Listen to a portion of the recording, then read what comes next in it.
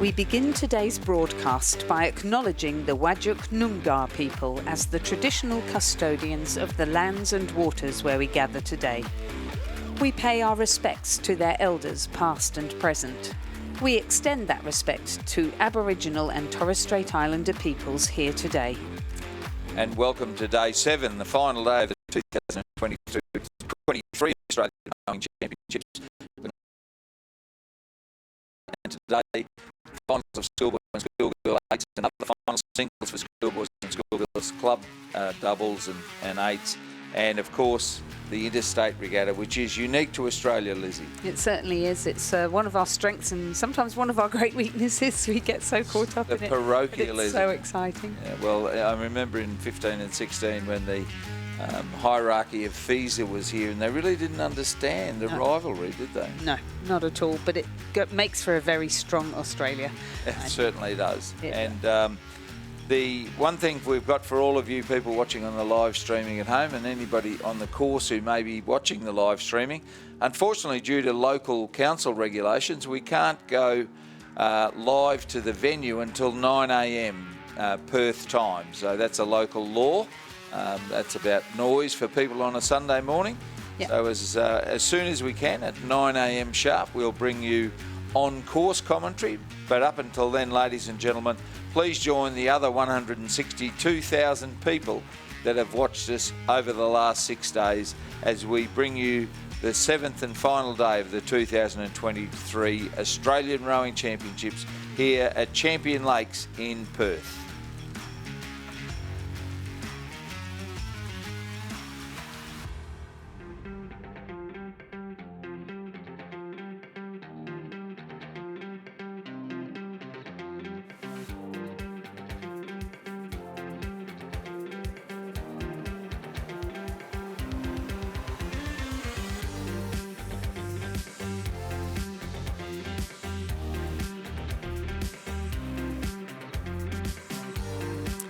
Rowing Australia would like to thank all partners, supporters and suppliers of the 2023 Australian Rowing Championships. Rowing WA, Tourism WA, the City of Armidale, the Department of Local Government, Sport and Cultural Industries and Lottery West, Hancock Prospecting, the Australian Sports Commission, Coles Supermarkets, 776 BC, Bont Rowing,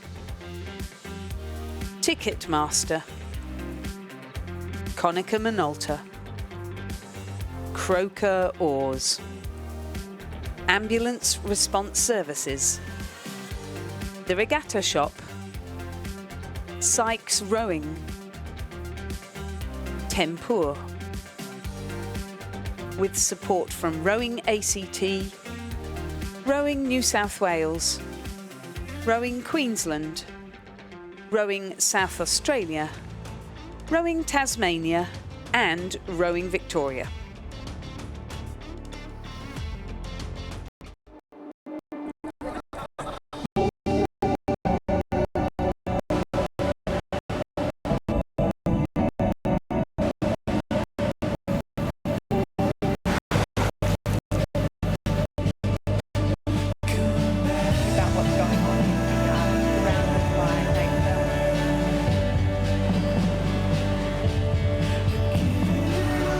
Just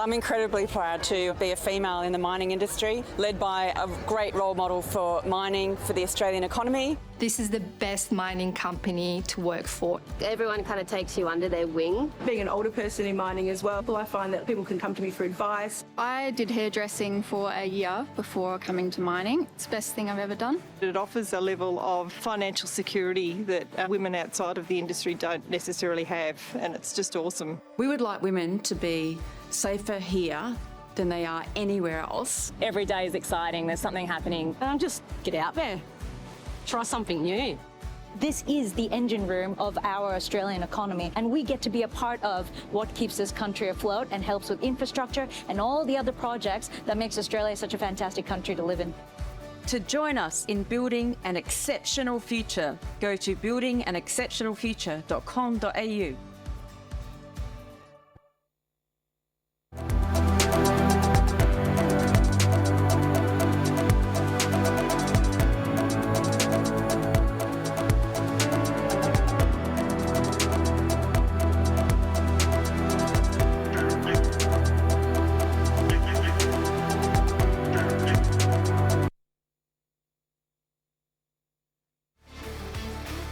Rowing Australia would like to thank all event volunteers who have generously provided their time this week to become one of the Coles Supermarkets volunteer team.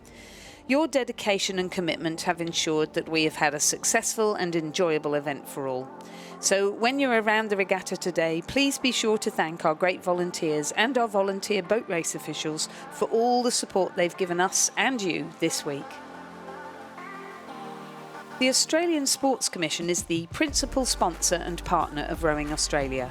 The ASC provides Rowing Australia with funding to ensure they have the capacity to create a sustainable sport through best practice governance and administration, intellectual property ownership, athlete management and support structures, and general accountabilities.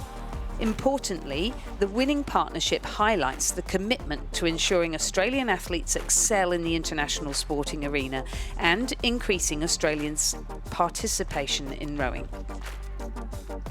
Sport Integrity Australia's advice is that no supplement is safe to use, and athletes shouldn't risk their careers by taking a supplement. If you choose to use a supplement, lower your risk and find a batch-tested supplement using the Sport Integrity app. No supplement is 100% safe to use. Rowing Australia is broadcasting live via livestream.com and also via our website all week until the final race today. Hello to our interstate viewers. For any races you've missed this week, it's all on the livestream.com website and free to access at any time. When you are posting in your social media, please tag in @Western Australia and use the hashtag #ThisIsWA and hashtag #WalkingOnADream. Follow the Tourism WA Facebook page or follow them on Instagram by searching Western Australia. Please don't forget to check out our traders and boat builders in the boat park. They will service your boats and provide spare parts before you leave today. We have Sykes, Croker Oars, Wintec, Rowfit and Perfect Balance Rowing all in the boat park. In the event of an emergency or evacuation here at the Australian Rowing Championships, please follow the direction of event and venue staff. Remember that all cyclists must wear a helmet throughout the venue. Dogs must be kept on a leash and kept under control at all times. Please avoid leaving your bags or personal belongings unattended. And let's keep Champion Lakes clean. Please make sure that you put your rubbish in the bins provided before you leave today. Make sure to stay sun smart through the day and slip, slop, slap and sip. Slip on a long sleeve shirt after racing, slop on some sunscreen, slap on a hat and sip on some water to keep you hydrated. For the latest results and the daily draw, please visit our website arc.rowingaustralia.com.au. Before you leave, check out the Regatta Village for a spot of shopping. We've got you covered from head to toe with rowing jewellery and gifts from Sport Republic, rowing apparel from 776BC, innovative rowing shoes from Bont Rowing, and don't forget to pick up your official merchandise from the Regatta shop. The City of Armidale has an information stall set up, and Hancock Prospecting in conjunction with Roy Hill talking about careers in mining. The Australian Rowing Masters Championships. Rowing New South Wales is hosting the 2023 Australian Masters Rowing Championships from the 1st to the 4th of June 2023 at the Sydney International Regatta Centre in Castlereagh near Penrith. Please visit rowingaustralia.com.au for more information.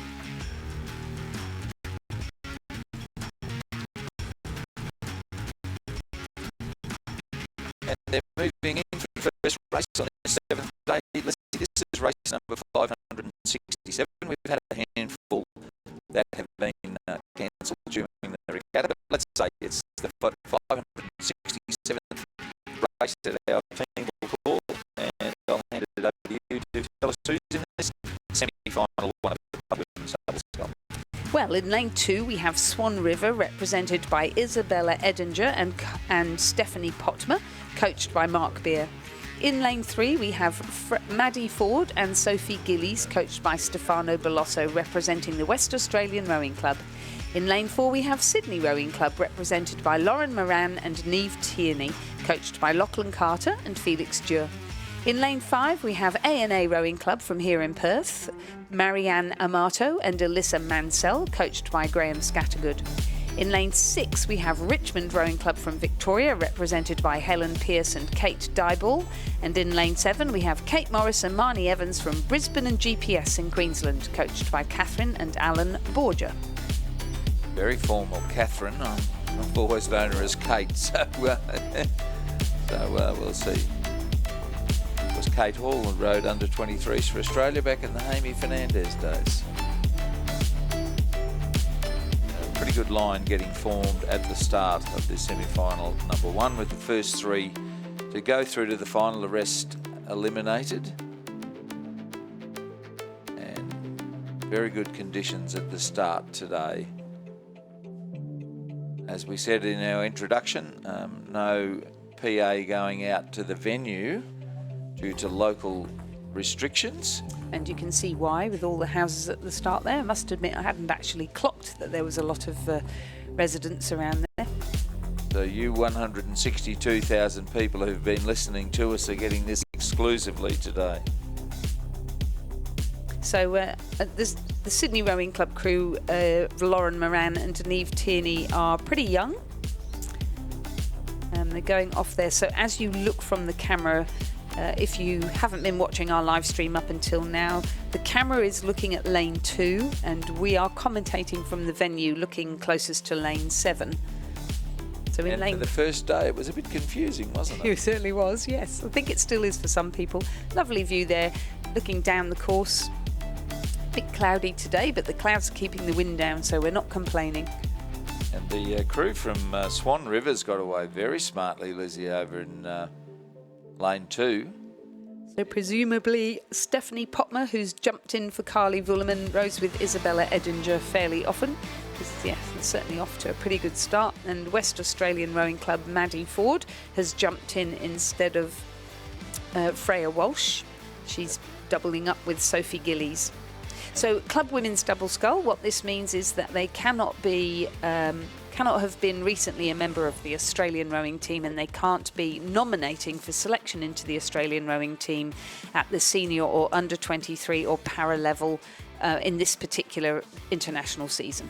What's the stand down time, Lizzie? Because I know Cameron Mackenzie McCarg, who's an Olympic silver medalist, is actually going to row the 4. Yes, I think it's only a couple of years. Couple of years. Yeah. So I think Masters there's something like 2 years. Oh, 1 year. 1 year. Yeah. There we go. Yeah, well, I remember Karsten Forsterling rowing at Nagambie. The guy's an Olympic medalist. Yes. Twice, I think, isn't he?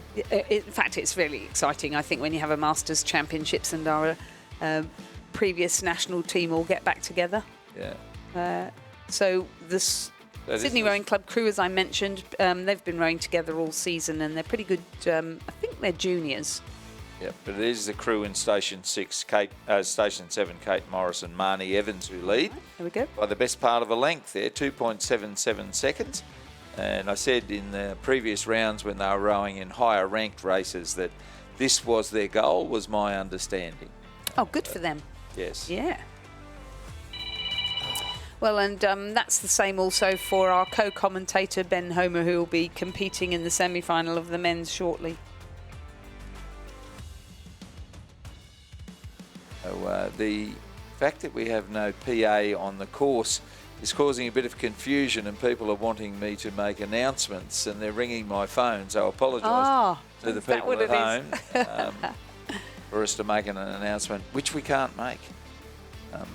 And obviously the construction that goes on our side of the course is not happening on Saturdays and Sundays either, even after 9 a.m. Right. Leslie. Good. So it should be. So at 500 metres, it's Brisbane and GPS in the lead by a length over Richmond Rowing Club. Sydney Rowing Club sitting in third place. In fourth, West Australian Rowing Club. In fifth, Swan River. And in sixth, ANA. The time to 500 metres was 1:49.42, so not slow. And they're heading towards the 1,000 metre mark and will be there shortly. And there's a nice lead for Kate Morris and Marnie Evans of Brisbane and GPS. I'm just thinking that our poor people watching on live stream are probably wondering why they're having to turn their volume up. We're not shouting at them like we have been We're doing. not yelling as we normally do, thinking that the people who are a kilometre away in these lovely houses can hear us. So that is a 4.98 second lead to Richmond. So Brisbane and GPS Rowing Club, one of the older clubs in Brisbane. It's on the banks of the Brisbane River at West End, just near Orley Park. The Bob Longmore boat shed, I think it's called, at the end of an area, a bit like in Melbourne, Lizzie, where there's a number of boat sheds, but it's a complex. It's pretty compact, and then all of a sudden you've got Brisbane Grammar School, and then 700 metres or so down you've got Brisbane and GPS. Then you go around the corner of the river, and on the other side in the St Lucia Reach you've got Toowong, Brisbane Boys College, and then the University of Queensland Boat Club. Okay. And then up around another corner and you've got a couple of college boat sheds from the University of Queensland Boat Club. So it's reasonably confined on the river, a bit like Melbourne. But regardless of where their boat shed is, their boat is well clear here, the Brisbane and GBS crew of Kate Morris and Marnie Evans. Richmond in second place, unfortunately no coach listed for the Richmond crew for Melbourne. And then Sydney Rowing Club going nicely as well. So the first three to go through only, and Brisbane and GPS and Richmond look certain to do that. Sydney in third place, but Western Australian Rowing Club are right there snapping at their heels. Then across to Swan River, and the crew from ANA in Station 5 is at the rear of the field. Only 10 minutes or so ago the wind was probably 20 kilometres an hour, and now it's just dropped right off, hasn't it? Right out Lovely. to arguably the best conditions we've had in 7 days, I would think. And a lot of trailers being loaded at the moment for the trip home, and all of those trailer drivers, and not that I'm driving a trailer, but I'm driving a van that's going to be full. We're all looking for the wind to turn around and be behind us tomorrow. Most definitely. And my compliments to everybody who... I was watching all the trailers yesterday, coming in, picking up the boats that had been wrapped in plastic and taped up, loading them on, driving them back out, parking them in the trailer park again. And I think the trailer drivers and the coaches that are organising the wrapping and loading of boats are just doing an amazing job. Made the same point myself last night. I've never seen it so organised and so respectful of what the officials are asking you to do. Agreed. There's usually someone who has to be a smart aleck and not play by the rules, and it stuffs everything up for everyone. I agree.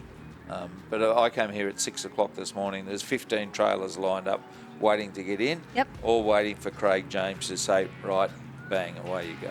Yeah, no, it was very good. So our Kate race... Morris and Marnie Evans from Brisbane and GPS Rowing Club, they're going to win the first race of the day on day 7. Even with 20 strokes left to go, the margin is sufficient to say they will win it from Richmond. Sydney will be third in lane 4. Looks like Western Australian Rowing Club will be 4th. Swan River in lane 2 will be 5th, and ANA in lane 5 will be 6th as they go past the Regatta Shop and 776 BC and other stall holders here. And us. Hi. They're going past us now. Yeah. Any minute. Hi, 3, here we are. 2, We're waving. 1. Yay. Across the line they go. Brisbane and GPS go past the Perth sign there at the finish line. Second, Richmond Rowing Club. Helen Pearce and Kate Dybel. Third will be Sydney, Lauren Moran and Neve Tierney. So making the final of this will be a good achievement. You said they've had a good season. So, yeah, I think so. What we do know is the first 3 will progress through to the final. By the looks of things, none of them are really flat out. The winning time is 7:42.99. The first margin was 10.3. The second one 16.61. So those 3 crews progress through to the final. Brisbane and GPS, Richmond and Sydney rowing clubs. West Australian Rowing Club, Swan River and ANA can now pack their boats up and put them back on the trailer unless they're being used for another double later. But we really are now starting to conclude events. Yep, so semi-final 2 is on the course now, Lizzie. It is indeed. And in lane 2, we have another crew from ANA, Natalie Gray and Nadia Gardner, coached by Graham Scattergood. In lane 3, Canberra Girls Grammar of Samantha Burns and Caitlin Natty, coached by Nigel Miller. In lane 4, Corio Bay Rowing Club from Victoria, Sydney Arnold and Lauren Murphy, coached by Alan Darker and Anita Whitehouse. In lane 5, from the University of WA, Lucy Eden and Thea Adamson, coached by George White. In lane 6, from UTS Haberfield Rowing Club of Sydney, Louisa Stocks and Taylor Kerpiniotis, coached by Katie Healy, who's their lead women's coach there. And in lane 7, from ANU of the ACT, Catherine Kahn and Taylor Caudle, coached by Nigel Harding. And leading handsomely. The Nigel Harding coach crew has a commanding lead here. Now, I note with interest Alan Darker coaching the Corio Bay crew. I haven't seen Alan here at the regatta, but he's a long-standing coach at schools in Geelong and at Corio Bay. And was the school coach for Josh Dunkley Smith and his sister Addie. So he's put people on national teams over a long period of time, Alan Darker. Great to see him still coaching at Corio Bay. But ANU have a very, very commanding lead. Catherine Kahn and Taylor Caudle. They go through in 5:51.75, and we're waiting and waiting for second place to come into view. And here comes that. Oh, it was a good race for second, actually. Canberra Girls Grammar come through in second. Samantha Burns and Caitlin Natty, Nigel Miller coaching them. UTS Haberfield are next, then follows University of Western Australia, Corio Bay. So there's still 3 crews there in a bid for that third spot, Lizzie. ANU clear, Canberra Girls Grammar next, then 1.79, 0.94, then about a length back to Corio Bay. Possibly we've got a bit of work to do, but still 3 crews for 2 spots there to get it through to the final. But no doubt that ANU are going to win race 568, semi-final 2 of the Club Women's Double Scull. Yes, that is tightening it up there for second and third. UTS Haberfield, University of Western Australia, Canberra Girls Grammar, Corio Bay are probably back in 5th now, and 6th is the crew from ANA. Plenty of cheering going on, Lizzie. They might know the rule about 50 decibels, those people cheering. Maybe we need to put a sign up. Yeah. Don't cheer above 50 decibels, please. Very close between UTS Haberfield and Canberra Girls Grammar for second and third. Still in the hunt there is the crew from University of Western Australia, Lucy Eden and Thea Adamson. They're coached by George White. as ANU comes to the finish line. With 2 more strokes to go, they'll get across at the completion of this stroke. ANU first, pushing right through Canberra Girls Grammar and UTS, stroke for second and third.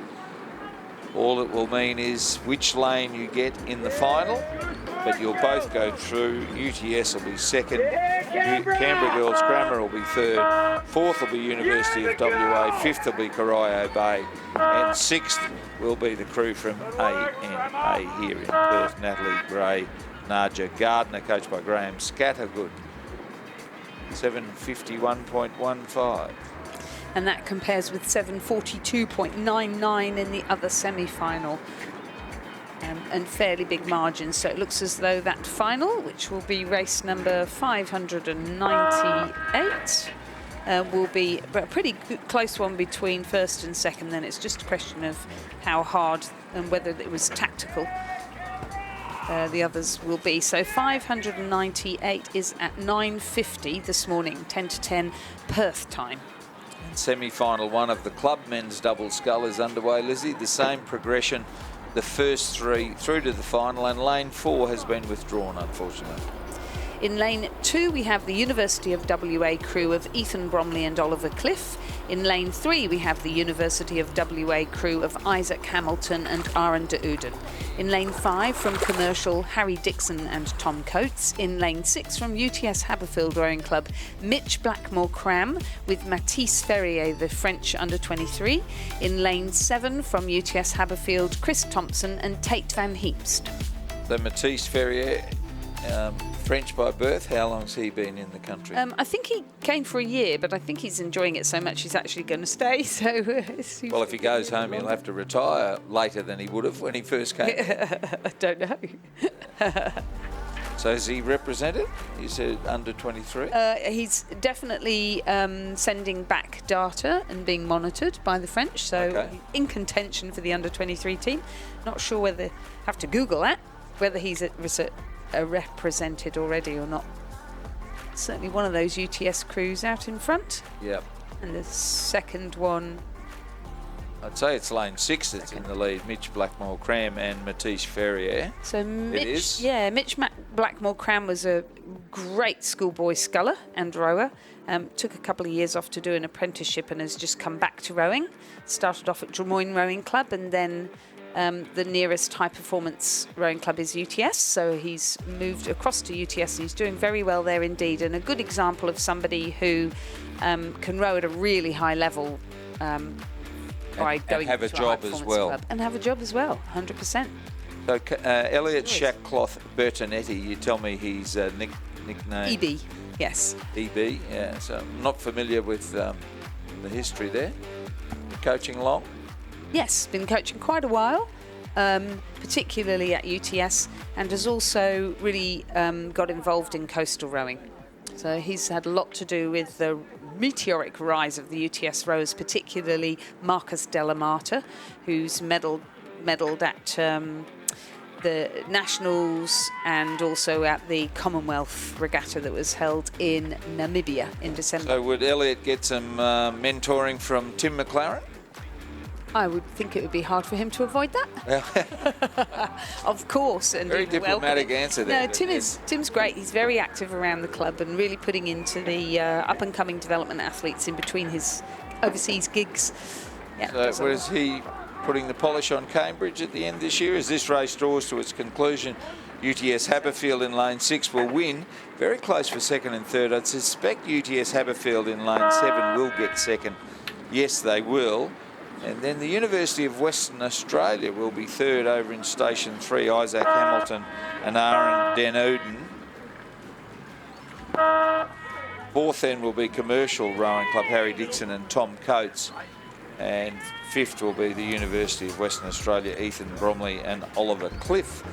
6:59.12 the winning time, 6:59.12. So our second semi-final of the club men's double is now on the course, with Swan River in lane 2, represented by Ryan Povey and James Young, coached by Mark Beer. In lane 3, Griffiths Uni Surface Paradise Rowing Club, Anthony Cook and Charles Clark, coached by Chris Holliday and Duncan Free. In lane 4, Banks Rowing Club of Victoria, Heinrich Vensky and Kane Bullock, coached by Brendan Scott. In lane 5, from Melbourne University Boat Club, Al Isherwood and James Gardiner. In lane 6, from Newcastle Rowing Club, Ben Homer and Remy Keats. And in lane 7, from West Australian Rowing Club, Blake Wyatt and Sam Toland, coached by Stefano Belosso. So Al Isherwood of Perfect Balance Rowing has been parachuted into this Melbourne University crew, obviously a late change, rowing with James Gardner. And Anthony Cook in the Griffith Uni Surface Paradise crew is the father of Olivia Cook, who's been rowing a lot of the races here. And he retired back when I was a much younger man, but he has come back to help out Olivia's club, Griffith Uni Surface Paradise, and he's rowing there with Charles Clark. He did suggest to me that he had entered in the 500-metre races, and then all of a sudden Chris Holliday told him, oh, and by the way, you're also in a 2,000-metre race. Probably just as well, given that we had to give away those sprints due to weather conditions. So it's the Banks crew that leads there, but a much tighter contest. 1.63 back to Western Australian Rowing Club, 1.34 to Melbourne University, and 2.39 to the crew from Newcastle, which includes our own Ben Homer. Includes our own Ben Homer. Go, Ben. So Newcastle Rowing Club, our leading club there in that Newcastle region as a club. There's plenty of schools around there as well, including Newcastle Grammar School, Hunter Valley Grammar School, and then a bit further up there is Lake Macquarie Rowing Club. So yes, their boat came down on the Hunter Valley Grammar trailer, Ben tells me. Yes, they are. They've got some work to do. They're in a bit of strife here, I would suggest. Oh, clearly we've not fed Ben enough sandwiches. No. So it is the crew from Western Australian Rowing Club and the Banks crews are the two leading boats. Then follows the Melbourne University crew, Isherwood and Gardner. The Western Australian Rowing Club, Blake Wyatt and Sam Tolan, coached by Stefano Belosso. Yep, you can see them there across in lane 7. Furthest away from the camera, you can see some loaded trailers there with all the tape keeping the plastic wrapped on. Yep. Banks in their distinctive pink suities coming through in second, and Melbourne University in the white and black, and then Newcastle. Yep. So when you say pink, what colour's Leander? Oh. If Banks is pink. Oh my goodness, I want to say cerise, but it's not, is it? Is it cerise? Is that what they call it? That's very what light cerise. St. Joseph's call it as well. That's, yeah. It's not like the cerise mahogany used to wear. It's a much darker cerise. But yes, it is Western Australian Rowing Club, regardless of the colours that Banks are wearing. It's in the lead. And Newcastle trying to lift there to come out after these other crews. I would say that going at a cracking pace, aren't they? They the are. others looked positively leisurely compared to them. They're all up in the 30s, all of these crews. Well, I suppose there's no use coming 4,000 kilometres if you don't have a crack, Lizzie. That's very true. So coming into the last 250 metres now and finishing their race plans by stepping up into the finish. And we can see West Australian Rowing Club continue to lead over Banks. And Newcastle trying to peg back to the third race. place there, having a red-hot crack. It's Western Australian Rowing Club hanging on to the lead. Second place is Banks, and then a great battle for third between Melbourne University Boat Club and Newcastle Rowing Club. Melbourne University still about a canvas clear, rowing an ex-Australian rowing team boat, mind you. Oh, go Newcastle. They're throwing the kitchen sink in now as well. I think they're going to run out of... Oh, they're just going to run out of water. It'll be about a metre on the line in fourth place. What an Melbourne Uni third, Newcastle fourth. Fifth then is Swan River, and sixth is Griffith Uni Surface Paradise. 6:59.59, and again another very similar time to the previous semi-final, 6:59.12. This one was 6:59.59. Now we start some let's call them minor finals. The Schoolgirls Single Scull G final is on the course, I believe. Yes, it is. Lane 3 is Churchland's Bridget Grolton, coached by Keely Atchison. One would think Churchland's must be in the Fremantle area. Keely's been coaching at Fremantle, I think. Oh, that's true, yeah. Emmaus College from Rockhampton. Marcella Paget, coached by Kim Byrne and Matthew Thompson. Somerville House, coached by represented by Felicity Bishop. And Shelford Girls Grammar School from Victoria. Octavia Thompson is coaching, the sculler, and coached by Jules Whitehead. So racing in the G final, so I suppose what this does do is give them a national ranking, isn't it? So there's a G final, an F final, an E final. When you have an entry up there in the high 40s and 50s, it's good to know where you stand in the scheme of things, isn't it? I suppose so, and I guess it's probably like professional sport, isn't it? If you have a ranking, then you've got a plan. You can formulate a plan for the next season, but you've also got a way to quantify the results of your professional staff. Because let's face it, I guess all the rowing programs have got coaches who are paid to do what they're doing, and they've got to have one way of judging themselves. Judging them against key performance indicators, I would imagine. Yeah, I would think so, in this day and age. I remember saying to Paul Thompson last year about being the high performance director, he said, well, results will determine whether it's the high performance or not. Yes. Medals determine that, that's for sure. So camera honing in there on the Somerville House sculler Felicity Bishop. Yeah, she's rating 25 strokes a minute, and if you're really new to rowing, what that means is the number of times she puts the blade in that water. So from where she puts it in to where she takes it out and then goes back to what we call the catch again is 1 stroke. And Lizzie's using a watch, a Nelson Kellerman rating watch. And on how many strokes do you base that on, Lizzie? Well, I'm taking 1 every stroke, but you can adjust this to take it every 3rd stroke, for example. Yes, that's what you used to do with the old Seiko. I have an app on my phone called Stroke Me. Yes. And it's just 1 stroke. It's an interesting app and mostly pretty accurate. Yep. So again, there's some good footage of our scullers there. So first of all, we saw Felicity Bishop, and now we're having a look at Marcella Paget from Emmaus College there in Queensland. Hopefully she's got family having a watch. On rating 32, so she's Emmaus College in Rockhampton, yes, and a number of schools in Rockhampton that row. Unfortunately, our high performance administrator for Rowing Australia, Wayne Diplock, of course, was a rower from Rockhampton. Oh, right, yes. And his old school, North Rockhampton High School, I don't think they row anymore. Of course, used to be the boss of the Australian Olympic Committee. Craig McClatchy is another old boy from North Rockhampton High. He was, in fact, school captain, as I think Wayne may have been as well. Right. And now it's Rockhampton Grammar, and with the local club Rockhampton Fitzroy. Yep, so there's Rockhampton Grammar School, Rockhampton Girls Grammar School, there's Emmaus College.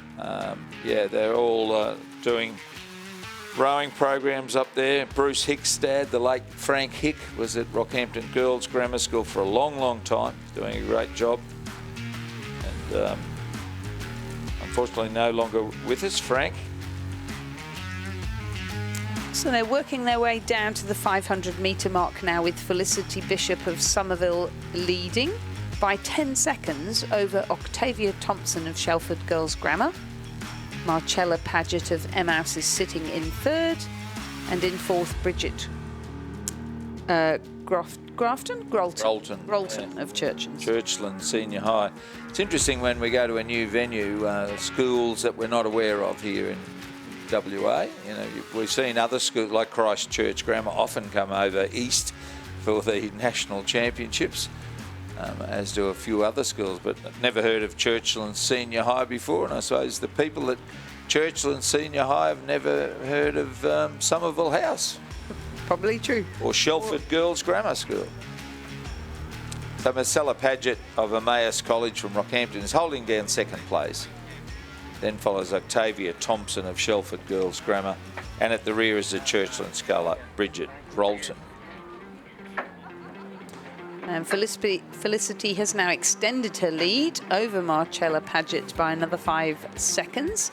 So although she's rating fairly low, she's actually managing to propel that boat a fair distance for each stroke that she takes. Very close between second and third, just 0.26 of a second. And looking out the window, you can see how close it is. So Marcella Paget of Emmaus College in Rockhampton and Shelford Girls Grammar's Octavia Thompson going stroke for stroke to determine who is going to be second and who will be third. No doubt about our winner, Felicity Bishop of Somerville House. And fourth will be Bridget Grolton of Churchlands Senior High. And as they come down here, Lizzie, past the stall holders, we see the 776 BC flags there. Yes. And people have asked me how Cam Mackenzie McHarg came up with that as a business name. And 776 BC, before Christ, is when the first ancient Olympics were held. So it was a bit innovative of Cameron Mackenzie McHarg to call his business after the year that the first ancient Olympics were held, and that's what 776 BC is about. As Somerville's Felicity Bishop comes towards the line with 5 or 6 strokes still to go, the Emmaus sculler Marcella Paget has fought off the challenge of Shelford Girls Grammar, and Marcella Paget will be second. Third will be Octavia Thompson of Shelford Girls Grammar, and fourth will be Churchlands. The winning time 9 minutes 20.86. Confirming the results of the G final of the Schoolgirls single scull, a win for Felicity Bishop of Somerville House. Second, Marcella Paget of Emmaus College. Third, Octavia Thompson of Shelford Girls Grammar. And fourth, Bridget Grolton of Churchland Senior High. Winning time 9 minutes 20.86, the margin 13.72 and 8.31.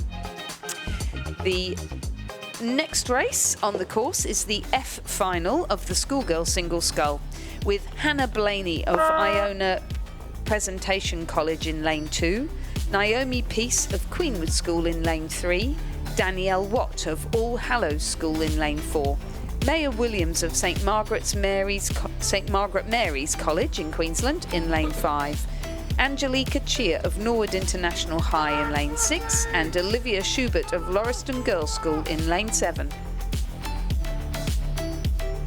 Someone down there hasn't heard the rules about the noise, that's for sure. But the field you've named there, St Margaret Mary's College, is in Townsville. Harrison Parks coaching there along with Hayley Nielsen-Burke. And All Hallows School in Brisbane. Richard did some coaching at All Hallows in years gone by. And a Catholic school in the centre of the city, virtually. And a lovely look over the Brisbane River.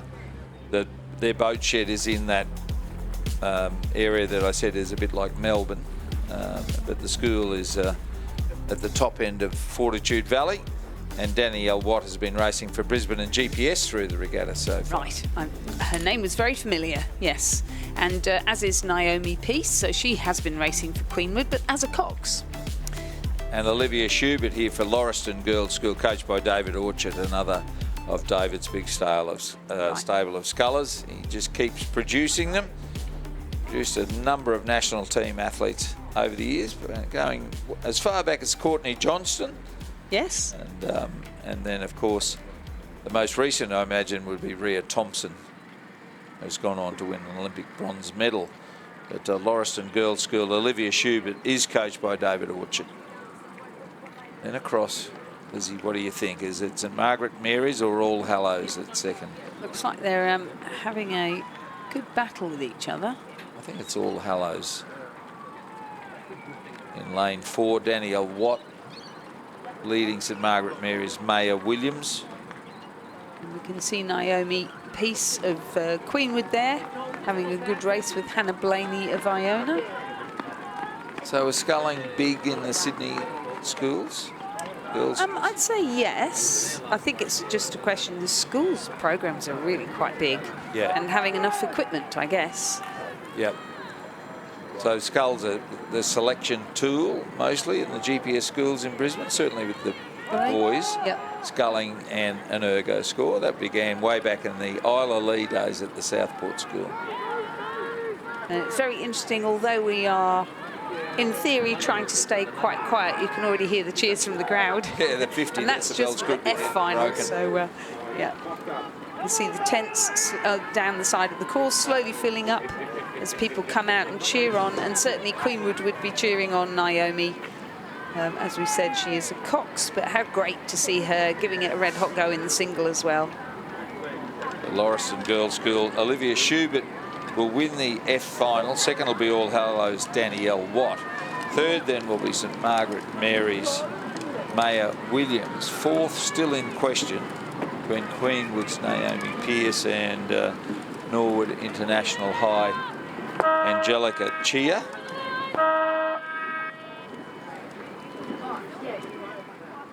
First and second across Margaret Mary's, then follows Queenwood, and this is going to be close between Iona. Iona will be fifth and sixth will be Norwood International High. So Hannah Blaney fifth and Angelica Chia is sixth. Confirming the results of the F final of the Schoolgirls single scull, a win for Olivia Schubert of Lauriston Girls. Second, Danielle Watt of All Hallows. Third, Maya Williams of St Margaret Mary's. Fourth, Naomi Pearce of Queenwood. Fifth, Hannah Blaney of Iona. And sixth, Angelica Chia of Norwood International High. In our F final of the Schoolboys single scull, we have Nathan Davis from Gingin State High School in lane 1. Charlie Black of Trinity College, WA, in lane 2. Finn Parr of Emmaus College, Queensland, in lane 3. Hagan Cook of Gippsland Grammar, Victoria, in lane 4. Callum Dunn of Cranbrook School, New South Wales, in lane 5. Charlie Burke of the Scots College, New South Wales, in lane 6. And Kit Mueller from John Curtin College in WA in lane 7. Julian Moore from Bunbury Cathedral School has scratched. Lizzie, our event production team, BMA, led here by Lachlan McMillan, and their boss Glenn Watson is on a plane coming over, and he's going to drive the truck back to the Sunshine Coast. Is he? And I sent him a message saying blisters turns up when the work's done. And he said someone had to do the gigs in southeast Queensland, and he has been. We've been going that late that he's been in bed watching the live stream. Yes, well, it has been. It's been late for us here, let alone for those over east. Over east, that's right. So at 1,000 metres, it is Hagan Cook from Gippsland Grammar sitting in the middle of the field in lane 4, at the front of the field in terms of leading.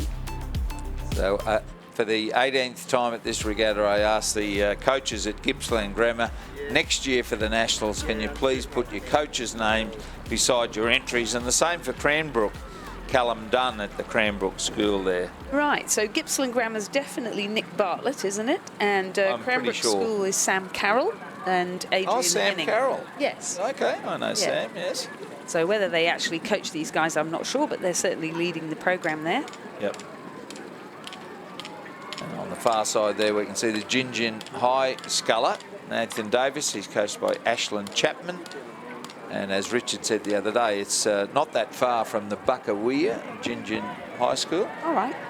So he's a member of the Bundaberg Rowing Club, and would most likely, I'd suggest, go to the Buckawea to train on the weekends, because it's actually closer to Bucka's closer to Gingin than it is to Bundaberg.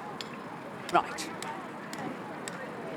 You can see the distinctive zooty of the Scots College sculler there, the yellow with the black emblem. Yep.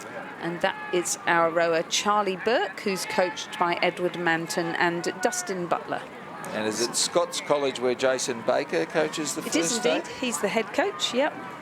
And they had a good result in the Schoolboy 8 yesterday, didn't they? And a great result at the head of the river, coming third in the first 8. and winning the under And 17s. here we have Hagan Cook from Gippsland Grammar, continuing to lead through the 1500 metre mark. Now coming through the 250 metre mark, Callum Dunn from Cranbrook sitting in second, Kit Muella from John Curtin in third, Nathan Davis, who we pointed out, from Gin Senior High, State High, in fourth, Charlie Burke in fifth. There's John Curtin. It's got like Kit Mueller, coached by Kevin Neville, this side of the course. Hagan Cook will cross the line in first place to take out the F final of the Schoolboys single scull. Actually, it's getting close for third now, Lizzie. I was going to say, everybody was practicing their race finish. Callum Dunn from Cranbrook places second. John Curtin third, Gin State High fourth. Fifth then is Scots College. Sixth is Trinity College. And then follows Emmaus. And our final contestant, Charlie Black from Trinity College. Yep, Emmaus and then Trinity. Confirming the results of the F final of the Schoolboys single scull, a win for Hagan Cook of Gippsland Grammar, second Callum Dunn of Cranbrook, third Kit Muella of John Curtin, fourth Nathan Davis of Gin State High, fifth Charlie Burke from Scott, sixth Finn Parr from Emmaus College, and seventh Charlie Black from Trinity College. Winning time 8 minutes 18.77, the margin 11.09. We now move to the E final of the Schoolgirls single scull, where we have Claire Oliver from St Mary's College, Tasmania in lane 2, Ruby Gray from MLCQ in lane 3, Lulu Detmold Cox from Wilderness School in South Australia in lane 4, Jada Critchlow of Shalom College in Queensland in lane 5, Emma Newhouse of Pulteney Grammar in South Australia in lane 6, and Charlie Newman of Trinity Lutheran, Queensland in lane 7. Shalom is another Bundaberg school. And we do have a few coaches listed here. We've got Eric Rowan coaching the Trinity Lutheran sculler Charlie. We've got Kyle and Nicole Schoonby coaching Emma Newhouse from Pulteney Grammar. We have Josh Dunstan listed as the coach at Wilderness School for Lulu Detmold Cox. David Orchard again, this time coaching Ruby Gray at MLCQ, and Jane McGann coaching Claire Oliver at St Mary's College in Tasmania. So another David Orchard coach sculler in the lead, and Jane McGann coaching St Mary's College. I wonder if she's related to Paul McGann. It's great to see Megsy here at the Australian Rowing Championships again. And I understand recently at the Scotch Mercantile Regatta that he did some commentary. The commentary team on the Saturday for Scotch Mercantile was Noel Donaldson, Drew Ginn, Paul McGann, and someone from Scotch School. I forget his name now, but the other three, fairly legendary figures in Australian rowing, and very entertaining apparently. I'm sure it was. There's a lot of hot air in that room. So yes, you're right, Ruby Gray from Melbourne, obviously, coached by David Orchard there at MLCQ. And what a great way to kick off your sculling career. And you learn really fast and you learn well, hopefully, in a single scull, especially under a coach like David. Yeah. Ruby Gray is here leading the field and drawing with her St Mary's College sculler Claire Oliver in what looks like a Tasmania University boat, that red one. Certainly does, yeah. And that's on one side of her in lane 2, and on the other side in lane 4 is the Wilderness School sculler Lulu Detmold Cox. As Lockie Gardner's drone shots show us, the car park is filling up on the left of screen, and then the boat park is emptying. As the car park's filling, the boat park is emptying as trailers are being loaded. At this point in a national regatta, when you've come 4,000 kilometres, some nearly 5,000, as a boat's finished, it's wrapped. And I saw yesterday people walking boats down the far side of the course there. So from the boat park around the end here, and then 2Ks down to the boat park. So I admire their tenacity, that's for sure. Drone footage So beautiful, and you can see there how well those first 3 scullers are progressing. There's very little in between them, less than 2 seconds between Ruby in lead position and Claire sitting in second, and then less than 2 seconds back to Lulu, who's sitting in third. In fact, I think Lulu is going through the St Mary's College sculler. She's on the charge, isn't she? There's no doubt about that. So our drone operator, Lockie Gardner, all the way from Tasmania. His dad did the drone at Barrington 2 years ago. All right. And then Lockie was with us last year in Lake Ngambie. And obviously his skill set is such that he's been brought all the way over west for this gig. Great shot there from the cameras, not from the drone, showing we now have a big battle on our hands. Absolutely. Ruby Gray continues to lead. The Wilderness School.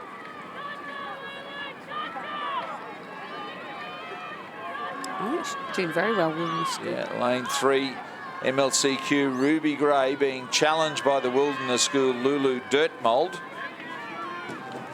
And then back in third place, as you were on the far side, is St Mary's Claire Oliver. So still Ruby Gray of MLCQ, about a half a length clear of the fight for second and third. Just lift the rate there a little. I just saw the effort go up a little for MLCQ's Ruby Gray. In second place, St Mary's College, Claire Oliver. As Lizzie said, in a red boat, highly likely to belong to Tasmanian University. Wilderness School third. Then fourth will be down on this side, Trinity Lutheran, Charlie Newman. Fifth will be Pulteney Grammar, Emma Newhouse. And sixth will be Shalom, Jada Critchlow.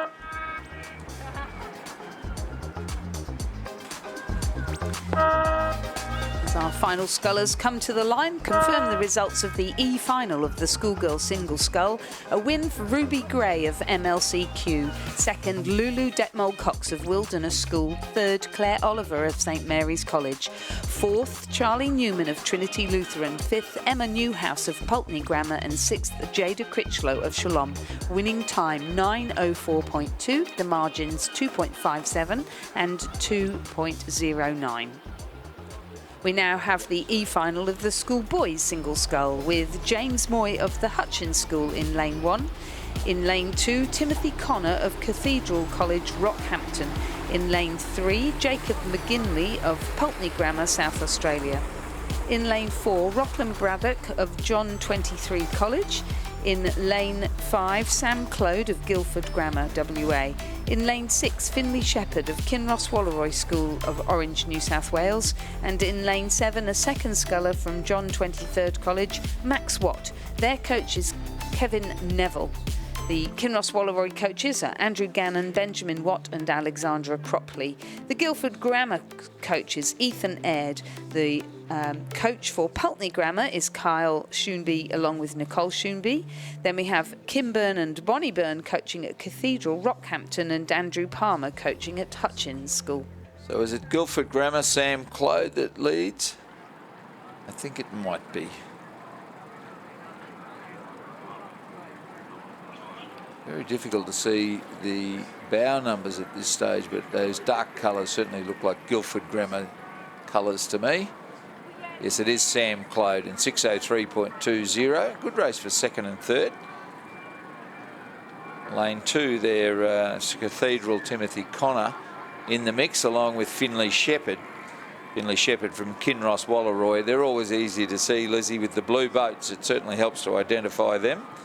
Then follows James Moy, Rockland Braddock and Max Watt.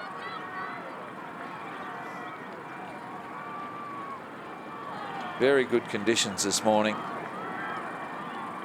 And the scullers making the most of those conditions. And it is Sam Clode, coached by Ethan Aird at Guildford Grammar here in Western Australia. Looks certain to win the E-final of the Schoolboys single scull, even with 285 metres to go.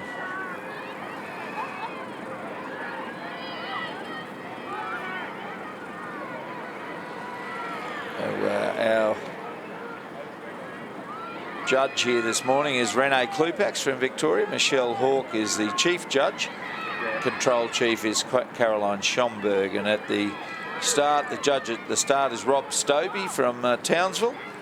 Starter 1 is Greg Smith and started from New South Wales. And Brett Wolfe, at the local legend here from Western Australia, is starter number 2. And Tasmanian Chris Simons is the bridge marshal.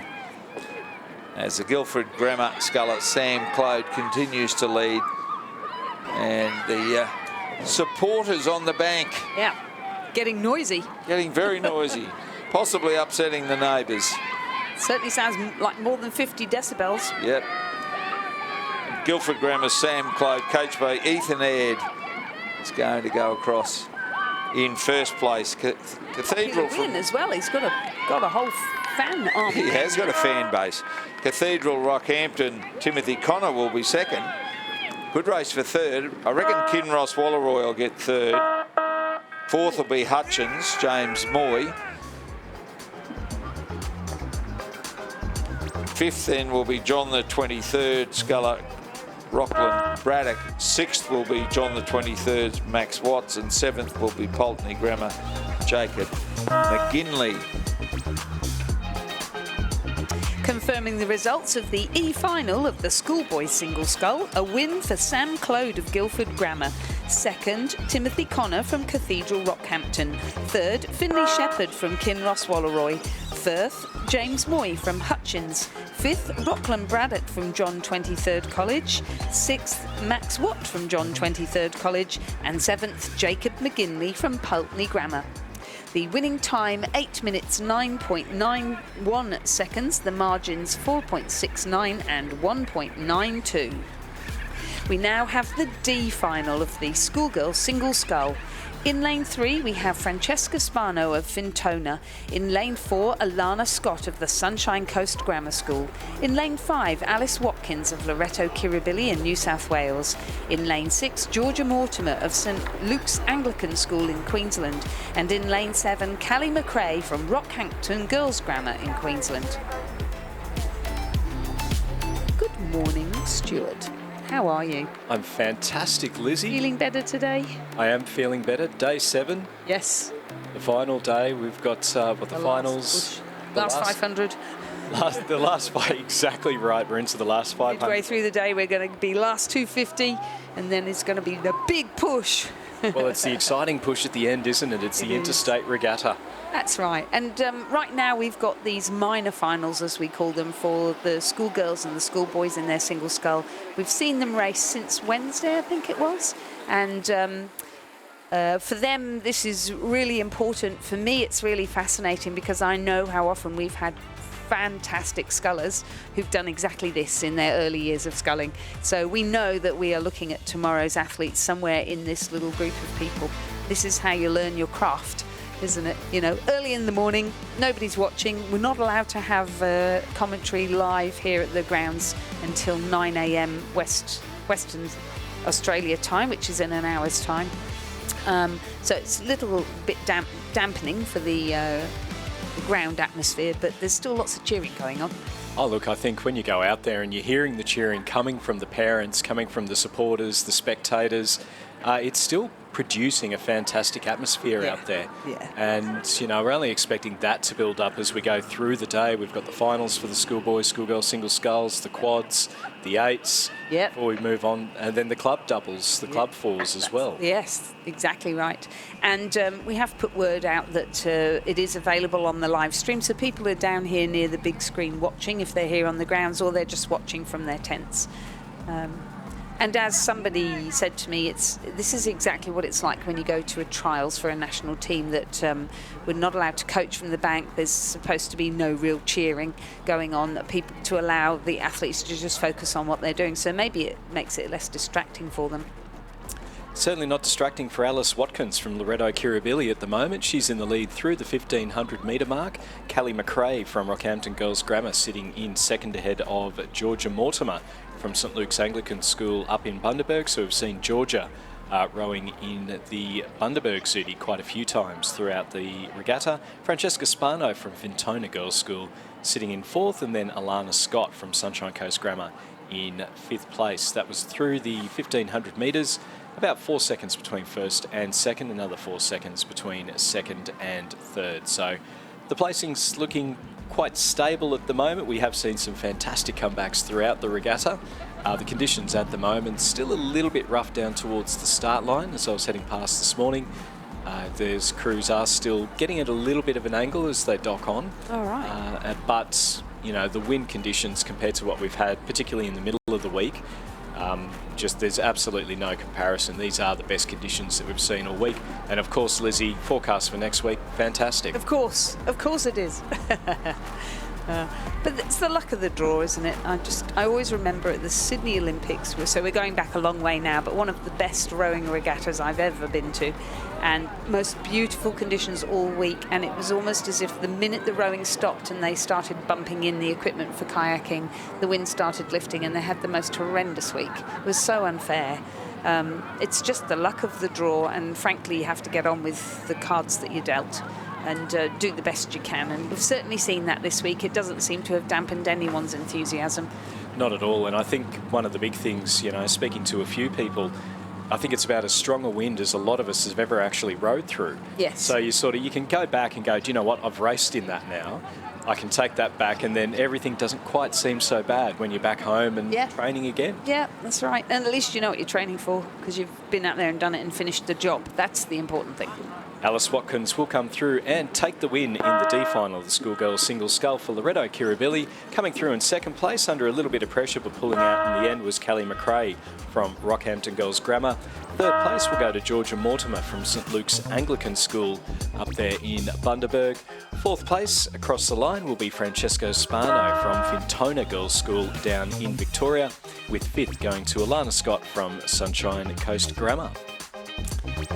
So recapping the results there in the D final of the Schoolgirls single scull, a win for Alice Watkins of Loretto Kirribilli, second Callie McRae of Rockhampton Girls Grammar School, third Georgia Mortimer of St Luke's Anglican School, fourth Francesca Spano of Fintona Girls School, and coming across the line now Alana Scott from Sunshine Coast Grammar School.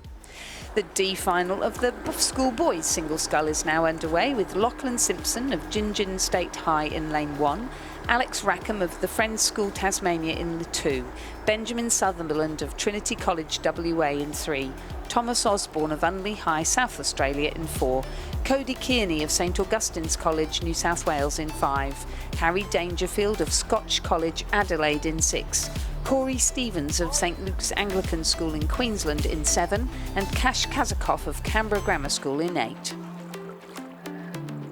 So through the first 1,000 metres, it was Cody Kearney from St Augustine's leading Cash Kazakov from Canberra Grammar in second. Another couple of seconds back to Corey Stevens from St Luke's Anglican. Trinity College's Benjamin Sutherland, 0.2 of a second behind Corey Stevens in the battle for third and fourth. Cody Kearney then in fifth. Thomas Osborne in sixth. Friends School Alex Rackham in seventh. And Gingin State High School's Lachlan Simpson in eighth. I heard you yesterday talking about Cash Kazakov. So his sister India used to row for Canberra Grammar as well. Right. Moved across to ANU and now with Canberra Rowing Club. Oh, right. Over in Canberra. So the whole family, both the Kazakovs, rowing, and their parents, big supporters. You always see them down volunteering every time Canberra Grammar is one of the hosts of local regattas. So I'm glad you've mentioned volunteering, and good on you, Kazakovs, for volunteering. We have mentioned this a few times during the regatta, but I think you can't ever say enough to thank all the volunteers that, well, I know we're included, but that help run a regatta like this. It takes an absolute army. And I came in at 5 o'clock this morning with 2 of the volunteers who'd been put on the duty of checking people in at the bridge on this side, on the island side of the course. So there we were travelling, basically, I mean, we left here so late last night, we were finishing racing in the dark. I don't know about anybody else, but I've not had much sleep, but we're back here again early in the morning. I'm so excited for today. It was great to come in with some volunteers and then just have a cup of tea and chat to the other volunteers as they arrived, and everybody got everything set up. So quiet, so professional, such amazing teamwork. So massive thank you to all the volunteers and parents that make this happen. And if you haven't yet volunteered but you think you might like to get involved, your local state association is the place to go. They will have a website, so it'll be something like rowingnsw.asn.au, so just Google it and come and join us, because we really do have a lot of fun. It's a great community. Absolutely, and the amount of different roles that you need throughout a regatta as well. And also, they're always looking for boat race officials as well. You know, and you can do the training online, so you can have a look and see if you like it. Yeah, exactly right. So get in, give it a go. I mean, the boat race officials on Friday morning, when it was raining, it was windy, it was cold, they're out stuck in boats. It was bad enough being out there in a rowboat, let alone, having to do that for a long, extended period of time. And the volunteers certainly cheer you up and make sure you keep going. Well, talking about keeping going, we've certainly had Corey Stevens of St Luke's Anglican, who's in lane 7, keep going the whole way through. The camera's been trained on him, so you've been watching him row, but he's now coming across the finish line to take out the D final in the Schoolboys single scull here at the Australian Rowing Championships. Cash Kazakov coming through in second place, and a nice little battle going on for third. It does look to be Benjamin Sutherland from Trinity College here in WA, who'll come through in third place. And he's finished just ahead of Cody Kearney from St Augustine's College in fourth. Harry Dangerfield from Scotch College Adelaide in fifth place. And then back a little bit further to Thomas Osborne from Unley High in sixth. And then we have Friends School Alex Rackham in seventh, and Lachlan Simpson from Gingin State High School in eighth. So a few of the crews, a few of the scullers there really sucking in the deep breaths. They've given it their absolute all throughout the course of it, and it's still a reasonably quick time. 8:01.32 for the winning crew, for the winning scull. Indeed. So just recapping the first three across the line: Corey Stevens of St Luke's Anglican, second Cash Kazakov of Canberra Grammar, and third was Benjamin Sutherland of Trinity College, leading the way across the line in the D final of the Schoolboys single scull. Well, we're going to leave single sculling for a moment and move across to Schoolgirls Coxed quadruple sculls, where we have a D final. In lane 2, Penrose. In lane 3, Perth College. In lane 4, MLCQ. In lane 5, Strathcona. In lane 6, Strathcona. And in lane 7, Perth College. In the Perth College crew in lane 7, we've got Elise Moreau-Barrett, Sydney Hillier, Lily Holthouse and Laura Stokes, coxed by Grace Scally. These two Strathcona crews are in lane 6, Belle Gemmell, Nicole Tesh-Onalas, Matilda Stotts and Ellie Turnham, coxed by Leah Kerno. And the crew in lane 5 is Sarah Stone, Olivia Tawney, Olivia Giles, Jessica Field, and the cox is Emma Pitt-Cannon. And just having a look at the drone footage there, you can see the crew from Perth College in lane number 3 sitting in second place behind the other Perth College crew in lane 7. So the second Perth College crew, Bronte Fong, Anna Salmon, Izzy Bolton, Alessia Sirocco, Sophia Tarabarelli, and they're coached by Claire Jansen and Michael Beer. In lane 4 from Methodist Ladies College Q in Victoria, Alexandra McAvoy, Pearl Zyma, Rihanna O'Nanes, Jenna Cross, Jessica Duke is the coxswain. They're coached by David Cuff and Stephanie Hayes. And then the crew from Penrose in lane number 2, Sophie Carlo, Charlotte Broadbent, Lauren Hopkins, Sophie Litchfield, Mia Connors is the coxswain, and they're coached by Chris Morley and Alan Axford. And as you look at the drone footage, that is the crew across on the far right-hand side of the screen. What a beautiful shot. And you can see there how it works in a rowing race. Everybody rowing in a buoyed lane and progressing their way down a 2,000-metre course at this regatta. Sometimes at local regattas you would have a shorter distance. Or in the ACT where we just do 1,800. Yeah, that's right. On Lake Burley Griffin though. Classic place to row. Very beautiful place to row. Not quite as good as Barrington, but very, very nice place to row. Perth College sitting in first and second through the 1,500 metre mark, so a good chance of a 1-2 for them. MLCQ sitting in third place ahead of Strathcona in lane number 6, ahead of Strathcona in lane number 5, our 4th and 5th place crews, and then back a bit further to Penrose. Making up our field, this is the D final of the Schoolgirls Quad Sculls. We'll have the D final of the Schoolboys coming up next before we move on to the first of our 8s finals. the D final of the Schoolgirls Coxed 8. So we'll go through D, C, B, A for the single sculls, the quad sculls and the 8s. And the two Perth crews now. We're just seeing the Perth College crew in lane number 3 just make a little bit of a move on the Perth College crew over in lane number 7. So about a boat length between those two crews, and then back another boat length to the MLCQ crew in lane number 4. That is a tongue twister, the MLCQ crew. But they're sitting in 3rd place at the moment, and then they've got a little bit of a gap back to Strathcona in lane number 6. As they're coming up past the boat park, you see those tents on your left-hand side and you go, I'm nearly at the end. It's getting towards the finish. And it's getting towards the finish now for these Schoolgirl Coxed Quad Sculls. Perth College in lane 7, sitting in 1st. Perth College, lane 3, sitting in 2nd. Are they able to make it the Quinella? They're looking very comfortable at the moment. MLCQ still sitting in 3rd place. They're about the only crew that can make up the gap between the two Perth College crews. You can hear the crowds. The locals are getting right into this. This could be a WA 1 and 2 in the D final of the Schoolgirls Coxed Quad Sculls. Coming across the line now will be that crew in lane number 7, the Perth College crew stroked by Laura Stokes. And then coming through in 2nd place, it will be a Perth College Quinella. 2nd place going to the 2nd Perth College crew stroked by Alessia Sirocco. 3rd will be MLCQ in lane number 4, with Strathcona stroked by Ellie Tunham in 4th place, Strathcona stroked by Jessica Field in 5th, and then Penrose College from WA in 6th place. Confirming the results of the D final of the Schoolgirls Coxed Quad Scull, a win for Perth College, stroked by Laura Stokes, 2nd Perth College, stroked by Alessia Sirocco. In 3rd position, MLCQ. In 4th, Strathcona, stroked by Ellie Turnham. In 5th, Strathcona, stroked by Jessica Field. And in 6th, Penrose College from here in WA. Winning time 7 minutes 55.06 and the margin 6.41. We now have the D final of the Schoolboys Coxed Quad Scull. 3 crews entered. Pulteney Grammar from South Australia in lane 4, Gippsland Grammar from Victoria in lane 5, and Brisbane Boys College from Queensland in lane 6. In the Pulteney Grammar crew we have Fred Modra, Charlie Grivell, Tyson Woodley and Lockie Miller, coxed by William Thompson. In the Gippsland Grammar crew we have Jada Frith, Hagan Cook, Lagan Joshi and Sam Reynolds, coxed by Lachlan McCole. And in the Brisbane Boys College crew we have Frederick Brommel, Joshua Deal, Parker Pahio and Henry Wake, coxed by Fraser Geldard.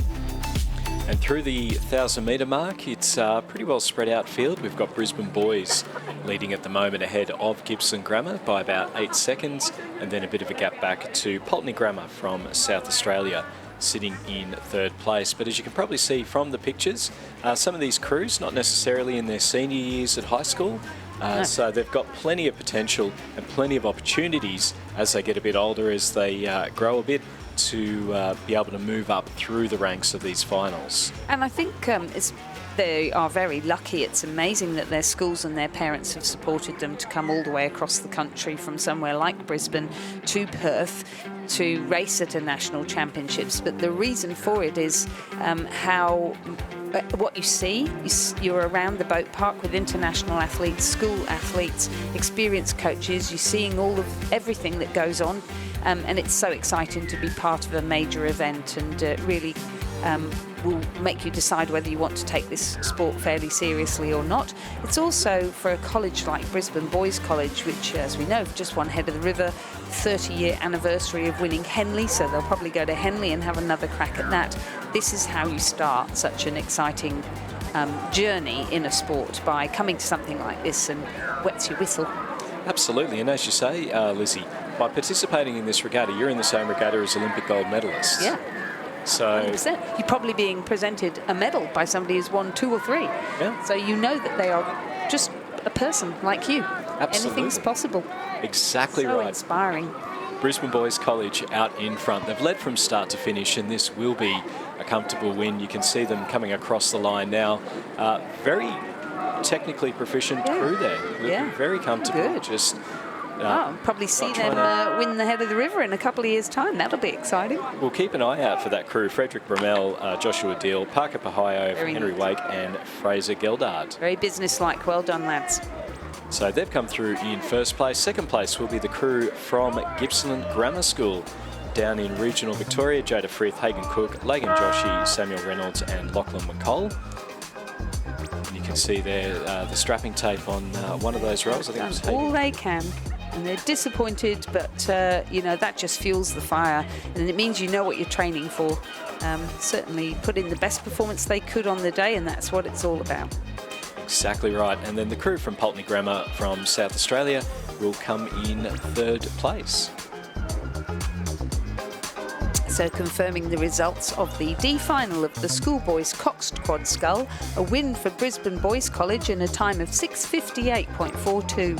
Second, Gippsland Grammar, the margin 19.85, and Pulteney Grammar just crossing the line now. Our next race is the D final of the Schoolgirls Coxed 8. Not quite so many crews in this as there are in singles. Racing 2,000 metres, we have MLC Perth in lane 6 and Guildford Grammar in lane 7. In the MLC Perth crew, we have Hallie Alexander, Charlotte Spencer, Kendra McLennan, Millie Lamb, Sophie Hart, Imogen Hubbard, Alexia Leake, Drina Buckton and their cox Sophie Vaux. They are coached by Kane Bristow and Marshall Varley, and this is the Methodist Ladies College from Perth. In lane 7, Guildford Grammar from WA, Kelsey Brennan, Janica Bard, Claire Hill, Gigi Solomon, Emma Pittman, Lucy LeCultre, Tilly Herman-Ralph and Rosie Webster, coxed by Helena Herworth, coached by James Stevenson and Tim Sander. Now, just on Helena Herworth from Guildford Grammar, Lizzie, I've been informed that yesterday she won a silver medal, in the under-17 women's coxed quad sculls as part of coxing the Fremantle Bunbury crew. Oh, yes. That is the first time a female Guildford Grammar rower or cox has won a medal at a national championship. Well, congratulations to Helena Herworth. What a fantastic achievement, creating history. So we've got the two Perth schools here racing against each other, and I would suspect they would know each other quite well. Racing in the local regattas, the WA season, running over the winter. So they'll be getting back into it again shortly, you would imagine, coming up towards the 1250 metre mark. So there was only a couple of seconds between our two crews in first and second. So we may well be in for an exciting race here, Lizzie. It's the D final of the Schoolgirls Coxed 8s. Our next race coming down the course will be the C final of the Schoolgirls Single Sculls. So we'll be moving from this into the C finals shortly. Certainly does look very close, and one of the things about the Schoolgirl 8s at the Nationals, it's not restricted by age, it's also not restricted by school year, so you really can, which is unusual for a school, make up what you consider to be your best crew or a crew that you want to develop for the future.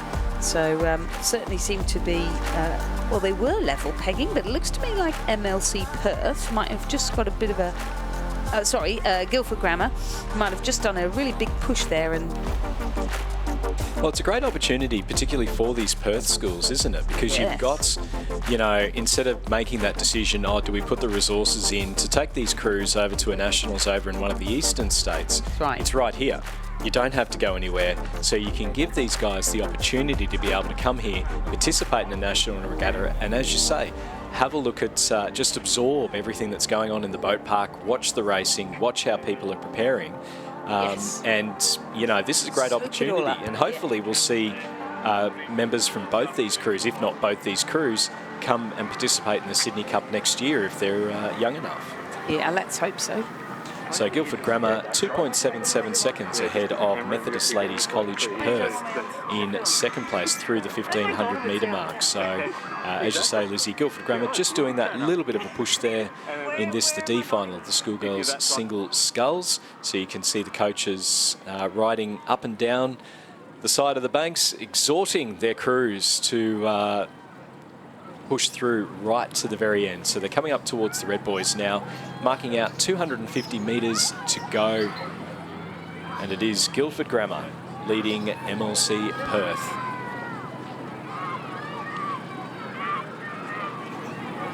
Love the big G on the back. Looks great. It's fantastic. I always like those big letters. You know, you see the big V on the Victorians, you see the Q down the side of the Queensland Zooties a little bit later on. So you saw it just now on the back of the lad that won the single. I'll pick who it was now. Sam Clode from Guildford Grammar. He had a whole bunch of his schoolmates running down the bank cheering him on, and they're all wearing the big G. So Guildford Grammar out in front here in the D final of the Schoolgirls Coxed 8s. They've got a boat length lead over Methodist Ladies College Perth, and looking quite comfortable as they come towards the end. You can hear again the coxswains just making sure that the rowers are focused for those last few strokes. But with a couple big ones to go, it will be Guildford Grammar taking the win in the D final of the Schoolgirls Coxed 8s. And they are cheering. They are absolutely loving that. Well, I think they know Helena Herworth got a medal yesterday, so give them a year. Maybe they'll be winning a medal in the Sydney Cup. Who knows? Look forward to seeing you next year, Guildford Grammar, winners of the D final in the Schoolgirls Coxed 8 by 8 seconds over the MLC Perth crew. So we're back to single sculling next after that entrancing race. We've got the C final of the Schoolgirls single scull with Amber Tulloch from Our Ladies, can't remember what the rest of it was now, in lane 1. She's coached by Drew Holman and her auntie Jane Robinson, who was here presenting medals yesterday. We've got Bianca Kohlberg from Norwood International High in South Australia in lane 2, who's coached by Tom Doornbos. In lane 3, Lucy McFarlane of Indooroopilly at State High in Queensland, coached by Michael Opstelton and Peter Wadsworth. In lane 4, Alessia Scirocco from Perth College. In lane 5, Georgia Brennan from Rockhampton Girls School, coached by Kim and Sarah Byrne. In lane 6, Lily Rose Hall-Krause from Seymour College, Victoria, coached by Tim Brew. In lane 7, Emily Lang from Loreto Marriotteville, South Australia, coached by Dario Sportelli. And in lane 8, Lily Bragg from St Patrick's of Townsville, coached by Harrison Parks and Hayley Nielsen-Burke.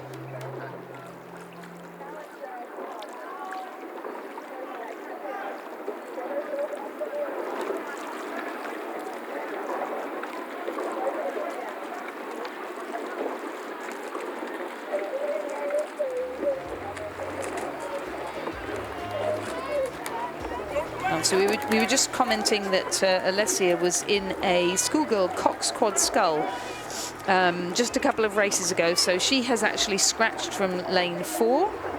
So that leaves us with 7 scullers. And at the moment, at the 1,000-metre mark, which is halfway, Lily Bragg from St Patrick's College, Townsville, is in the lead. She raced really well yesterday, very mature racing, and she's got she's almost got a boat length over Lily Rose Hall-Krause, who's in lane 6.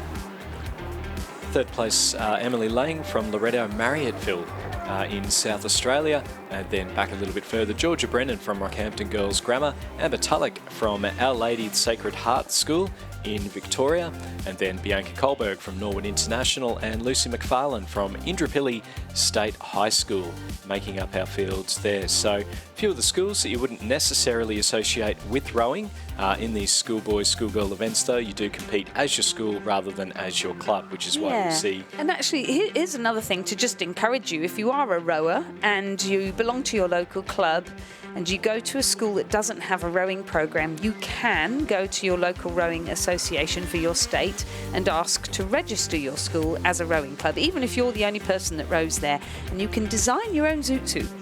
That happens quite often in New South Wales, especially the kids at Nepean Rowing Club. They end up at the school head of the river regatta that we have for rowing for lots of different schools. I think it's great fun, and you never know, you might inspire other people at your school to come and give rowing a crack and end up with the crew. Oh, exactly right. So we mentioned that Amber Tulloch's auntie is Jane Robinson, triple Olympian. 3 times she's won a gold medal at the World Championships, as well as umpteen other medals. And one of those medals was 20 years ago in a regatta in Milan. I was there watching, and Jane won in the quadruple scull. So yesterday it was really lovely to see her handing out the medals to the winners of the under 21 and under 23 women's quad sculls. Our top three through the 1500 metres, Lily Bragg from St Patrick's College, Townsville, leading Lily Rose Hall-Krause from Seymour College in Victoria, Emily Lang from Loretto College, Marriotteville in third place, and then we've got a bit of a gap then to Amber Tulloch from Our Lady of the Sacred Heart, Georgia Brennan from Rockhampton Girls Grammar School, Bianca Kohlberg from Norwood International High, and Lucy McFarlane from Indooroopilly State High School, making up our fields there. We've seen quite a few from Norwood International High throughout the course of the regatta. We have. Brenton Tyrrell, I think, is leading the programme there. Very experienced coach and was a well-renowned rower. And good to see him leading that programme and bringing it to the forefront. And I think we're just seeing a little bit of narrowing of the gap here, particularly between second and third. So Lily Bragg from St Patrick's College, Townsville, still out in front. But then Lily Rose Hall-Krause from Seymour College and Emily Lang from Loretto College, Marriotteville. We could just see on the footage there that both of them are just looking out at each other and going, you could almost imagine the eyes start to narrow, the red mist starts to descend, and you want to battle it out. You want to try and get as high up as you can. Amber Tulloch from Our Lady of Sacred Heart as well over in lane 2, maybe a sneaky one to come through. It's still Lily Bragg ahead of Lily Rose Hall-Krause, Emily Lang, Amber Tulloch. Our top 4 going into the Red Boys, marking the last 250 metres. And we're seeing a big push here from Lily Rose Hall-Krause against Lily Bragg as well. So certainly first place not entirely wrapped up as yet. Emily Lang from Loretto College, Marriotteville, now under a little bit of pressure from Amber Tulloch. It's the C final of the Schoolgirls single sculls. It's the Townsville sculler, Lily Bragg, out in front, under pressure from Lily Rose Hall-Krause in second place from Seymour College. Amber Tulloch's putting in a big move, and Emily Lang also sitting in there. Coming up to the finish, though, it will be Lily Bragg who'll come through and take the win ahead of Lily Rose Hall-Krause in second place. In the battle for third, Emily Lang holds on by about a boat length ahead of Amber Tulloch from Our Lady of Sacred Heart in fourth. Coming through in fifth will be the Norwood International sculler, Bianca Kohlberg, and then back again to, looks to be Lucy McFarlane from Indooroopilly State High, and then I think we have unfortunately had a sculler go in at one point there, so it looks to be Georgia Brennan unfortunately there. So a win there for Lily Bragg from St Patrick's. Mind you, if you were going to go in, it'd be better on a day like this than when it was blowing a hoolie a couple of days ago. Confirming the results of the C final of the Schoolgirls single scull, a win for Lily Bragg of St Patrick's College, Townsville. Second, Lily Rose Hall-Krause from Seymour College, Victoria. Third, Emily Lang from Loretto, Marriotteville. Fourth, Amber Tulloch from Our Lady of the Sacred Heart. Fifth, Bianca Kohlberg from Norwood International. Sixth, Lucy McFarlane from Indooroopilly State High. Winning time 8 minutes 44.6, the margins 2.1 and 4.16. The C final of the Schoolboys single scull is now in progress, with Logan Cavill of Bundaberg State High in lane 1, Jonathan Foster of Perth Modern School in lane 2, Liam Davis of John 23rd College in lane 3, Tom McGee of St Augustine's College in lane 4, Lewin Harridge of Albert Park College in lane 5, Finlay Mitchell of St Joseph's College, New South Wales in 6, Phoenix Graham of St Ignatius College, Riverview in lane 7, and Finn Redman of Adelaide High in lane 8.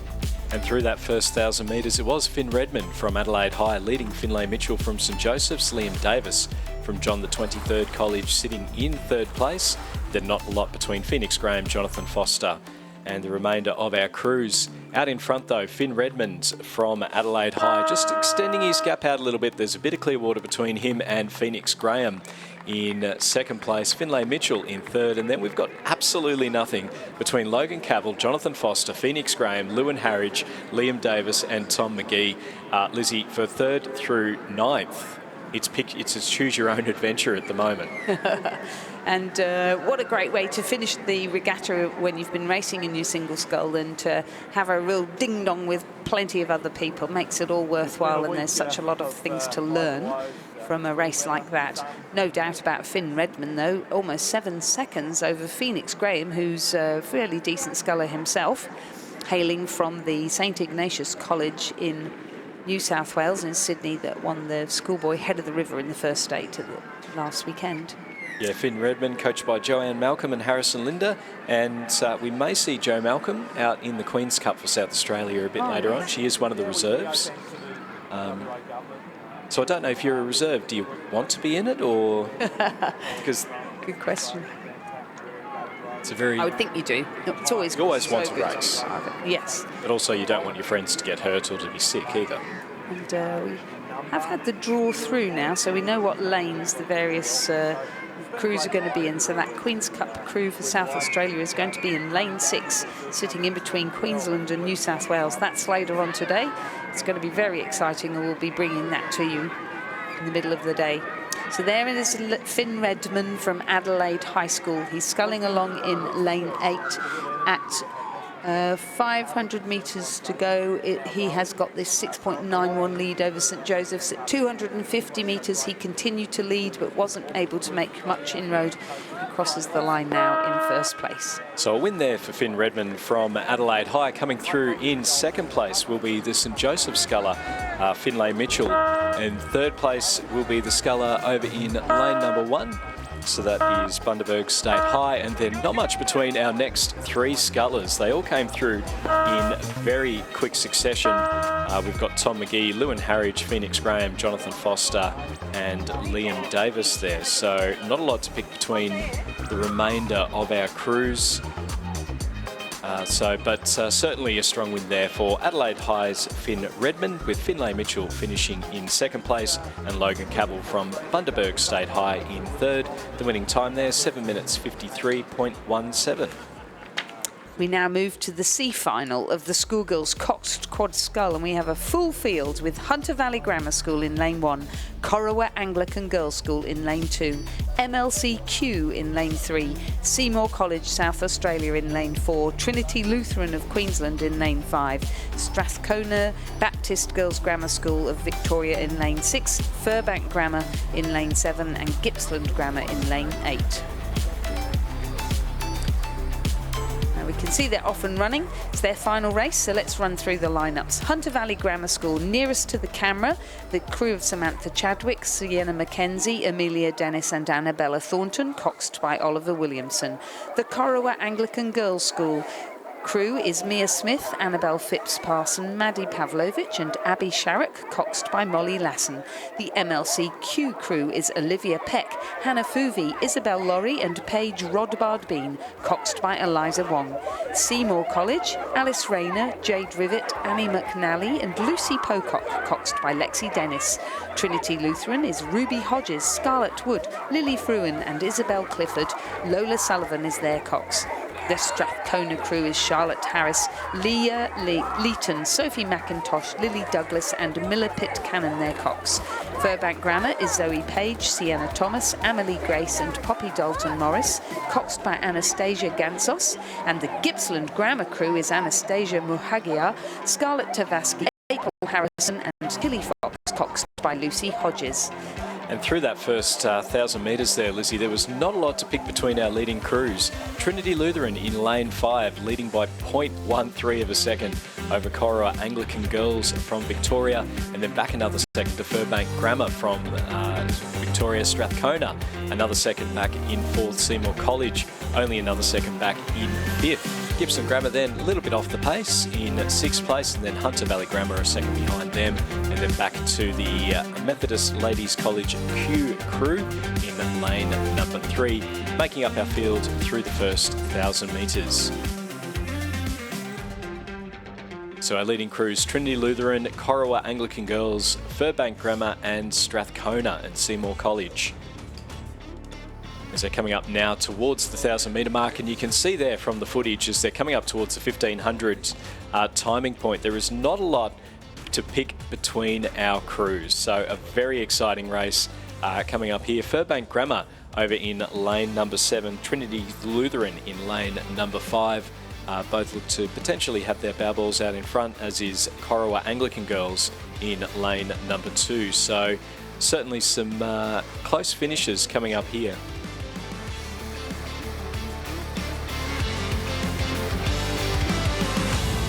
So up to the 1,500 metres now.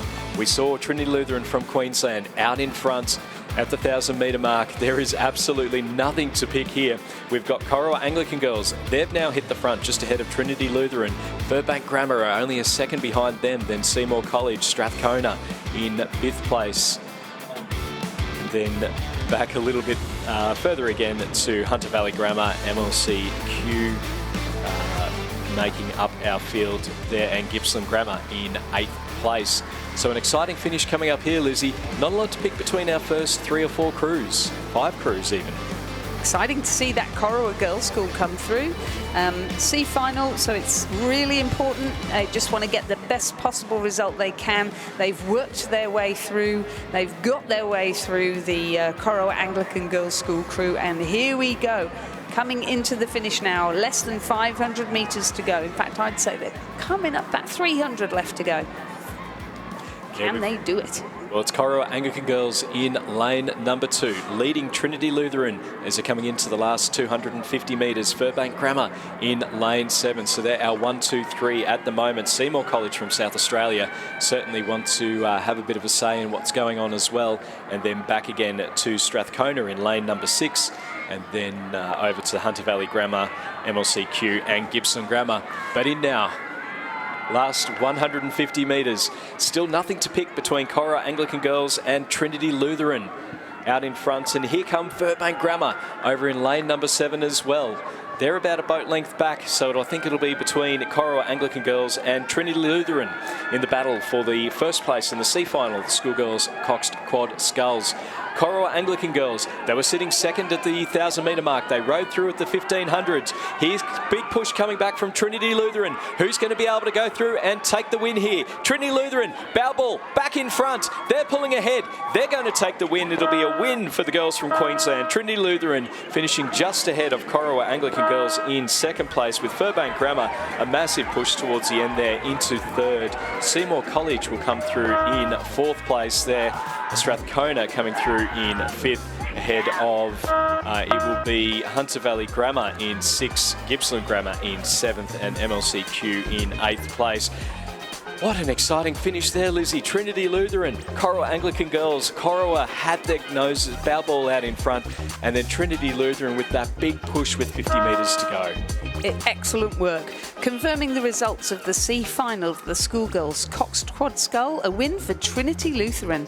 2nd, Corowa Anglican Girls. 3rd, Furbank Grammar. 4th, Seymour College. 5th, Strathcona. 6th, Hunter Valley Grammar School, 7th Gippsland Grammar, and 8th MLCQ. The winning time for Trinity Lutheran, 7:50.21. The margin between them and Corowa Anglican Girls at the end, 1.52, and then 0.47 back to Furbank Grammar. Very exciting finish. And will we have the same thing in the C final of the Schoolboys Coxed Quad Scull?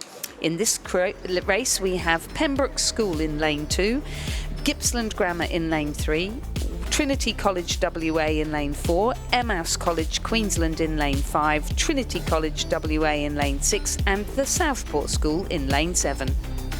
Yeah, the crew from Pembroke, Jeremy Yu, Angus Kyle, Tom O'Mahony, Alex Lee, Tom Rowett is the coxswain. Lane 3 from Gippsland Grammar, Curtis Wilmot, Evan Lewis, Anthony Smith, Thomas Gillam, Camden Bayer is the coxswain. Lane 4, the first Trinity College crew, Jack Bleckenden, Liam Gearan, Xavier Nicoletto, Rocco Fowler and Lucas D'Angelo is the coxswain. Lane 5 from Emmaus College in Queensland, Nicholas Thompson, Jai Ol, Tristan Vesey, Harry Brandt, Layla Struthers is the coxswain. Lane 6 from Trinity College, Thomas Blaney, Declan Collins, Fraser Perkins, Brinley Boros and Matthew Collins is the coxswain.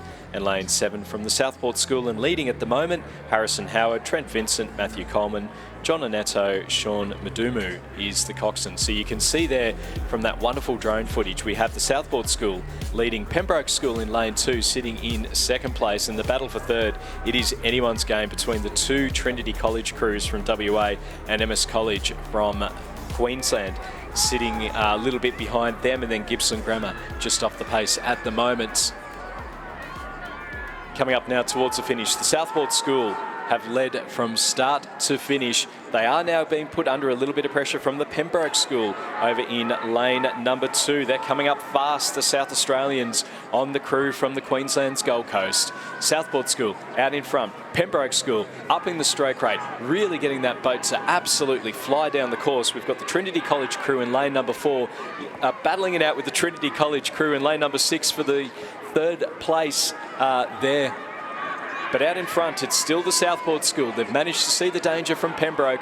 They've got about 50 metres to go now. The Southport School, they've led from start to finish. They've been under pressure, but they will come through and take the win in the C final of the Schoolboys Cox Quad Sculls. Second place should go to the Pembroke School. In the battle for third, it's Trinity and Emmis. Who's going to go through? Pembroke will take second. Trinity, one of them came third. I couldn't tell you which one. Fifth place will go through to Emmis College from Queensland, with Gibson Grammar making up our fields as Lizzie Chapman steps out from the commentary and Richard Dorstein comes in. And what a time, Richard, to join in there. There was nothing between those two Trinity College crews. Thanks, Stuart. Some great racing in these C finals the last couple have been. And thank you to Lizzie and Ray. Will be back with us this afternoon when the Interstate Regatta takes to the water. They'll go and rest their voices and prepare for the big races to come. And we still await confirmation of the result, I think, in that race. It was the Southport School certainly in first place. The Pembroke School was second.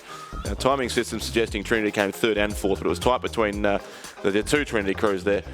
And then it was Emmaus College and Gibson Grammar in the C final of the Schoolboys at Cox Quad Scull.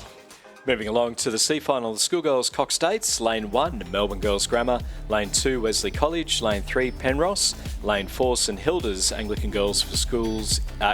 School for Girls in lane number 4. Caulfield Grammar in lane 5. St Catherine's Victoria in lane 6. And Furbank Grammar in lane number 7. So that Furbank Grammar crew of Annabelle Russell, Maya Page, Orla McCarthy, Frankie Diva, Giselle Buckley, Emily Goff, Sophia Scott, Angelica Woodruff and Aurelia Fife as the coxswain. The St Catherine's Victoria School, Catherine Ross, Catherine Suter, Sienna Rigg, Ria Werner, Georgia Cesare, Emily Snell Bliss, Rosie Oxley, Olivia Howard, Millie McIntosh is the coxswain. There's not a lot through the first 500 metres between our leading crews. Furbank Grammar leading Wesley College, Caulfield Grammar, St Catherine's School, Melbourne Girls Grammar, St Hilda's and Penrose. Caulfield Grammar crew, Amelia Pinder, Grace Kennedy, Olive Pascoe, Annabelle Barnett, Stephanie Longley, Ella Maskiel, Ava Pigeon, Emily Condren, Ivy Jones is the coxswain, coached by Hannah Every Hall. Lane 4 from St Hilda's in WA, Matilda Finlayson, Lily Hannaford, Clara Collier, Maya Tibbles, Krista Zavella, Olivia Youngson, Olivia Park, Lucy Ridley, Adelaide Shadlow Bath. So some decent crews in this C final of the Schoolgirls Cox Date. This is certainly, well, I think the A final of this race could be one of the races of the regatta. We saw two thrilling semi-finals yesterday. The St Catherine's-a-thon in the first semi and a very good race too with Melbourne Girls Grammar and Loretto in the second semi. So that's the A final and B final still to come. These crews finished just outside of the top 12 and there's a number of strong crews in the race, particularly from the Victorian schools, with Furbank Grammar leading the way, it looks like, by about half a length, a bit less than that now, in fact, as the Caulfield Grammar crew, the Hannah Every Hall coached Caulfield Grammar combination, start to come through strongly on lane 5 as well. No doubt being watched by a substantial number of bikes on the side of the course as these eights are racing for positions 13 through to 19, in fact, as it would be, with 7 boats in this C final of the Schoolgirls Cox Date. So Furbank Grammar racing in lane 7. Annabelle Russell, Clodagh McCarthy, who's actually been substituted in for out for Mia Page in this race.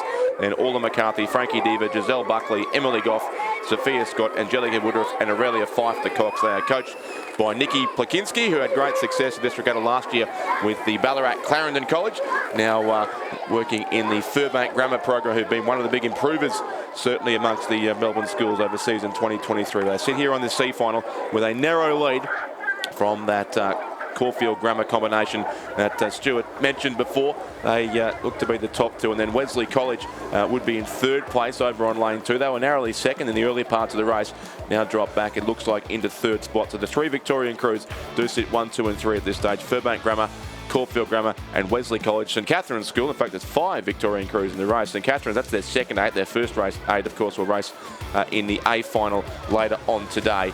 They sit 4th, the second 8 from St Catherine's, the crew of Catherine Ross, Catherine Suter, Sienna Rigg, Rhea Werner, Georgia Sayre, Emily Snellbliss, Rosie Oxley, Olivia Howard and Millie McIntosh. They are coached by Richard Green, and that is our top 4 as Caulfield Grammar and Furbank Grammar are about to pass the bridge that joins to the island here at Champion Lakes, where most of the spectators sit and where our finish tower is located, and the crowd's enjoying the early morning racing here at Champion Lakes. Yeah, that Wesley College crew: Jasmine Woolhouse, Emily Spirit, Lauren Keneally, Ella Davey, Madeline Marquet Walker, Caitlin Woods, Aurora Slewinski, Saskia Blackburn, Indigo Walker as the coxswain.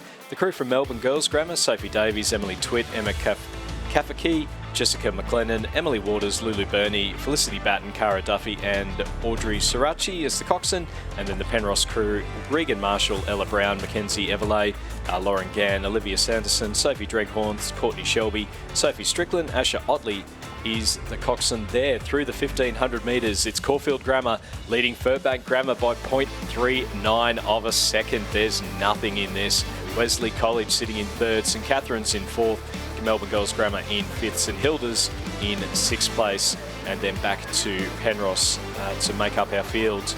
Also a second 8 there, Stuart, from Melbourne Girls Grammar School. Their first 8 will be racing again in the A final, which, as I said earlier, should be a great race in a couple of hours' time, the race for the Sydney Cup. But it's Caulfield Grammar and Furbank Grammar who are separated here by only about a quarter of a length, if that, as they are inside now the final 500 metres of this race. The yellow colours there of Furbank Grammar, always distinctive on the spectator side of the course. But farthest away from the camera as it is for those on the live stream. And it's these two, still very hard to separate. It's Caulfield Grammar, but only just in this C final. Yeah, there's something special, I think, about 8s from above, where we see the patterns forming there. Absolutely stunning to watch. So we do have Caulfield Grammar, it looks to be just leading Furbank Grammar, but not by a great deal. Coming up towards the final stages now. Caulfield Grammar, Furbank Grammar, the two crews going absolutely stroke for stroke. We've got Wesley College over in lane number 3 as well, sitting in 3rd place and putting a big push towards the end here. Caulfield Grammar, they've pulled themselves out in front now. It has been bow ball to bow ball for most of the race. We're seeing a big push here come from Caulfield Grammar in lane number 5. And in the C final, the Schoolgirls Coxed 8, it will be the crew from Caulfield Grammar who'll go through and take the win just ahead of Furbank Grammar in 2nd place. And that's a popular one with the crowds there.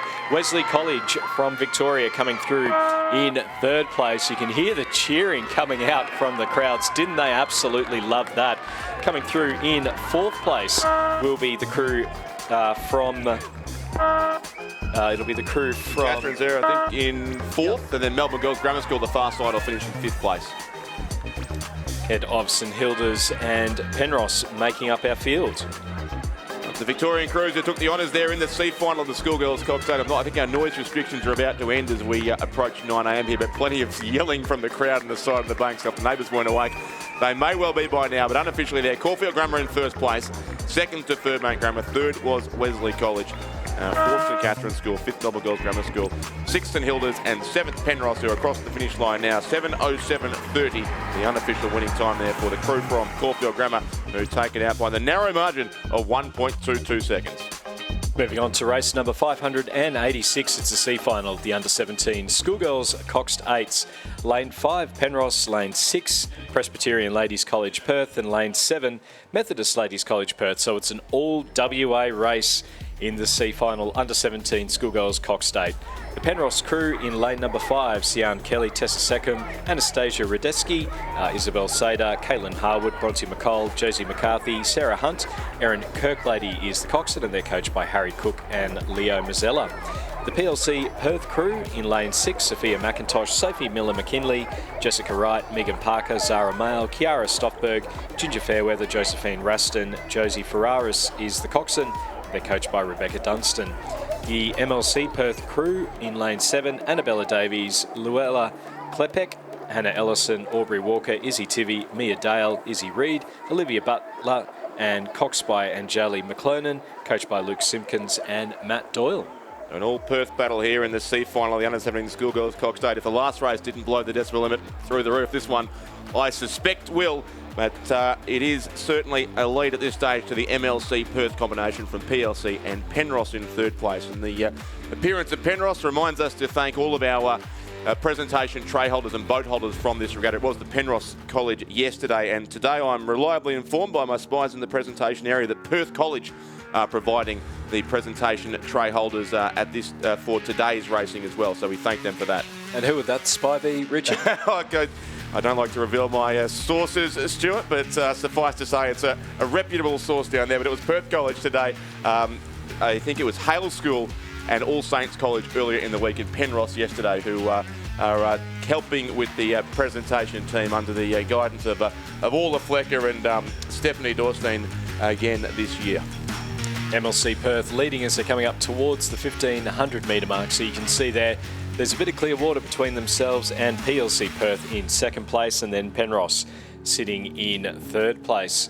Coming up through the 1500 metre mark now, and we can see there it's a lead for MLC Perth, so Methodist Ladies College Perth. And about 3 boat lengths between first and second at the moment, so not quite as an exciting finish as we've got here, as we've seen through a lot of the racing today, but you certainly won't see MLC Perth ease up and let PLC Perth back into it. A little bit further back then to Penrose in third. Yes, indeed. There has been some fantastic racing, and especially the eights racing yesterday. I think, as you said when we finished up here under cover of darkness at around about midnight, I think it was yesterday. The eights racing yesterday was absolutely spectacular, and there's more of that to come today. But in this all-Perth battle in the C final of the under-17 Schoolgirls Coxed 8, it certainly does look to be MLC Perth who will take out what will effectively be 13th spot as far as the under-17 Schoolgirls 8s are concerned. So still a B final and a C final and an A final to come to work out our top 12 crews. But the crew from MLC on the spectator side of the course, the locals getting a great view of these 3 Perth schools fighting out for the honours here, and MLC Perth do look to be comfortably clear by probably edging out to about 2 lengths now over PLC Perth in second place, and then the Penrose College lane 5 in third as they travel through the last 200 metres now of this race. And it's worthwhile mentioning, Richard, that with the racing, with the way that the conditions have been throughout the regatta, the favoured lanes are lanes 7 and 6. Normally at a regatta, in normal conditions, we would see that the best lanes would be the middle lanes, so lanes 4, 3 and 5 more so. And ever since Tuesday morning, we've been racing with the preferred draw, so pretty much for the week that remains the case today. So you will see, except for the Interstate Regatta, which is a random draw, all other races today, lane 7 will be the favoured crew.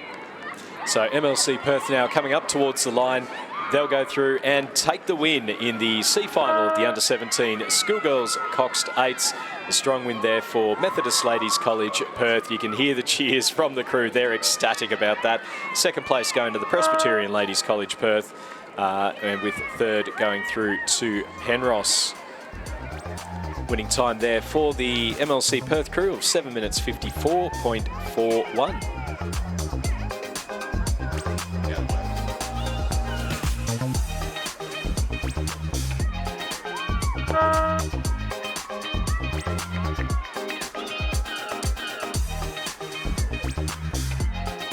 Unofficial result there in race 586. First place MLC Perth, second PLC Perth, third the Penrose combination, 7:54.81. 41 I should say, the current unofficial time, and 10.42 seconds the margin of victory. And before we go to our next race, Stuart, just a notice from the regatta organisers that no drones are to be flown at the regatta venue, apart of course from the official drone provided by BMA for the live stream coverage, but no other drones are to be flown at the regatta venue. We've heard reports of a couple of drones set to be launched around the venue, but they are not permitted to be in the air. So apart from the official live stream drone, there are to be no drones flown at the Champion Lakes Regatta Centre today. We've got an exciting finish coming up in the C final of the Schoolboys Coxed 8s. It's Scotch College Perth in lane number 2, Guildford Grammar lane 3, the Friends School Tasmania in lane 4, Prince Alfred College South Australia in lane 5, Trinity College WA in lane 6 and Melbourne Grammar in lane number 7. There is less than a second between Prince Alfred College and Melbourne Grammar in the battle for third. Back a little bit further to Friends, Trinity College in 4th, Scotch College Perth in 5th place, and then back then to the Guildford Grammar crew in 6th. The Prince Alfred College crew, Sam Stenell, Hugo Knight, Henry Norton, Sebastian Jordan, Henry Belcher, James Williams, Sebastian Atherton, Felix Katsaros and Alex Hammond. And then the crew battling them out is from Melbourne Grammar, Hamish Kerr, Charles Wake, Lachlan Houghton, Nixon Murray, Jack Anderson, Henry Walters, Gus Russell, Digby Banks and Lucien Marcel. We're into the final strokes of this race now. In fact, they're quickly upon us here at the end, but lane 7 Melbourne Grammar School and lane 5 Prince Alfred College look to be the top 2 crews. It was PAC by just under a second as they came through 1500. But Melbourne Grammar School may have closed that gap up even more here in the last few strokes of this race. And in between them sits Trinity College, and also the red there of the Friends School from Tasmania, looking for the top spots here with 100 metres now to race. Yeah, it's Prince Alfred College. They've led from the start, but they are under a lot of pressure now into the last 100 metres. Melbourne Grammar, Friends School from Tasmania, putting in a big push towards the end here. They may run out of space, but certainly sitting in third. Prince Alfred College, they're sitting in the lead. The gap is narrowing though. Here come Melbourne Grammar. Melbourne Grammar, they've got them on the line. It's a win for Melbourne Grammar. Second place going to Prince Alfred College, with third going to the Friends School. Fourth going to Trinity College from here in WA, with Scotch College Perth in 5th place, and then back a little bit to Guildford Grammar. A fantastic road there from Melbourne Grammar. They timed it to perfection, rode through Prince Alfred College with about 20 metres to go to take the win in the C final of the Schoolboys Coxed Eights.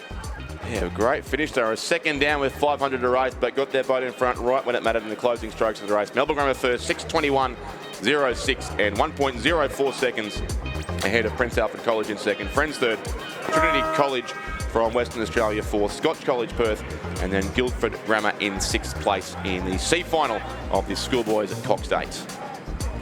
Moving on to race number 588, it's the B final of the Schoolgirls single sculls. In lane 2 from Loretto Kirribilli in New South Wales, Alyssa Fickers, coached by Lachlan Allen and Larissa Beisenthal. In lane 3 from St Luke's Anglican School up in Bundaberg, Asia Heaps, coached by Rodney Dick. Lane 4 from Brisbane Girls Grammar, Astrid Thomas, coached by Nigel Stubbs and Maddie Pekelia. In lane 5 from Newcastle Grammar, Alice McReady. Lane 6 from Toorak College in Victoria, Sophia Miller, coached by David Orchard. And in lane 7 from St Hilda's Perth, Emma O'Neill, coached by Keely Atchinson. They're already halfway through this B final. It was the Loretto Kirribilli sculler there, Alyssa Fickers on lane 2. So despite our comments about lane 7 being the preferred lane, Alyssa Fickers from Loretto in Sydney, or one of the 2 Lorettos in Sydney, in fact, doing a very good job there on the far side of the course, ahead of Astrid Thomas from Brisbane Girls Grammar School there in 2nd place, and Sophia Miller from Toorak College, the slightly confusingly named Toorak College, which is in fact in Mount Eliza on the Mornington Peninsula. In Victoria, she sits in 3rd place.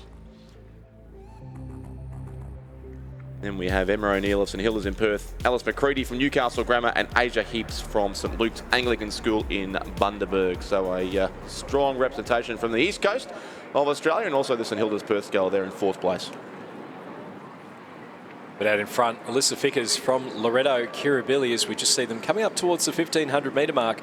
And I would suggest that we're going to have an interesting little battle here between 1st, 2nd and 3rd. So having a look across the screen, we've got Alyssa Fickers from Loretto Kirribilli, Astrid Thomas from Brisbane Girls Grammar School, and then looking a little bit further across, Sophia Miller from Toorak College, and potentially Emma O'Neill from St Hilda's Perth might just be moving up as well. So not a lot to pick between our leading scullers coming through that 1500 metre mark. Back a little bit further then, we've got Asia Heaps from St Luke's Anglican, and what looks to be Alice McReady from Newcastle Grammar. A B final. This is the first of our B finals on today's program. So racing now for positions 7 to 12. So getting towards the pointy end of the ranking. Certainly these are the scullers who were just beaten in the semi-finals yesterday. It was a huge day of racing for these school single scullers yesterday, many of whom had to go through a repechage early in the day, the quarter-final after lunch, and then semi-finals towards the end of the day. So certainly there would be some tired legs out there, because it's not just this event. Many of these scullers have been in. Alyssa Fickers certainly has been in many events, as is Asia Heaps and Sophia Miller, and many of this field in fact do seem to have done multiple races over the course.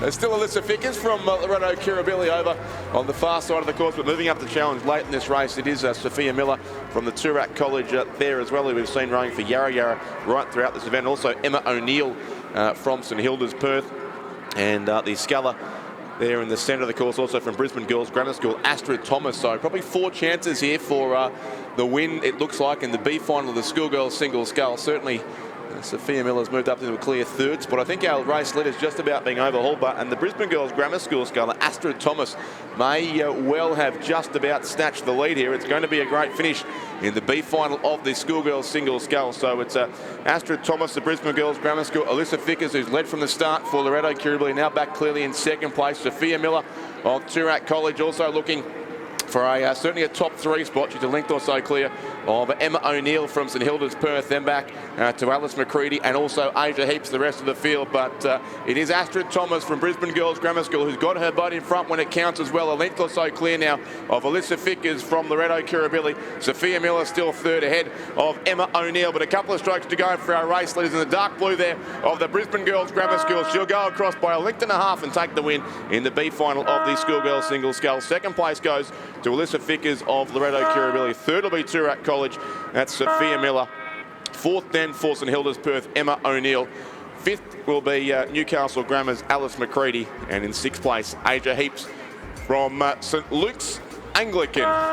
They've come across the line there. Stuart, I'll wish you all the best for your race to come this afternoon and leave you with Chris McCarthy.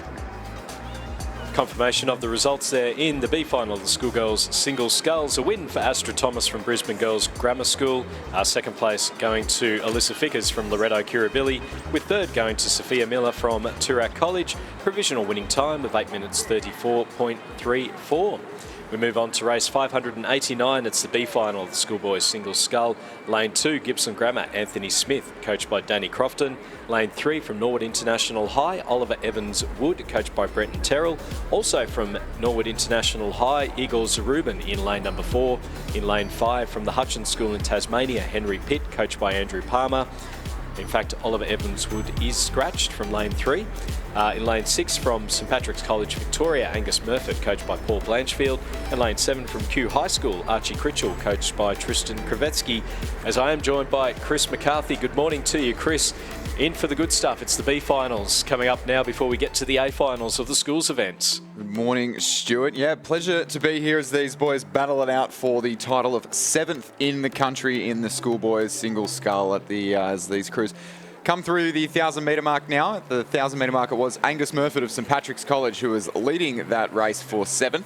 And Igor Zarubin of Norwood International High in lane 4, who's trailing behind just 2.23 seconds, so about a boat length there at the halfway point. Archie Critchell of Kew High School in lane 7, closest to the spectator side of the course, sitting back in 3rd, about a length back there as well. Henry Pitt from Hutchins in 4th place, and Anthony Smith of Gippsland Grammar in 5th place in this 5-boat B final of the Schoolboy single scull. Things were pretty tight at the 500 metre mark. There was barely anything to separate those crews, and margins starting to spread out now in the second half of the race in favour of Angus Murfitt there of St Patrick's College. Yeah, Anthony Smith from Gippsland Grammar, not that long ago, was in the C final of the Schoolboys coxed quads. So you can see him there with the strapping tape on his shoulder. He was clutching at it after the quads. So it's certainly a brave effort to be coming back in for the B final of the Schoolboys singles sculls. So turning around quite quickly. And these boys only racing very, very late in the day yesterday. So to be finishing, I think he would have been getting off the water at probably close to 7 o'clock yesterday, or 6 o'clock yesterday rather. And to back up with 2 races this morning, and I did notice that in the he's got that strapping tape on, and after the repechage I saw him clutching at it there as well. So managing that well, and getting out here and racing here on the final day of the Australian Rowing Championships here at Champion Lakes in Perth. So as they're coming up now towards the 1,500 metre mark, it will be the sculler in lane number 6, Angus Murfitt from St Patrick's College in Victoria, leading Norwood International High's Igor Zarubin in 2nd, and then back to Archie Critchell from Kew High School in 3rd. Henry Pitt from the Hutchins School in Tasmania in 4th place, and then Anthony Smith from Gippsland Grammar sitting in 5th place through the 1,500 metre mark. And this is for places 7 through 12. 7 through 12. There's a little bit of a brief moment there. Had to do some mental maths. It's been a big week. It's been a big week. Lots of maths and even some Roman numerals thrown in there for good measure that has stumped all of us, I think, on one occasion or another. But it is looking like that 7th place will go the way of Angus Murphy of St Patrick's College in Victoria. 4.2 seconds the margin there at 1,500 metres. So stretching out that margin as he makes his way down the course. Things were tight at the first 500 metre mark, and has just capitalised on that race rhythm. Igor Zarubin of Norwood International High in South Australia. We can see that big figure there in the centre of the course, sitting back in 2nd place. About a length and a half lead back to Archie Critchell of Kew High School in 3rd. Henry Pitt of Hutchins in 4th place, and Anthony Smith of Gippsland Grammar rounding out the field there on the far side of the course as these scullers come down towards the line there. Igor Zarubin of Norwood International High is starting to lift his rating a little bit and putting in some very long, powerful strokes in the dying stages of the race as Angus Murphy of St Patrick's College lifts his rating in response. He's seen the challenge and he has worked for it the entire way down the course, and he won't be letting it get away quite that easily. Angus Murphy of St Patrick's College has been all the way race leader here in the B final of the Schoolboys single scull. He responds to a late charge from Igor Zarubin of Norwood International High in the centre of the course, who will most likely be our 2nd place finisher, 8th place in the event in the Schoolboy single scull. He'll cross the line in 2nd place. 3rd place will go the way of Archie Critchell from Kew High School. And then 4th place to Henry Pitt of Hutchins, and Anthony Smith of Gippsland Grammar just taking the final few strokes to the line after a big few days of racing here for 12th place in the Schoolboy single scull. Confirmation of the results in the B final of the Schoolboys single scull. 1st place, St Patrick's College's Angus Murphy, with 2nd going to Igor Zarubin from Norwood International High, 3rd to Archie Critchell from Kew High School, 4th to Henry Pitt, and 5th to Anthony Smith. As we move on now to race number 590, it's the B final of the Schoolgirls Coxed 4s. In lane number 2 from St Mary's College in Tasmania, Ella Robertson, Olivia Walter, Maddie Higgins, Claire Oliver, Ruby Robertson is the coxswain. Lane 3 from Loretto Ballarat, it's Amelia Ridley, Jessica Stute, Bridget Bales, Rosie Hunt, Tia Kinnersley is the coxswain. Lane 4 from Ballarat Clarendon College, Georgina Camp, Mackenzie Kopka Veldhuis, Amy Goodson, Delaney Troon and Samantha Crellin is the coxswain. Lane 5 from Canberra Grammar, Domi Plattis, Kate Oliver, Jade Wilson, Sophie McKay, Chamisha Deyajiwa and is the coxswain, and they're coached by Kendall Brodie. Lane 6 from the Wilderness School in South Australia, Lily Marshall, Gracie Dowling, Annalise Ruse, Amelia Goss and Ava Lang.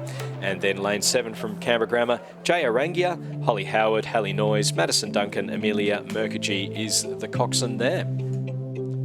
It does look to be Canberra Grammar and the Wilderness School, so lanes 7 and 6 leading at the moment, maybe with the Wilderness School just with their bow balls out in front through the 1,000 metres. There wasn't much to pick between the two of them, 0.39 of a second, and then back then to the 2nd Canberra Grammar School crew in lane number 5, Ballarat Clarendon sitting in 4th, Loretto Ballarat in 5th, and St Mary's College in 6th place. As you can just see there, Canberra Grammar stroked by Madison Duncan, just getting us slightly out in front of the Wilderness School from South Australia. And then the good battle in for 3rd place, Canberra Grammar and Ballarat Clarendon in lanes 5 and 4. Yeah, so a really good tussle emerging there for 1st place, and possibly a good one emerging for 3rd as well, as the Wilderness School were the early race leaders and certainly the leaders at the 1,000 metre mark, and Canberra Grammar to their bow side, to their left, which is the spectator side of the course, that have crew closest to the grandstands, really starting to challenge them now as they approach the 1,500 metre mark. Almost nothing separating them at the 1,000 metres road, and as they come through the 1,500 metre mark, it does look to be Canberra Grammar just edged out a canvas lead. Their coxswain just sitting on the bow ball of the Wilderness School crew, sitting back in 2nd, 0.73 the margin between those two. 2nd of the Canberra Grammar Schools will come in 3rd, and they in turn have a similar margin, just defending their 3rd place from the crew from Ballarat Clarendon to their right. And a battle emerging for 5th as well, where Loretto Ballarat just leading St Mary's College through the 1,500 metre mark. So 3 unique battles going on in this race, and quite an interesting little look from the drone footage. We've got 3 match races occurring on the course and all separated by relatively similar margins, about a length of clear water between each of those three battles for first, third and fifth places. So this might be a tricky one to commentate if we get three separate races culminating in tight finishes here, Stuart. But the Wilderness School starting to come back on Canberra Grammar for first place, and the crew from Ballarat Clarendon starting to come back on Canberra Grammar for third place. So these two Canberra Grammar schools, although separated by a crew, are in very, very similar positions out here on the course, where they've moved through in the middle of the race and starting to see some response from their competitors to their right-hand side. Their two coxswains of Kamisha Dayajiwa from in lane 5 and Amelia Mukherjee in lane 7 will be urging those crews on and letting them go. The second crew in their fight with Ballarat Clarendon have just started to edge out in front in the closing few hundred metres, but the Wilderness School will come through Canberra Grammar in the closing 100 metres of the race. That crew has lifted their rate and Canberra Grammar doesn't look like they have enough to respond here in the closing stages. The Wilderness School, they've been back and forth the entire way down the course, and the Wilderness School will come through over Canberra Grammar to take the win in the final, the B final of the Schoolgirls Coxed for Wilderness School for the win. The Canberra Grammar number 1 crew in lane 7 will come across in second place. Canberra Grammar number 2 crew will edge out Ballarat Clarendon a length, the margin in the end for third. Ballarat Clarendon in fourth place. Crew from St Mary's getting the better of their battle with Loreto Ballarat on the far side of the course, and Loreto Ballarat coming across in sixth place. Confirmation of the results from the B final of the Schoolgirls Coxed Fours. A win for the Wilderness School from South Australia. Second place going to Canberra Grammar in lane 7, with third going to Canberra Grammar in lane 5. Fourth to Ballarat Clarendon, fifth to St Mary's College and sixth to Loreto Ballarat. A provisional winning time of 7 minutes 46.53. So we move on to the B final of the Schoolboys Coxed Fours. You can see on the screen lane 2 Wesley College Perth, lane 3 Northern Beaches Secondary, lane 4 St Peter's College South Australia. We do have a scratching from Christian Brothers in lane 5, St Patrick's College Victoria in lane 6 and Christchurch Grammar from WA over in lane number 7. A little bit more spread out field here in the Schoolboys equivalent of the Coxed 4, where St Patrick's College lead by 3.7 seconds from the locals in the form of Christchurch in lane 7. Wesley from Western Australia in lane 2, sitting back in third, 1.84 seconds the margin there. St Peter's College from South Australia in fourth place, and the Northern Beaches Secondary School sitting back in fifth. That is the second crew from Northern Beaches Secondary. The first crew will see racing in the A final, the pole position qualifiers there of the Coxed Quad Scull later on in this morning's proceedings, fresh off a win in the under-19 double scull. But it is all about the green-decked shell of St Patrick's College, who are leading the field there in lane 6. They've got plenty of clear water over their nearest competition, but battle certainly hotting up for the minor placings as Christchurch on the near side of the course go toe-to-toe with their local rivals from Wesley on the far side of the course. It's definitely very difficult to see where your competition is from that much distance away, but the advantage of the Cox crew, of course, is that the boys don't have to do it. They've got someone to do it for them. It's always nice when somebody can do those things for you. That's St Patrick's crew out in the lead. Ned Bennett, Paddy O'Brien, James Holsall, William Hexter, Isaac Martin is the coxswain. You can see them going through in the lead now. The Christchurch Grammar crew in second place, Frank Stevenson, Will Colvin, Lachlan Cook, Angus Park, George Warner is the coxswain there. And then Wesley College Perth, Thomas Jones, Owen Isherwoods, Roman Cook, Alexander Buckland, Jacob Lundberg, St Peter's College, George Wicks, Josh Myers, George Griffith, Murphy Eaton, Felipe Scalzi, and then the Northern Beaches secondary crew of Owen Balhari, William Robertson, Jack Groves, Harry Connington, Fraser Reid as the coxswain. So Wesley, or Christchurch College rather, on the near side of the course, getting the better of that battle for second, edging out 4.5 seconds over Wesley. But St Peter's College from Adelaide, they are starting to challenge for that third place position. The crew in the centre of the course starting to make some moves on a faltering Wesley crew on the far side of the course, who may have just spent their bickies too early in that battle for second place.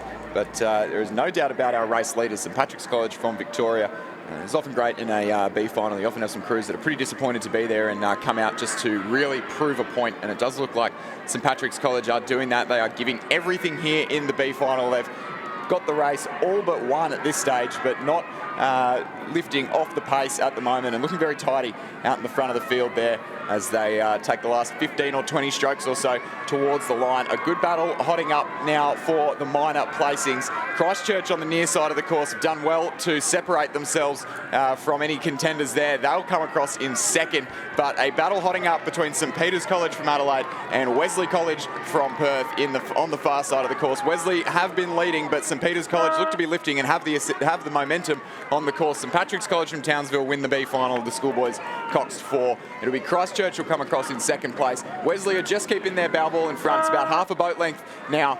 Wesley College will come across in third place, just less than half a length. 0.88 seconds the margin there to fourth place. St Peter's College there. Wesley absolutely spent defending that third place there. St Peter's in fourth, and we'll see the crew from Northern Beaches Secondary School crossing the line in fifth place. Confirmation of the results from the B final of the Schoolboys Coxed 4. First place, St Patrick's College. Second, Christchurch Grammar. And third, Wesley College Perth. Fourth to St Peter's College South Australia. And fifth to Northern Beaches Secondary. Provisional winning time of 6 minutes 54.88. Moving on to race number 592. It's the B final of the Under-17 Schoolgirls Coxed 8s. Lane 2, Guildford Grammar. Lane 3, Wilderness School. Lane 4, Unley High. Lane 5, Loretto Toorak. Lane 6, Melbourne Girls Grammar. And Lane 7, Methodist Ladies College Q. So WA, South Australia and Victoria all represented in this race. Through the first 500 metres, it was MLCQ leading Melbourne Girls Grammar and Loretto Toorak. Less than 2 seconds between first, second and third through that first 500. Unley High in fourth place ahead of Wilderness School in fifth and Guildford Grammar in sixth. That MLCQ crew in lane number 7, Portia Gary, Olivia White, Georgina McLeod, Lucy Speed, Alessia Calsagno, Caroline Buckley, Josie Martin, Evelyn Ford, Maya Fordyce as the coxswain. Melbourne Girls Grammar, Rose Keys Tilley, Rose Anderson, Lucy Munro, Adelaide Banks, Samantha O'Keefe, Annabelle Guthrie, Maddie Clifford, Emily Antoni and Lily Massini as the coxswain. Lane 5 from Loretto Toorak, Sophie Hills, Stephanie Leon, Madeline Bear, Sophie Hine, Alicia Morello, Evelyn Boyle, Mara Curie, Luciano Descala and Sarah Chapman as the coxswain. Lane 4 from Unley High, Emma Dabnia, Scarlett Shanks, Claire Emerson, Emma Luscombe, Tamara Banks, Eleanor Nettlefold, Felicity Cox, Georgie Twelftree, Miska Van Wormello is the coxswain. Through the 1,000 metres, MLCQ still leading Melbourne Girls Grammar and Loretto Toorak. That gap just opening up a little bit. Unley High, half a second behind Loretto Toorak in fourth place, and then Guildford Grammar and the Wilderness School making up our field. Wilderness School, lane 3, Emily Powers, Portia Newton, Bella Carrick, Alexandra Sando, Millie Entwistle, Ella Meyer, Marjorie Tucker, Lucy Beaumont, Hannah Yo as the coxswain. And then lane 2, Guildford Grammar, Poppy Zaddo, Ellie Metaxas, Ella McCrum, Carice Lloyd, Sarah Locke, Emma Eaton, Lucy Gillespie, Elizabeth Moss and Addison Smith as the coxswain. I commented last night on in our little wrap-up how fantastic the 8s racing has been, particularly over the last couple of days of this regatta, and these B finals no exception here. We've got 4 crews really battling it out hard here, and all within touch, within a boat length at almost the 1,500 metre mark of this race. The B final of the Under-17 Schoolgirls 8, and a good battle emerging for first between MLCQ and Melbourne Girls Grammar in first and second place. That was MLCQ as it's been most of the way through the race, and Melbourne Girls Grammar really starting to knock on the door of that leading crew. Those 2 crews have separated themselves by about a boat length from the rest of the field.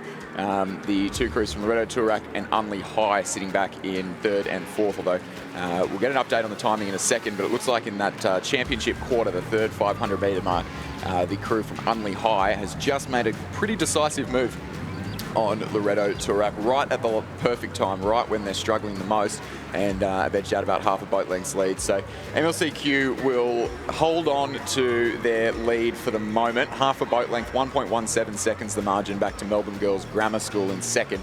Unley High sitting in third now, getting their bow balls in front, almost a boat length indeed, over Loretto Toorak in fourth place.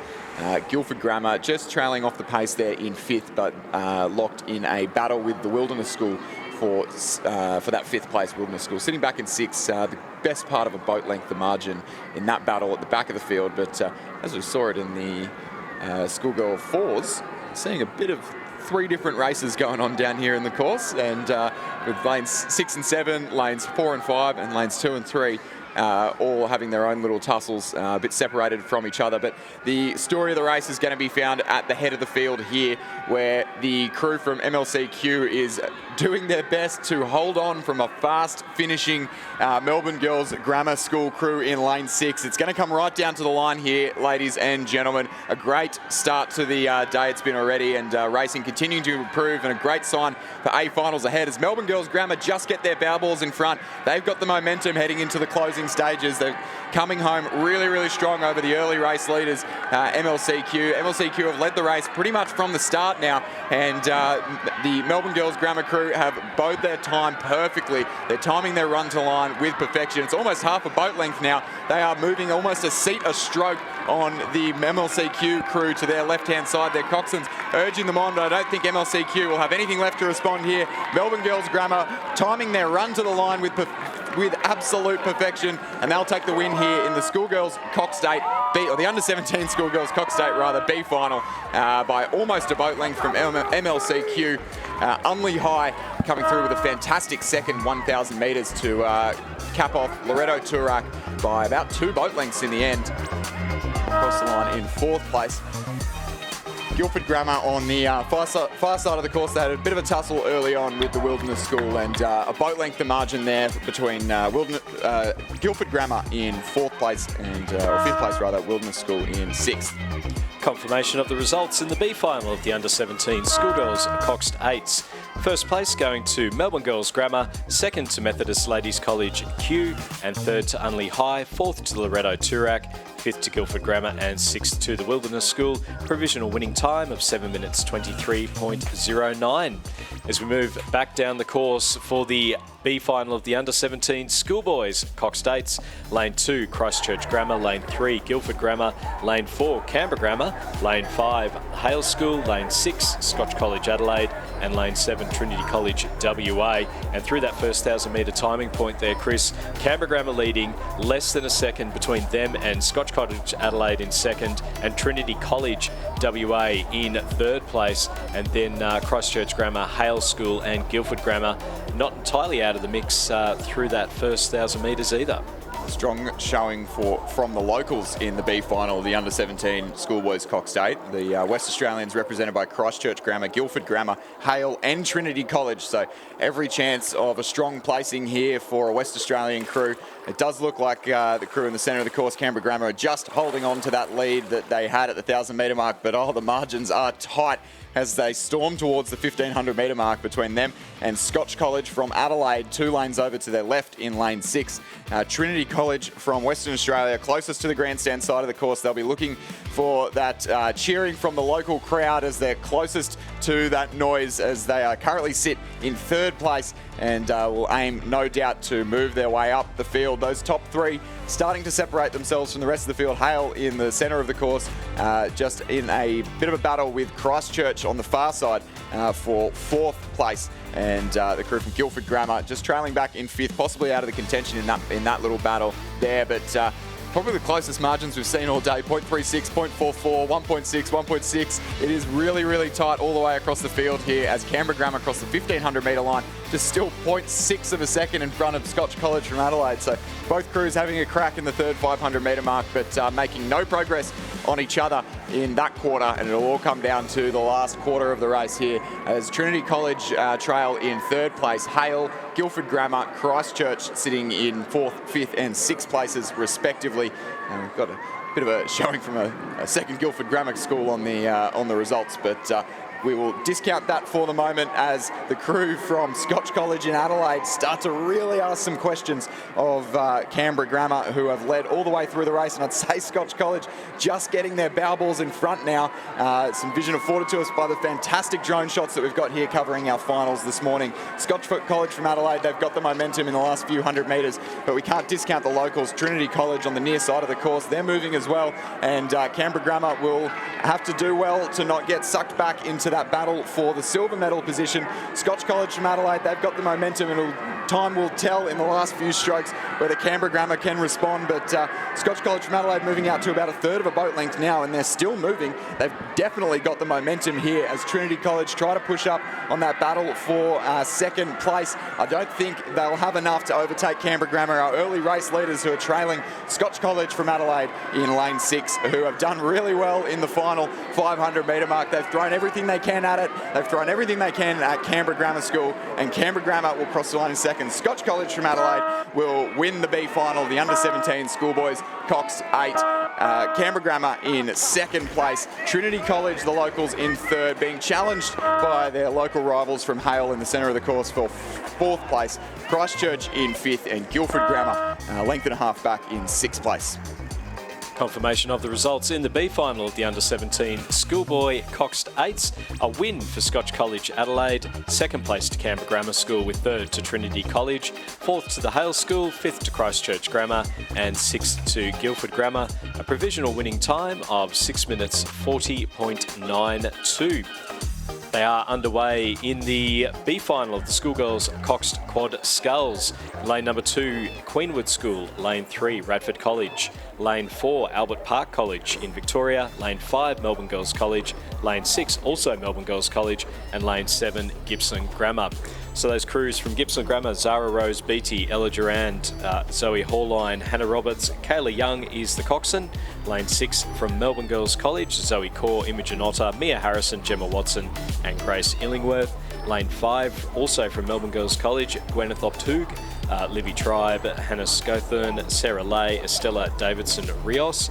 Lane 4 from Albert Park College: Olivia Lewis, Ella Kipakowski, Eva Levashova, Saskia Payne, Lulu Gleeson Payne.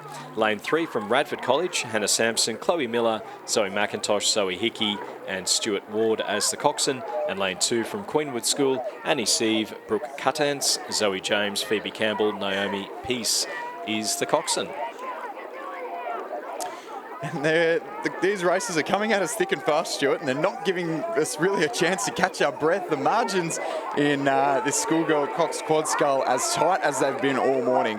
0.88 at the 500 metre mark between first and second, 0.31 between second and third, a bit over a second back to fourth, and then less than a second between fourth and fifth and sixth, as we see the top 4 crews all crossing within a length of each other at the 1,000 metre mark. So some fantastic racing to come here in the Schoolgirls Coxed Quad. And those margins have not grown whatsoever. Melbourne Girls College leading the charge at the 1,000 metre mark, but just by 0.89 of a second back to the combination from Queenwood on the near side of the course. Radford College from the ACT sitting back in third place. Albert Park College from Victoria in fourth. Gibson Grammar in fifth, and Melbourne Girls College, the second crew in that race, in sixth place. So Melbourne Girls College bookending this race in first and sixth, with tight competition from Queenwood and Radford College particularly to challenge for the win in this B final. And it really could go anyone's direction here in the closing stages of the race as they storm through the championship quarter. Yeah, absolutely. And it's probably worthwhile mentioning, if you are on the banks, I can guarantee you they can hear you cheer from the boats. They can hear you, and they will lift as a result of that. So we need to get everyone cheering as loudly as possible for their crews. A great shot there, looking towards the finish tower where we are, and also the crowds that are now set up along that last 250 metres of the course. Coming up now towards the 1,500 metre timing point. And it will be interesting here to see, Chris, where our leading crews are. So we've got the drone footage up now. Queenwood over in lane number 2, still out in the lead. They're ahead of Melbourne Girls College in lane number 6. Radford College sitting in third place, half a boat length ahead of Albert Park College in lane 4, and then across to the Gibson Grammar crew in lane 7. Back a little bit further to the second Melbourne Girls College crew in lane number 5. But I would say there, Chris, between first and fifth, there is probably only about boat length and a half, 2 boat lengths maximum. If that is them. Really, really close. And Queenwood and the first Melbourne Girls College crew have been almost inseparable down the course, no more than half a second between them, and it's Queenwood who have their bow balls in front at the 1500 metre mark. 0.58 seconds the margin there. I think it was actually much tighter than that. Hardly a cigarette paper to separate those two crews. Radford College sitting back in third. That battle for first place starting to push away from the rest of the field a tiny bit, but there's only half a length in it. As Radford College sit in third, about, again, half a length clear of the battle for fourth place, which is consuming the two crews from Albert Park College and Gippsland Grammar in lanes 4 and 7 respectively. Queenwood looking like they're just getting a little bit more margin now in the final 500 metre mark, but I can tell this is going to be yet another race that comes all the way down to the line here in the first of our our morning session of the school finals here at the Australian Rowing Championships. Queenwood just moving out a little bit further now, but it's still only a canvas between those crews, and in the coxed quad scull you can change speed pretty easily. It's not a particularly fast moving boat there, and there could be challenges coming from anywhere at this stage. Queenwood definitely have paced their race the best of the crews that are on the course this morning. Queenwood about half a boat length now ahead of Melbourne Girls Grammar, who in turn about 3/4 of a boat length ahead of the obvious third place challenger from Radford College, who definitely have a little bit of momentum and pushing up on those minor placings. It'll be hard to catch Queenwood, who definitely have the momentum in the battle for first place, but Melbourne Girls College in lane 6 are starting to come back. They were the early race leaders, but only narrowly, and they've battled their way the entire way down the course. Melbourne Girls College have got their bow balls back in front in the final 150 metres of the race. Melbourne Girls College in lane 6 will take the win in the B final. Half a length clear of Queenwood School for second. Radford College will finish in third, and then a tight battle for fourth between Gippsland Grammar on this side of the course and Albert Park College in 5th place.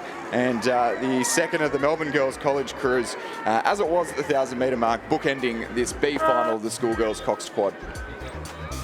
Just a reminder to keep an eye out. We do have an ambulance coming down. So if you do see the cars coming down, please make sure you're out of the way. Confirmation of the results in the B final of the Schoolgirls Coxed Quad Sculls. First place going to the Melbourne Girls College crew in lane number 6, second to Queenwood School, and third to Radford College, fourth to Gippsland Grammar, fifth to Albert Park College, and sixth to Melbourne Girls College in lane number 5. Provisional winning time of 7 minutes 46.30. So we move on to the B final of the Schoolboys Coxed Quad Sculls. Lane 2, St Patrick's College from Victoria. Lane 3, Cranbrook School. Lane 4, Hunter Valley Grammar. Lane 5, Trinity Grammar. Lane 6, Radford College. And lane 7, Trinity Grammar from Victoria. It was that crew from lane 7 from Trinity Grammar in Victoria who were leading quite comfortably at the 1,000 metre mark. A little bit of a welcome change of pace for myself, I think, after the last few pretty tight races. 5.3 seconds the margin back to Radford College in second place. Hunter Valley Grammar there in third. 1.9 seconds the margin there, so a little bit tighter for the minor placings. They lead Cranbrook by just 0.68 of a second there at the 1,000 metre mark. Trinity Grammar in 5th and St Patrick's College in 6th. Our race leaders clearly ahead, but the rest of the field only about 2 lengths separating second through to 6th place, and especially hot the battle for second through to 4th place.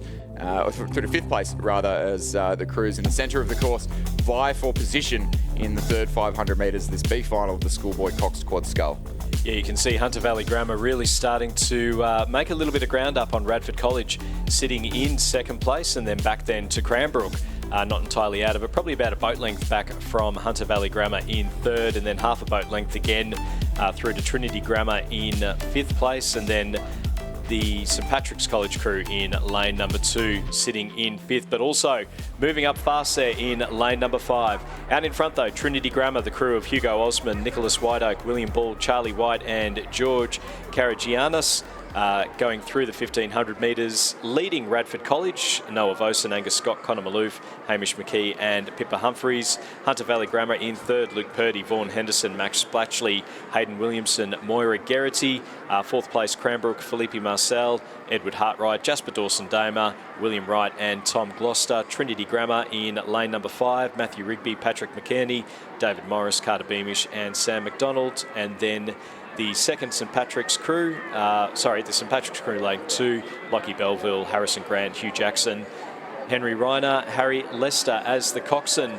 Into the final stages now, it's still Trinity Grammar. They've led from start to finish. Do they have enough to hang on against Radford College and Hunter Valley Grammar? We've seen some big leads come down, and here we're seeing Hunter Valley Grammar starting to make a move now on Radford College from the ACT. It's still Trinity Grammar from Victoria out in front there in lane number 7. Radford College sitting in second place, half a boat length ahead of Hunter Valley Grammar in third place in lane number 4.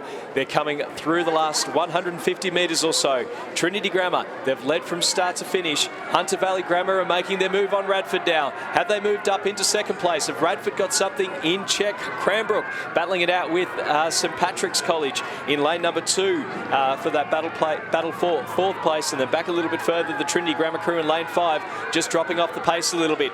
Trinity Grammar lane 7, they've moved to, they're still in front. Hunter Valley Grammar have moved into second, half a boat length on Radford College, and it will be Trinity Grammar who will take the win. Hunter Valley Grammar, a fantastic row there for second place. Third will go to the crew from Radford College, with fourth going to Cranbrook, holding off a fast finishing St Patrick's College in 5th, and then Trinity Grammar in lane number 5 in 6th place. Great race from Hunter Valley Grammar there, overturning a 2.5 second deficit in the last 500 metres to take second place by 1.4 seconds. So confirmation of results, Trinity Grammar crossing the line in first place and 7th overall in the schoolboy coxed quad scull. Hunter Valley Grammar in second, Radford College third, Cranbrook fourth, and St Patrick's College in 5th, and Trinity Grammar in 6th place. Moving on to race number 596. So it's the B final of the Schoolgirls Coxed 8, so we can just see them coming up towards the start line now. So racing not far off on time at the moment. So lane number 2 is a crew from Presbyterian Ladies College Perth. Lane 3, Methodist Ladies College in Kew in Victoria. Lane 4, the Friends School in Tasmania. Lane 5, Pymble Ladies College in New South Wales. And in lane 6, Genazzano College from Victoria. So a lovely geographical spread here, Chris. Yeah, exactly. We've representatives from Western Australia, Victoria, Tasmania and New South Wales. Victoria there represented by Genazzano in lane 6, who took out our sprint championships last year. No doubt we'll be disappointed by the omission of that event last night, but so we'll be looking for some big things in the first 500 metres from Genazzano. The crew's just getting aligned now. We're running mostly to time, just a couple minutes behind schedule now as we are about to get underway in our penultimate B final of the Australian Rowing Championships. Only 2 more B finals left, and then it's medals till the end. Lane number 2 from Presbyterian Ladies College Perth, Cheyenne Norwood, Brynja Wakefield, Charlotte Gisbel, Isabel Harold, Olivia Knockblack, Sophie Hardcastle, Eloise Knockblack, Chloe Shortinghus, Annabelle Antunovic is the coxswain. Lane 3 from Methodist Ladies College Kew, that is Sophie Lynn, Sarah Palavestra, Sophia Kapulius, Zara Kraus, Anna Jackson, Laura Taubman, Claire Wong, Emily Davies, Kate Roscombe is the coxswain. Just waiting for the start here. Lane 4 from the Friends School Tasmania, Esther Falloon, Sophie Bryant, Audrey Hope, Bridie Woolley, Alana Edwards, Sophie Neal, Lucy Cooper, Jara Wilcox and Gabrielle Hill is the coxswain. Lane 5 from Pymble Ladies College in New South Wales, Alessandra Bracich, Catherine Walker, Holly Craig, Charlotte Hartson, Tilly Morgan, Mia Booth, Megan Wood, Jessica Colburn, Serena Leong is the coxswain. And then from Genazzano in Victoria, Zoe Caldwell, Mackenzie Crawford, Anna Stone, Matilda Fulton, Samantha Bianco, Isabella Morrison, Sienna McLeish, Alice Egan, Lexi Tricarico as the coxswain, as they are underway in the B final of the Schoolgirls Coxed 8. Fantastic scenes there as they make their way very quickly down from the start line through the first 100 metres or so. Yeah, definitely best conditions of the week. A little bit choppier down in the opening stages of the course, but improving the entire way down to the finish line. And for some fantastic conditions, Perth really turning it on here for the final day of the Australian Rowing Championships. And great view there of the receding cloud cover, power lines on the left-hand side of the picture there, a testament to man's ability to generate electricity. When you said receding, I thought you were going to talk about hairlines while you're looking across at me, and I thought that just would have been a bit rude. You know, mate, own that hat tan as well. That's a good thing about a Canberra winter. It'll just be all completely white very soon. As the B final of the Schoolgirls Coxed 8 is well and truly underway, and crews heading down now towards the 500 metre mark. To my eye, it does look like the crews in the centre of the course. That would be Pymble Ladies College in lane 5 and Friends from Tasmania in the centre of the course. Who have made the best work of the opening exchanges of the race. Pymble Ladies College certainly have got their bow balls in front. Only be decided by how much. It's about half a boat length it looks as we approach the 500 metre mark. So a great start from the girls from Sydney, the sole New South Wales representatives in this B final. 2.25 seconds the margin back to Friends School from Tasmania in second place. Genazzano in third, 0.89 the margin there for the minor placings. MLCQ in fourth and PLC Perth in fifth place, but all these crews only separated by about half a boat length each. So really only Pymble Ladies College who have gotten out to quite a good start, about half, 3/4 of a boat length, and the rest of the crews are all within striking distance of each other as we see the red, white and blue blades there. Pymble Ladies College in the centre of the course, coming down and hoping to settle into a rhythm and defend that lead that they've earned in the first 500 metres. Yeah, but we've seen some crews rode through, particularly in the last 500 metres throughout the course of the regatta, but also today, particularly for some of these crew boat entries. So Pymble Ladies College from New South Wales out in front through the first 500. Friends School, Genazzano, MLCQ and PLC Perth. I would not count out any of these crews based on that first 500 metres, but certainly Pymble Ladies College, you can see there from the drone footage, looking quite comfortable out in front. They've got about a boat length lead over the Friends School from Tasmania, and then it looks to be Genazzano from Victoria sitting in third place, just ahead of MLCQ in fourth place, and then PLC Perth just hanging on to the bow ball there of the MLCQ crew. So that's our 1, 2, 3, 4 and 5, as we just see footage there as they're coming up towards the 1,000 metre mark. Pymble Ladies College right in front by 2.25 seconds at the 500 metre mark as we just wait for the timing check as they go through the 1,000 just to see if they have extended that out. And we are seeing a little bit of a push here from the Friends School. This is the B final of the Schoolgirls Coxed 8s. We've got the Schoolboys Coxed 8s coming up before we get on to the first of the finals for the day with the club women's double scull. 3.8 seconds between first and second now. Pymble Ladies just extending that over Friends, then back to Genazzano in third place, MLCQ in fourth and PLC Perth in fifth place through that first 1,000 metres. And you can see there as the rowers go through that turning, that timing point, really the concentration as you're going through that 2,000 metres and really just trying to make sure that your technique holds up. This is where all your training comes in. This is where it all comes to fruition. Yeah, absolutely. And I'm sure there'll be girls in this field that aren't happy to be in the B final, but definitely going out there to race as hard as they can and secure the best overall result.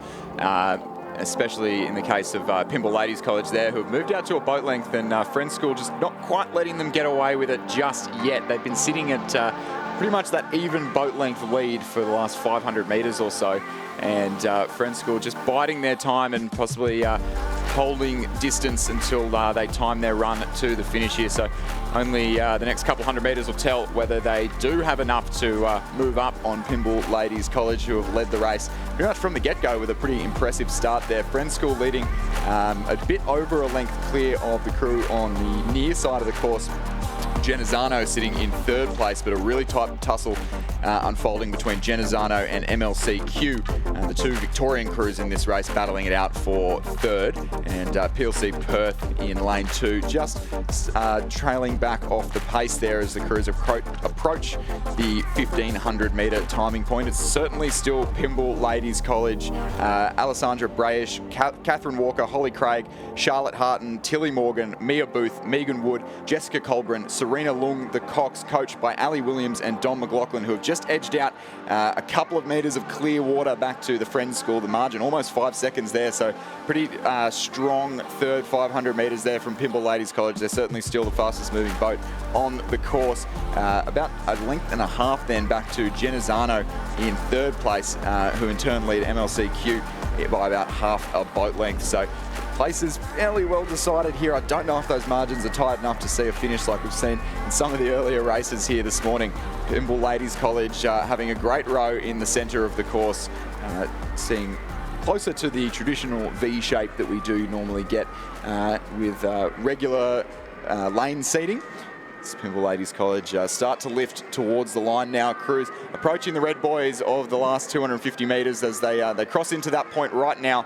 A length and a half lead for Pymble Ladies College over Friends from Tasmania. That's Esther Falloon, Sophie Bryant, Audrey Hope, Bridie Woolley, Alana Edwards, Sophie Neal, Lucy Cooper, Jara Wilcox, Gabrielle Hill, their cox, coached by Max McQueenie and Anthony Edwards.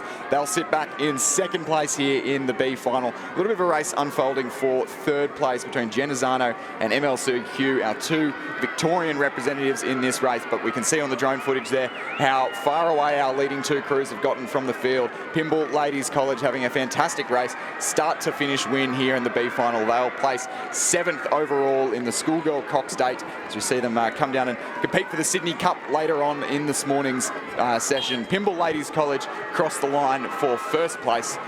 Friends School from Tasmania a length and a half back in second. The crew on the near side of the course from Genazzano making the best and holding off the tussle with MLCQ for third. That'll be 3/4 of a length clear of the Methodist Ladies College in fourth place, and PLC Perth will cross the line in fifth. Confirmation of the results from the B final of the Schoolgirls Coxed 8s. First place, Pymble Ladies College. Second, the Friends School. Third, Genazzano. Fourth to MLCQ, and fifth to PLC Perth. Provisional winning time of 7 minutes 11.27. Move on to the B final of the Schoolboys Coxed 8s. Lane 2, St Kevin's College from Victoria. Lane 3, Caulfield Grammar. The Southport School. Lane 5, the Hutchins School from Tasmania. Lane 6, Xavier College from Victoria. And Lane 7, Wesley College, also from Victoria. And it was Xavier College leading Hutchins and St Kevin's through the first 1,000 metres. Just over a second between first and second, and then a second back to St Kevin's in third. Less than a second back to Caulfield Grammar in fourth place. So 1, 2, 3 and 4 all very close together. Wesley College and Caulfield Grammar making up our fields. Southport School may not have featured on that timing at the 1,000 metre mark, but they do look to be sitting possibly in third or fourth. We'll get a bit of confirmation of that as they come through the 1,500 metre timing point now. Last B final of the Australian Rowing Championships for 2023, and what fantastic B finals we've had here this morning. So Xavier College in first, Hutchins in second, Southport School third, St Kevin's fourth, Wesley fifth. Southport School, St Kevin's and Wesley, you could throw a blanket over the bow balls there and could not separate the placings for the minor medals here. Xavier College certainly out in front, but not breaking clear water as the crews approach the last 500 metres of the B final of the Schoolboys Coxed 8. The A final will race for the Barrington Cup later on this morning. Xavier College had the best start and have led the race pretty much from the get-go here, but they are seeing challenges from 3 crews now all over the course, with Wesley College, Hutchins, Southport all challenging for the minor positions, and that race for the minor positions will encroach on Xavier College as they attempt to hold off all of their challenges in the last 200 metres of the course. It's still Xavier out in front, but Hutchins and Southport School going stroke for second place. Southport School second at the GPS Head of the River in Brisbane, and aiming for second again here in the B final of the Schoolboys Coxed 8. Xavier College have responded to the challenge from their right-hand side. Hutchins really moving. Hutchins would be the fastest moving boat on the course here in the final 10 strokes of the race. race. It's going to come down between Xavier and Hutchins. Hutchins are really moving. It's going to come right down to the final strokes. Can Xavier hold on to their early race lead? They hold on by 2 feet from Hutchins School in second, Southport School in third place. The crew on the far side of the course from St Kevin's in Victoria in fourth, narrowly from Wesley College in fifth place. And Caulfield Grammar from Victoria rounding out sixth place in the Schoolboy 8B final, the last B final of racing here at the 2023 Australian Rowing Championships. Confirmation of the results from the B final of the Schoolboys Coxed 8s. In first place, Xavier College. Second to the Hutchins School. Third to the Southport School. St Kevin's College in fourth. Wesley College in fifth. And Caulfield Grammar in sixth, with a provisional winning time of 6 minutes 15.27. It's time for the finals. We're in the final countdown. Cue the guitar solo. It is race number 598. It's a club women's double sculls. Lane 2 from Canberra Girls Grammar, Samantha Burns and Caitlin Natty, coached by Nigel Miller. Lane 3 from Sydney Rowing Club, Lauren Moran and Neve Tierney, coached by Lachlan Carter and Felix Dew. Lane 4 from UTS Haberfield, Louisa Stocks and Taylor Kerpenotius, coached by Katie Healy. Lane 5 from Richmond Rowing Club, Helen Pearce and Kate Dybel. In lane 6 from Brisbane and GPS, Kate Morris and Marnie Evans, coached by Catherine and Alan Borgia. And in lane 7 from ANU, Catherine Kahn and Taylor Caudle, coached by Nigel Harding. And through the 1,000 metres, it was that ANU crew, Catherine Kahn and Taylor Caudle. We'll see them rowing for the ACT in the Queen's Cup later on today, but they are out in front through the first 1,000 metres, ahead of Richmond in second place, a second and a half behind them, and then 0.17 of a second between second and third, Brisbane and GPS, Kate Morris, Marnie Evans. Sydney Rowing Club sitting in fourth place, a little bit off the pace, and then Canberra Girls Grammar and UTS Haberfield. Yeah, so our top 3 medal contending crews all but decided with a pretty big margin, then separating the top 3 and the bottom 3 crews in this race. ANU, Richmond and Brisbane and GPS were our top 3 at the 1,000 metre mark, but only about 1.8 of a second separating those top 3 crews.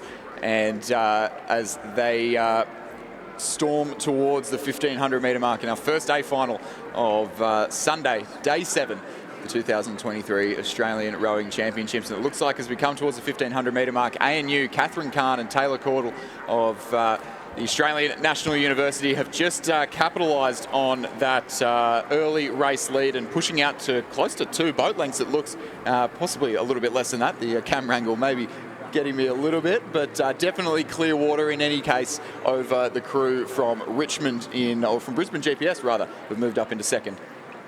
Yeah, ANU leading through the 1,500 metres, sitting ahead of Brisbane and GPS, and then Richmond in third.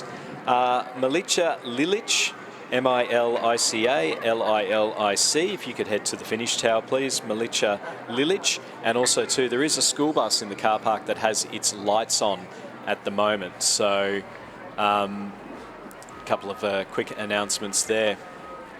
So that is it's a Hertz school bus with the registration 1GWX923. So 1GWX923. It is a Hertz Mitsubishi.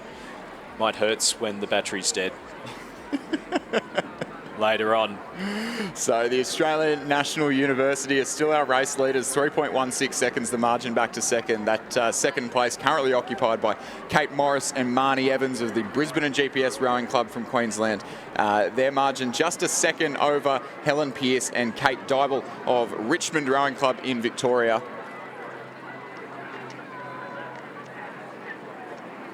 So ANU out in front, being put under pressure here by Brisbane and GPS in lane number 6, Richmond Rowing Club, sitting in third place at the moment. They're through the red buoys. They're down to the last 250 metres. We're seeing a push here. Kate Morris and Marnie Evans from Brisbane and GPS. Are they able to catch up to ANU's Catherine Kahn and Taylor Caudle? They've narrowed that gap down. Catherine Kahn and Taylor Caudle just starting to up their rates a little bit. Richmond, Helen Pearce and Kate Dybel sitting comfortably in third place, but it's a battle out for first. It's Brisbane and GPS, Kate Morris and Marnie Evans. ANU's Catherine Kahn, Taylor Caudle. There's not a lot in it. Catherine Kahn, Taylor Caudle have led from start to finish, but Brisbane and GPS are pushing and pushing hard. ANU lift their rate up a little bit. It's going to be right down to the wire, the last few strokes, but with a big few strokes, it will be the ANU crew. It will be Catherine Kahn and Taylor Caudle to take out the club women's double. Second place going to Kate Morris and Marnie Evans from Brisbane and GPS, with third going to Richmond Rowing Club's Helen Pearce and Kate Dyball. A great win there for the ANU Scullers. Fourth place will go to Lauren Moran and Neve Turney from Sydney Rowing Club as they just come up towards the finish line now. Canberra Girls Grammar, Samantha Burns and Caitlin Natty will come through in fifth place, with UTS Haberfield's Louisa Stocks and Taylor Kirpinotis coming through in sixth. So a first final of the day, and a cracking one it was. A confirmation of results there in the club women's double scull. The Australian National University national champions. Second place, Brisbane and GPS. Third, Richmond Rowing Club. Fourth, Sydney Rowing Club. Canberra Girls Grammar in fifth, and UTS Haberfield in sixth place. The winning time, 7 minutes 44.69, and the margin 1.34.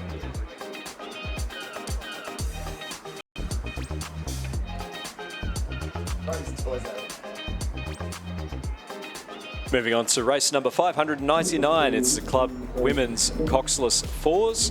Lane 2, Melbourne University. Lane 3, UTS Haberfield. Lane 4, Mercantile Rowing Club. Lane 5, Sydney University. Lane 6, Sydney Rowing Club, supported by the New South Wales Institute of Sport. And Lane 7, Mercantile Rowing Club. So the crew from Melbourne University in lane number 2, Chloe Amling, Tiffany Crossthwaite, Mary O'Donnell and Ellie McClure. Lane 3 from UTS Haberfield, Holly Gardner, Annabelle Fuller, Grace Burke, Lilla Anderton, coached by Katie Healy. Lane 4 from Mercantile Rowing Club, Chloe Robertson, Victoria Trenton, Abigail Cox, Bridget Somerville, coached by Samuel Fennessy and Peter Somerville. Lane 5 from Sydney University, Nikki Greenland, India Hobbs, Grace Turner, Ella Menzies, coached by Alfie Young and Thomas Larrick. In lane 6 from Sydney Rowing Club, Eliza Dunlop, Evie Thompson, Megan Hadfield, Isabel Fura, coached by Lachlan Carter and Felix Dew. And then in lane 7 from Mercantile Rowing Club, Eliza Plenicic, Sophie Coltman, Amy Baker, Louise Carr, and they're coached by Peter Somerville and Annabelle Eaton.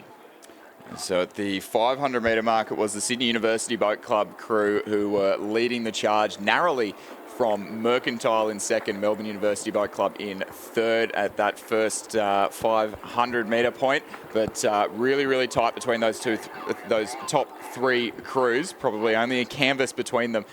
Tighter than the timing would suggest. Sydney Rowing Club in fourth place, about half a length off the pace there. And the Mercantile number 2 crew in lane 4, sitting back in fourth and in fifth rather. UTS Haberfield in sixth place. A very young UTS Haberfield crew there, coached by Katie Healy. But as we see the backs of the Melbourne University Boat Club crew on our screen there, Chloe Amling, Tiffany Crossthwaite, Mary O'Donnell and Ellie McClure in lane 2. The crew that at the 500 metre mark was sitting back in third, but it was definitely all to play for. Those top 3 crews very narrowly separated at the first timing point as they approach the 1,000 metre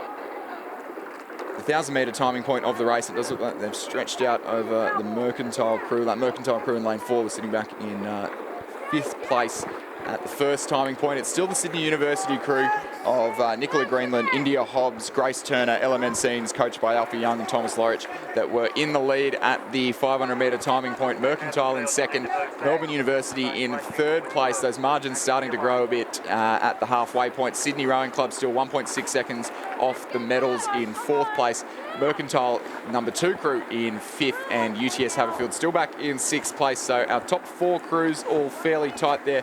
Bit of maybe two different races starting to appear. The race for first, where they're only separated by about a second and a half. That's Sydney University Boat Club and the Mercantile crew in lane 7. Eliza Plenicic, Sophie Coltman, Amy Baker, Louise Carr. That crew sitting back in second place, but a good length and a half clear of Melbourne University in third, who in turn are seeing a bit of a challenge from the Sydney Rowing Club crew of Eliza Dunlop, Evie Thompson, Megan Hadfield, Isabel Farah, that crew coached by Lachlan Carter and Felix Dew. As we we're just seeing our crews coming up towards the final timing point. The Sydney University crew, Nikki Greenland, we'll see her race in the Nels Ladder for the ACT and also in the Queen's Cup. So she's going to be a very busy woman. I dare say she's going to sleep well later on tonight. Mercantile Rowing Club sitting in second place. So we just see them now coming up towards that final timing point. Coming up after this, we do have the final of the club men's double sculls. So the Sydney University Boat Club there in the centre of our picture, we can see they're just starting to stride out and widen that margin back to second place, which the last timing point was held by Mercantile.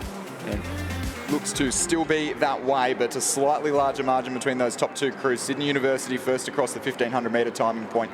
Mercantile 3 seconds back in second place. Melbourne University in fourth place, about a length and a half back, and about 2 lengths clear of the Sydney Rowing Club crew back in fourth. So not too much drama, I would predict, in the final 500 metres of this club women's coxless 4. Second of the Mercantile crew is about 11 seconds back in fifth place rather. The UTS Haberfield crew just coming through the 1,500 metre timing point now as we turn to the drone pictures here in the final 350 metres of the course, where Sydney University Boat Club lead by about a length from Melbourne University on the near side of the course, who look to be challenging but do have quite a lot of ground to make up here as the crews enter the final 35 strokes of the race. They're approaching the tenths now. And a little bit of clear water still between the Sydney University crew in the centre of the course and the Melbourne University crew on the near side of the course. Both of those crews, or pretty much all of our top 4 crews, will see on the course again in the penultimate final before our Interstate Regatta, the club women's coxless 8, as these girls will get off the water and back on in a couple of hours' time to contest those events.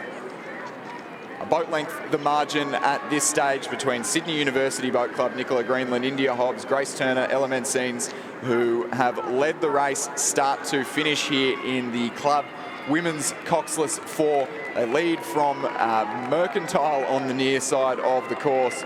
It's the crew of Eliza Planinic, Sophie Coltman, Amy Baker, Louise Carr, who have sat in second pretty much the entire duration of the course. Sydney University national champions in the club women's coxless 4. Mercantile 2 lengths back for the silver medal.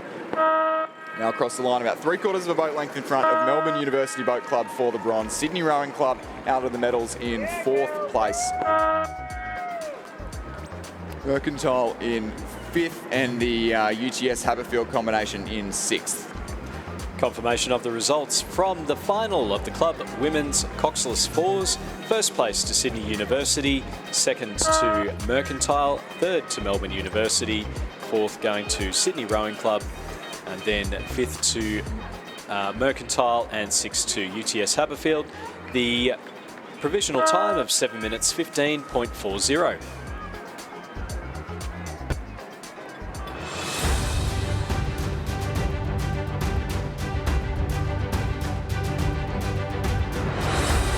Ladies and gentlemen, the presentation of medals for the Club Women's Double Scull Championship of Australia. The medals will be presented by Howard Croker OAM, life member of Rowing Australia and founder of Croker Oars.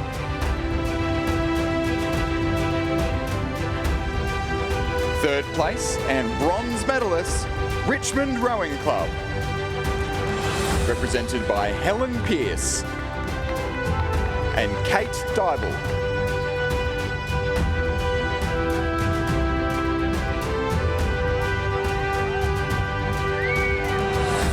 Second place and silver medalist, the Brisbane and GPS Rowing Club, Kate Morris and Marnie Evans.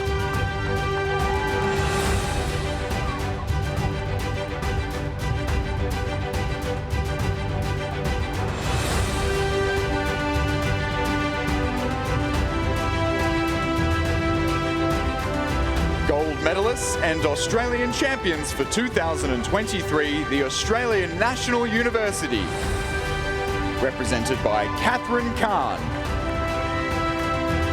and Taylor Caudle, crew coached by Nigel Harding.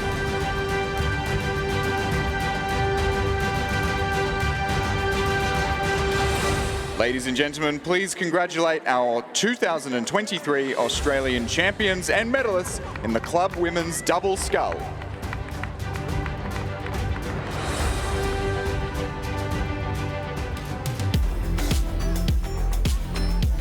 We are racing in race number 600. It's the final of the club men's double sculls. In lane 2, it's the University of Western Australia, Isaac Hamilton and Aaron Den Ouden, coached by George White.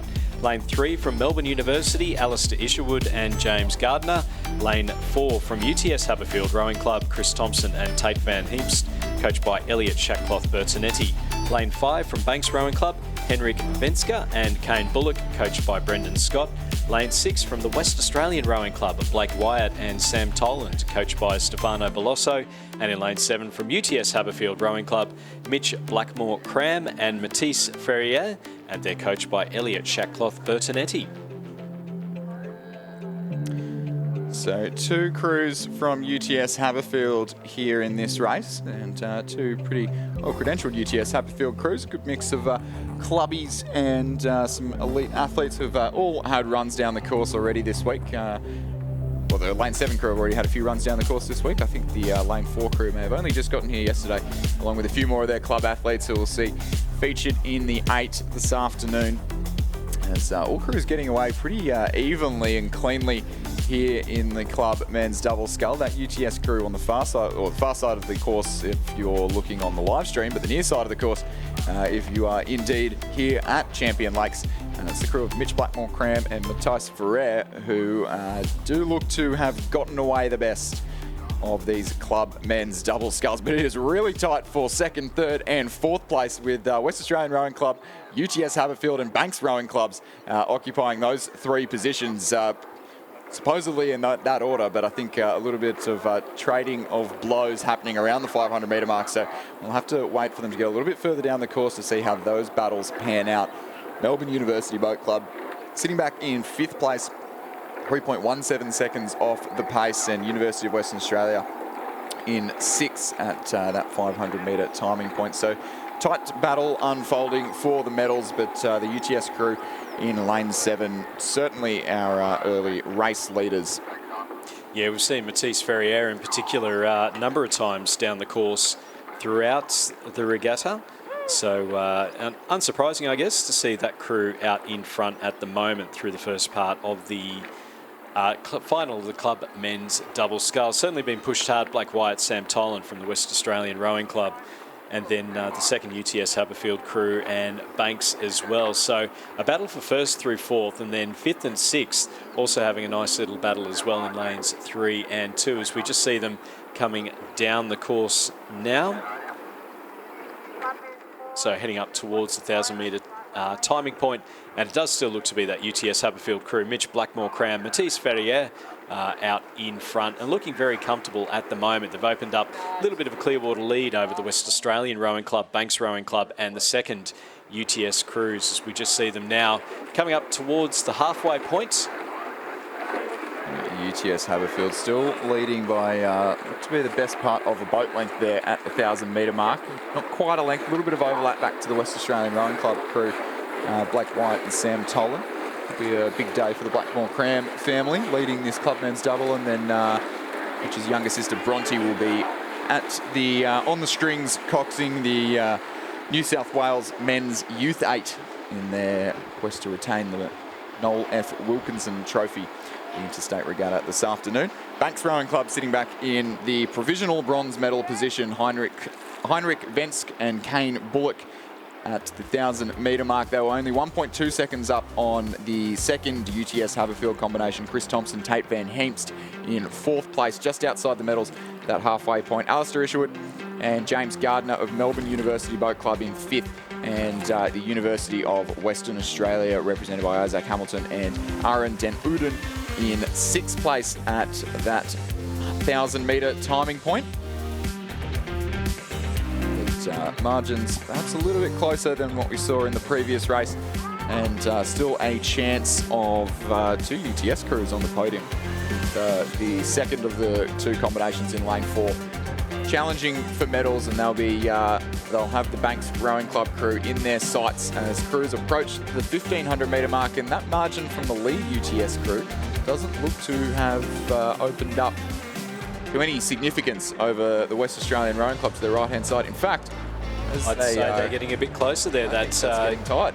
The West Australian Rowing Club crews, we just see them now coming up towards the 1500 metres, and you may well find that the West Australian Rowing Club crew have just got their bow balls in front, and indeed they have. They've rowed through UTS through that third 500 metres, the championship quarter. Coming through in third place, it is the crew from Banks Rowing Club, just about 3/4 of a boat length ahead of the second UTS Haberfield crew in fourth place.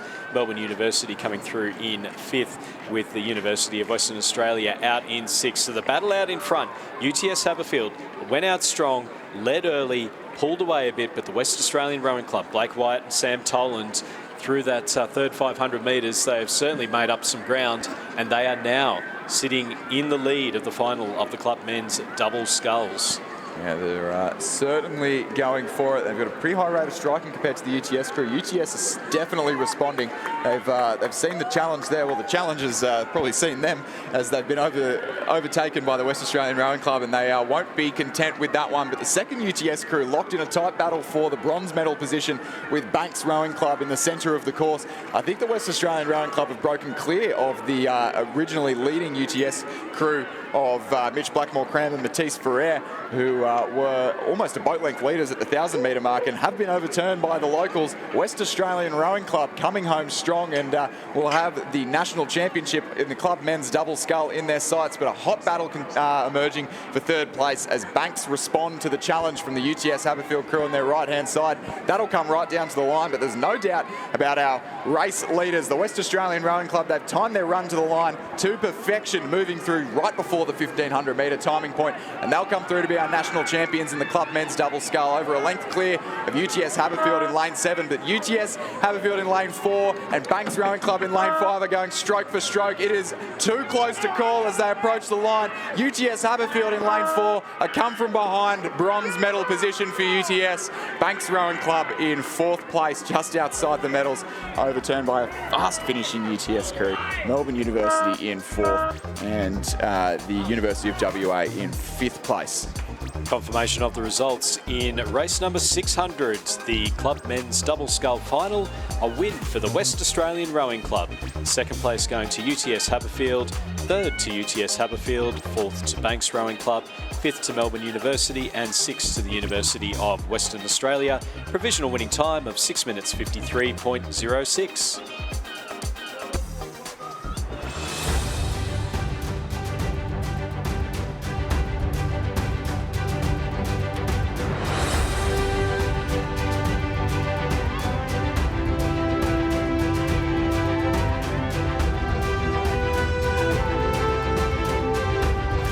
Ladies and gentlemen, the presentation of medals for the Club Women's Coxless 4 Championship of Australia.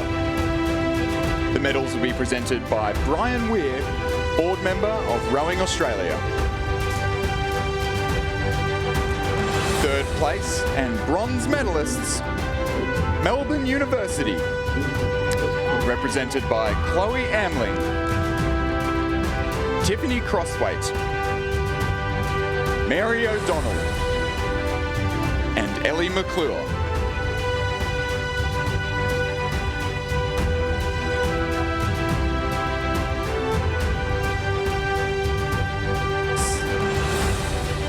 Second place and silver medalists, Mercantile Rowing Club, represented by Eliza Plininik, Sophie Coltman, Amy Baker and Louise Carr. Crew coached by Peter Somerville and Annabelle Eaton.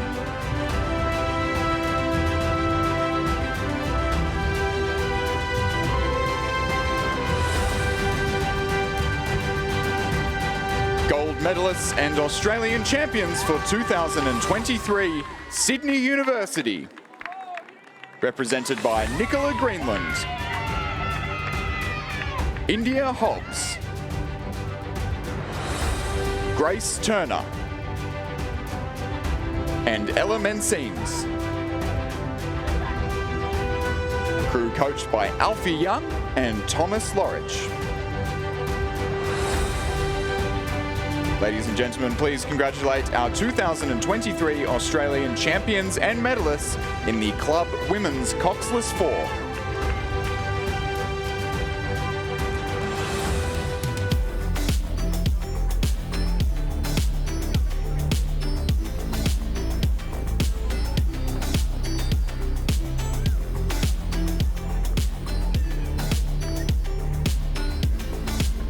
A quick change in the commentary with Stuart John stepping out, ready to fulfil his interstate duties for the Australian Capital Territory in a couple hours of time. And I'm joined for the next few finals by Richard Dorstein.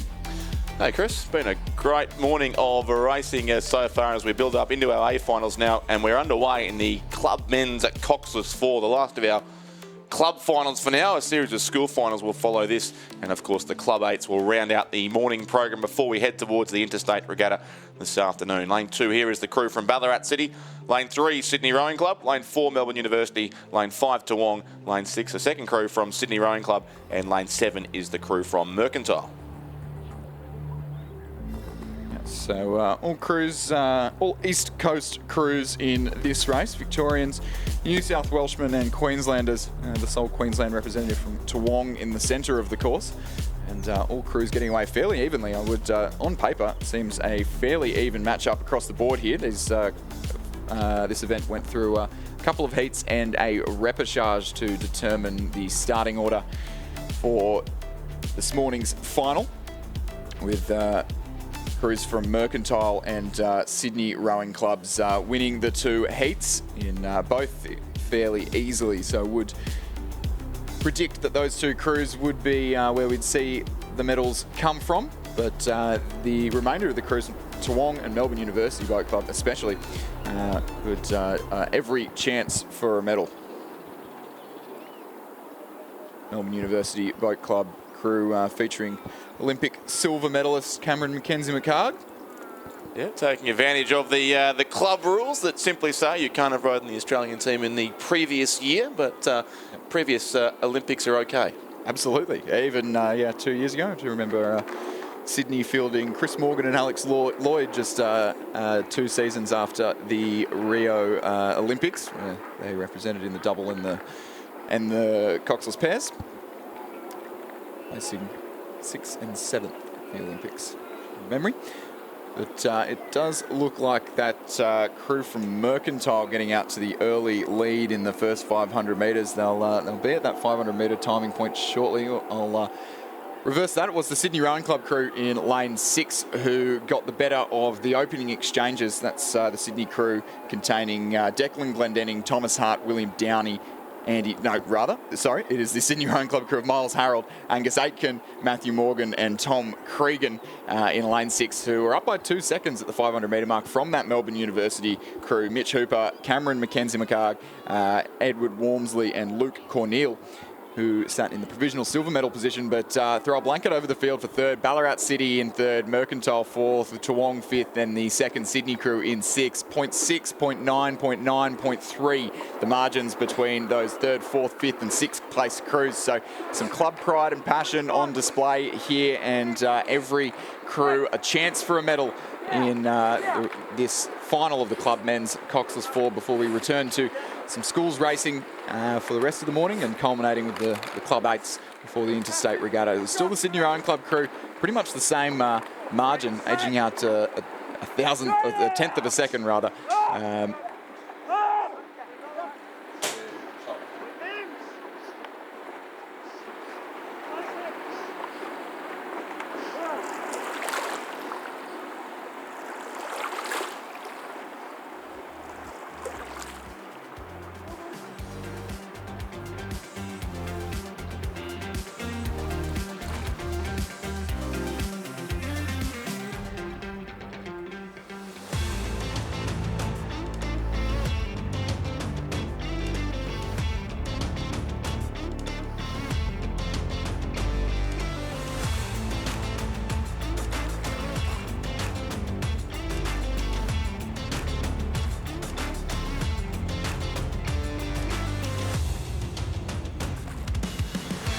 It is still the Sydney Rowing Club crew as they approach the 1500 metre timing point. The crew of Miles Harold, Angus Aitken, Matthew Morgan, Tom Cregan. Miles Harold and Angus Aitken getting a win in the under-23 Coxless 4. So a well-credentialed Coxless 4 crew there. Tom Cregan stroking it, the man with the big beard who represented Australia at the Henley Royal Regatta for the to mark the 100th year of the King's Cup, rowing in the Australian Defence Force Academy crew, which brought him back to the sport, and now competing for Sydney Rowing Club in the striving towards representing that club at Henley Royal Regatta this year in the Thames 8. And they're leading by about the same margin, or opening up a bit of a margin, almost 5 seconds back to Melbourne University Boat Club in second. 0.33 of a second back to Mercantile in third place. That's the crew of Harry Cathcart, Lachlan Wilmot, Ben Edmondson and Stephen O'Sullivan, coached by Tim Frederico and Alistair Matthews, who may have just got their bow balls in front of their next-door neighbours on Boatshed Road? Boathouse Drive. Boathouse I keep getting that one wrong too, but it's definitely Boathouse Drive, and great rivalry, you say, Chris, between those two clubs. This will be on for silver and bronze, certainly. Absolutely. Our medal contenders starting to get clear of the field here. A good margin of about 6.5 seconds back to the second Sydney Rowing Club crew in lane 3, who's sitting in 4th place ahead of Ballarat City in lane 2 in 5th, and Toowong in 6th place. So Melbourne University Boat Club, they've been sitting in that silver medal position all throughout the race, and they don't look to be giving it up without a fight, as Mercantile Rowing Club time their run to the line and try to move up one position into the silver medal position. It won't be enough to catch the Sydney Rowing Club, who are going to come home over a length clear of the field for a national championship in the club men's Coxless 4. Mercantile just with their bow balls in front in the closing stages. It'll come right down to the line for the minor medals. Mercantile Rowing Club moving through Melbourne University Boat Club for the silver medal in the club men's Coxless 4. Melbourne University Boat Club will cross the line for the bronze ahead of Sydney Rowing Club. Number 2 crew on the far side in 4th place, and a bit of a battle unfolding for 5th, where Toowong will just get up by half a boat length from Ballarat City in lane 2. Unofficial results there in race 601, the final of the club men's Coxless 4. Sydney Rowing Club, the winners. That's the lane 6 combination stroked by Tom Cregan. Second place goes to Mercantile Rowing Club, and third is Melbourne University Boat Club. Fourth will be Sydney on lane 3, followed by Toowong and Ballarat City. 6:24.18 the current winning time, and the margin of victory was exactly 3 seconds, 3.00 between first and second in the club men's Coxless 4, won by Sydney Rowing Club.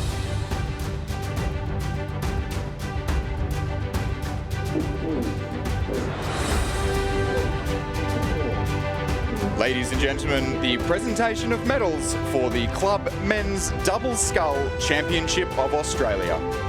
Medals will be presented by Howard Croker OAM, life member of Rowing Australia and founder of Croker Oars.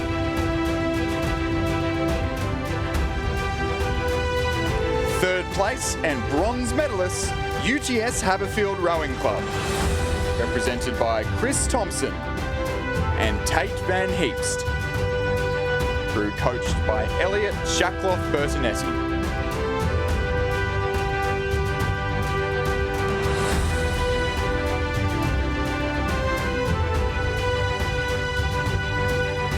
Second place and silver medalists, UTS Haberfield Rowing Club, represented by Mitch Blackmore Cram and Matisse Ferrer. Crew coached by Elliot Shackloff Bertinetti.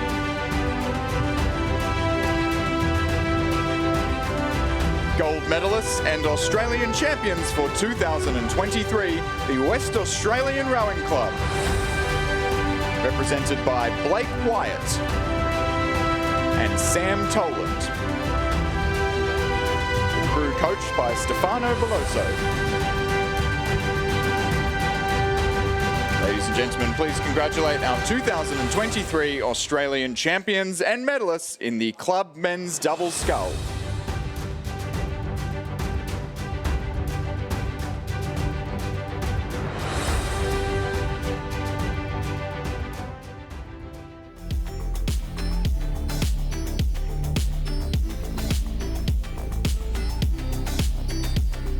Thank you to Chris McCarthy. And Ben Homer stepping in beside me now for some great schools racing to come up over the next hour or so. And we're underway in the first of those, which is the final of the Schoolgirls at Single Scull.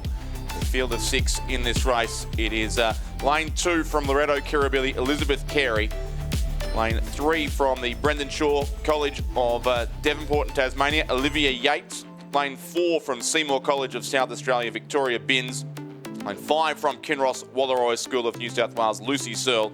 Lane 6 from St Pat's of Townsville, Sarah Burke. And lane 7 from the Cedar College in Melbourne, Zara Kafuri. So, Rich, you've got one Victorian here. Also you've got some Queensland ties as well, so not going to just throw you with all of that. But they're top 2 here, lane 6 and lane 7. Who's going into this one as the favourite for the Schoolgirls Single Scull A final? Yeah, well, it's such a tough race to pick a favourite in, given the different form lines from around the country that go into this single sculling event, as is the case with most of the school races, of course. Many of these athletes not racing each other except when they come to the national championship. But certainly Zara Kafuri of Cedar College in 7, Sarah Burke from St Pat's of Townsville have the preferred lanes. Lucy Searle of Kinross Walleroy's had a busy regatta too, along with Victoria Binns of Seymour College. Really, the whole field are a good chance here in this particular event. And you can see there in the opening strokes, there's not a great deal at all between our leading scullers. Possibly Olivia Yates there, the Tasmanian sculler in the white boat, has got off to a pretty good start also on the far side of the course.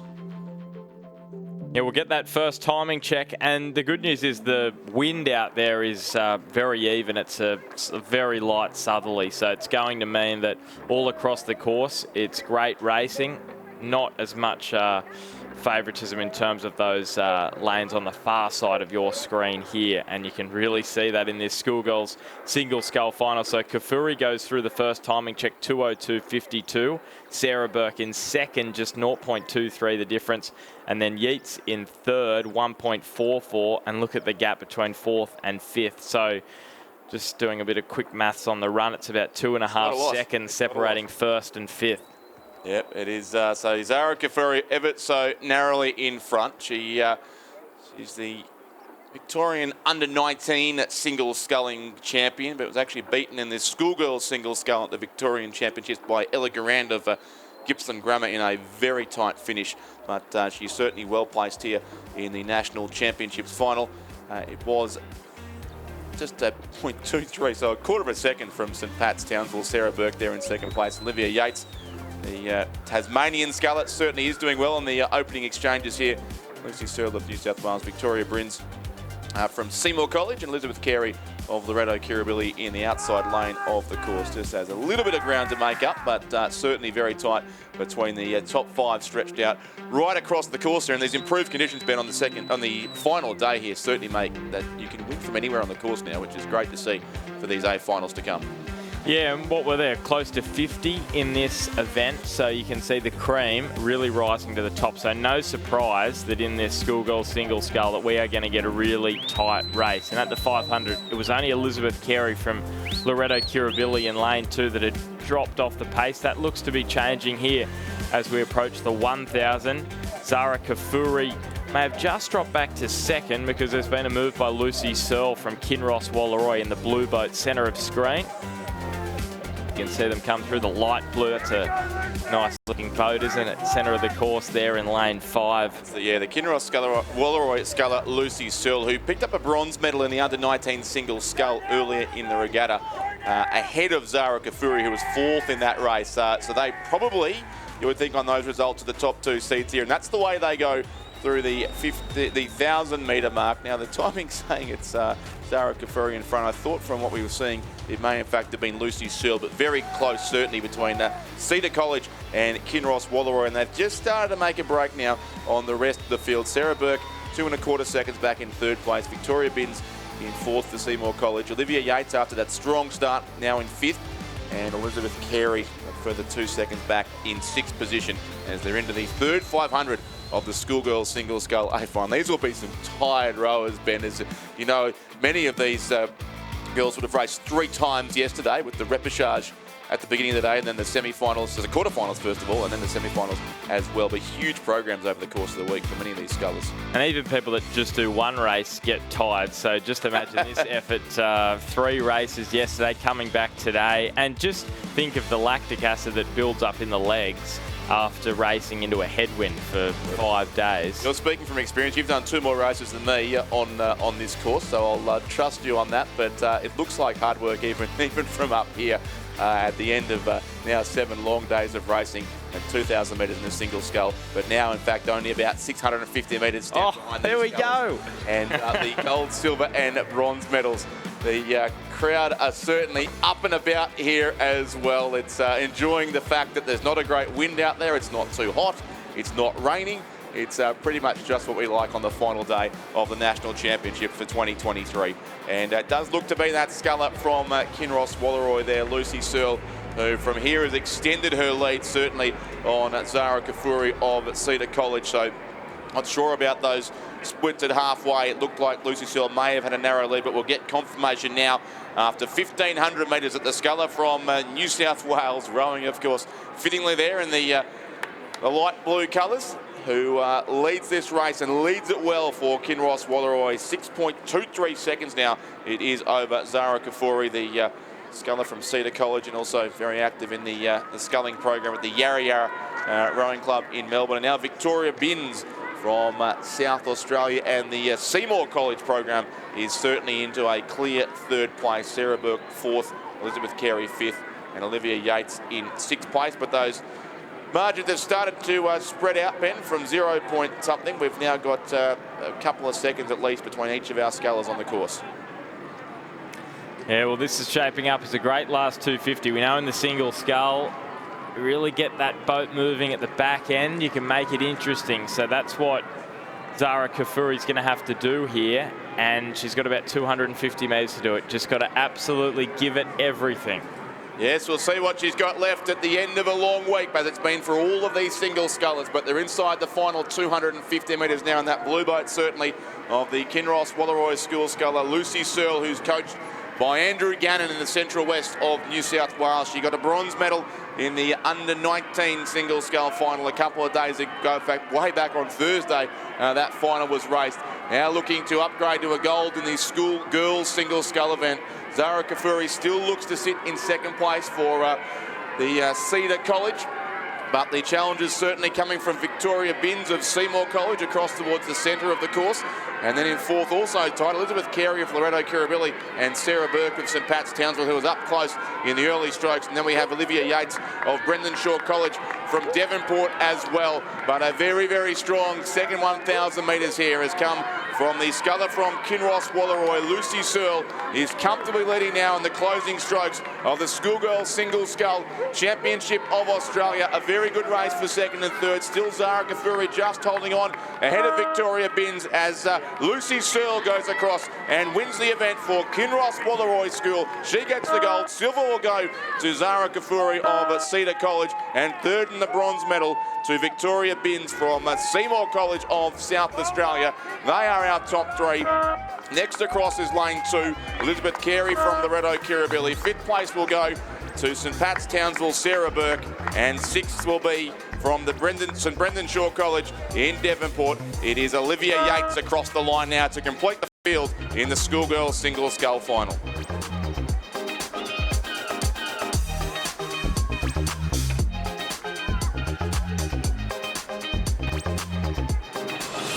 Ladies and gentlemen, the presentation of medals for the Club Men's Coxless 4 Championship of Australia. The medals will be presented by Brian Weir, board member, Rowing Australia.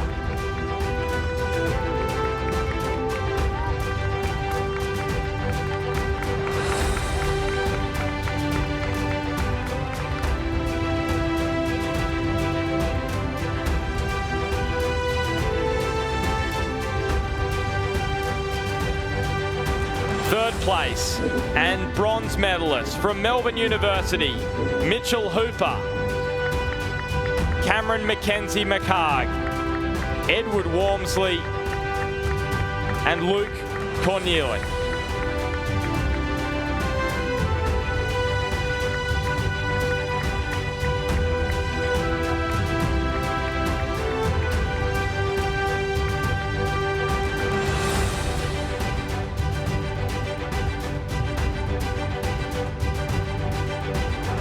second place and silver medalists representing Mercantile Rowing Club, Harry Cathcart, Lachlan Wilmot, Ben Edmondson and Stephen O'Sullivan, coached by Tim Frederico and Alistair Matthews.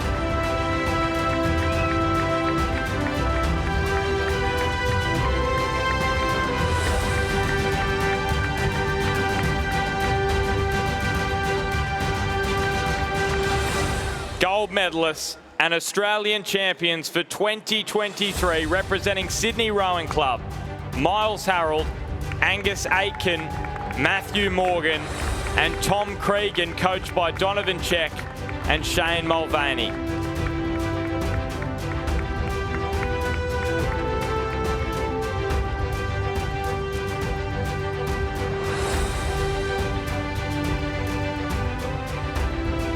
Please congratulate our 2023 Australian champions and medalists in the Club Men's Coxless 4.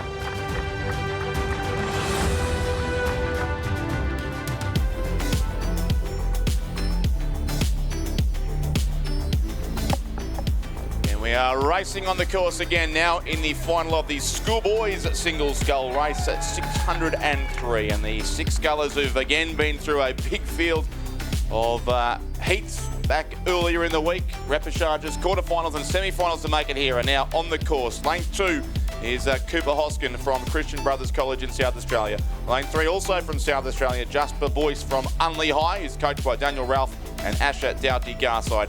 Lane 4 from the King's School is William Rogers, coached by Julian Huxley. Lane 5 from Aquinas College here in Perth, Harry Salfinger. Lane 6 from Nudgee College in Queensland, Chad Willett. And lane 7 from Churchland Senior High is Remy Payne, who's coached by Kevin Neville. The name we've mentioned many times over the course of this regatta is Chad Willett from Nudgee College, who is our leader, and he leads by over a length after 500 metres, so a very strong start there from the Nudgee College sculler, ahead of another very popular name over the course of this regatta, William Rogers, rowing here for the King's School, who's also been very successful in the Sydney Rowing Club colours over the course of this regatta, including a silver medal in the under-19 single scull a couple of days ago. So I reckon they're certainly the two scullers to watch, and unexpectedly they are out in front. Yeah, and a few more gaps at the 500 in this race than we saw in the Schoolgirls A final. Almost 4 seconds from Chad Willett to William Rogers in second, and then further 2.5 seconds back Remy Payne. So there's going to have to be some movement in this next 500 from those placed second, third and fourth, even fifth and sixth, not too far behind over this second 500 metres. But you can see there in lane 4, William Rogers from the King's School, wearing his Sydney Rowing Club hat and rowing, I'm told by he who knows all about Sydney Rowing Club, rowing in a Sydney Rowing Club boat named the Eric Horry. Wearing the colours still of the King's School of Parramatta, where he is in year 12. That's out in front. It is still Chad Willett of Nudgee College, and that's a handy lead halfway through this race. That's about 2.5 boat lengths to Chad Willett over William Rogers. Then in third place back on the our side of the course, but farthest away from the camera there in the red colours is Churchland Senior High, Remy Payne. He's also had a very successful regatta. He finished 5th in the under-19 single scull, so behind William Rogers, but 1 spot ahead of Chad Willett, who was 6th in that particular race. So they are our top 3 at halfway. Then from Aquinas College of Perth, Harry Salfinger. And great evidence there. You can watch the live stream from absolutely anywhere here at the Champion Lakes Regatta Centre, or indeed around the country and the world. Some great statistics coming through overnight of the views so far. We've got 160,000 plus people watching on the live stream, including not just from Australia, but from the USA and from the UK and various parts of Europe as well. So we welcome all our viewers on the live stream who are joining in. This has been by far the biggest week of live streaming ever at an Australian Rowing Championships. And you're watching a great race here and a very strong performance from the Nudgee College sculler, Chad Willett, out in front as he heads towards 1,500 metres gone in the Schoolboys single scull A final. This lead really set up in that first 500 metres and only extended that to the 1,000. So we're just about to get the Last 500 metres underway in this Schoolboys Single Scull A final. And we'll find out if Chad Willett has been able to extend that lead, which was at 5.07 seconds at the 1,000 metre mark, going through at 3:40.30. So he's doing 150 for each 500 at the moment, and he's keeping up that pace. 5:31.37. It was 5 seconds the gap. It's now almost 7 seconds back to William Rogers in the silver medal position. Remy Payne from Churchlands in the bronze medal position. So it's pretty even spread between 1, 2, 3 and 4, and even 5 as well in this Schoolboy Single Scull final.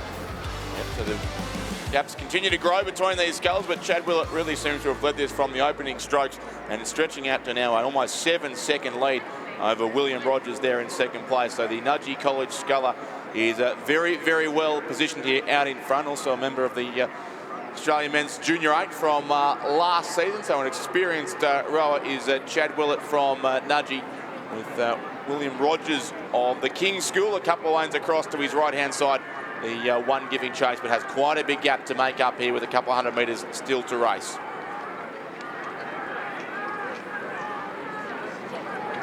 Well, there in third place is from the Churchlands Senior High, in very similar colours, possibly rowing in the colours, in fact, of the West Australian Rowing Club. But Remy Payne there, coached by Kevin Neville, is certainly in a comfortable third, so a good result coming up, it would seem, for the local sculler as well. Then Harry Selfinger, the next of the West Australians.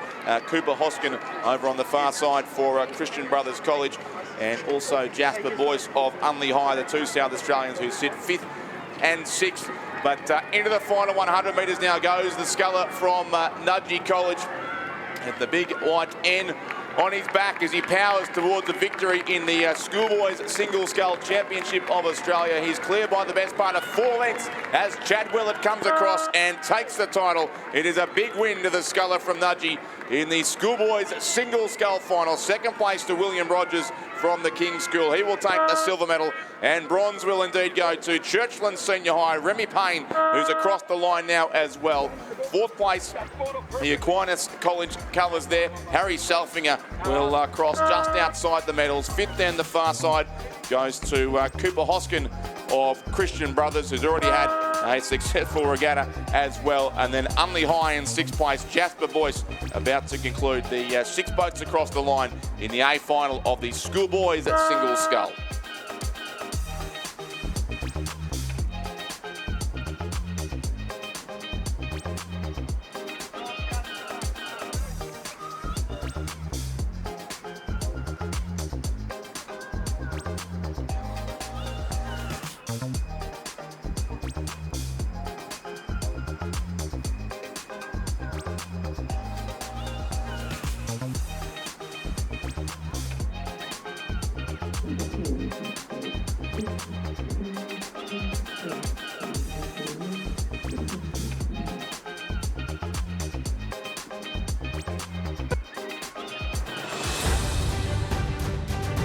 Ladies and gentlemen, the presentation of medals for the Schoolgirl Single Scull Championship of Australia. The medals will be presented by Kathleen Hextall, Brand and Marketing Manager of Bont Rowing.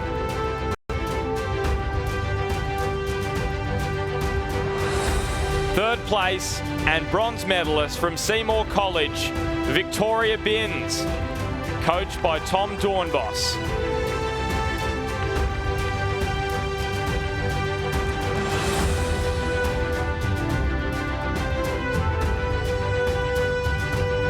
Second place and silver medalist representing Cedar College, Zara Kafuri, coached by David Ockert.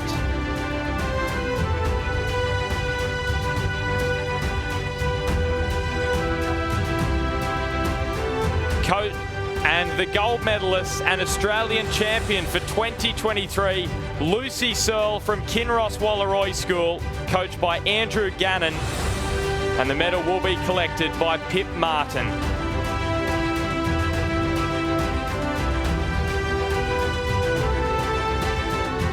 Please congratulate our 2023 Australian champion, and medalists in the Schoolgirls single scull.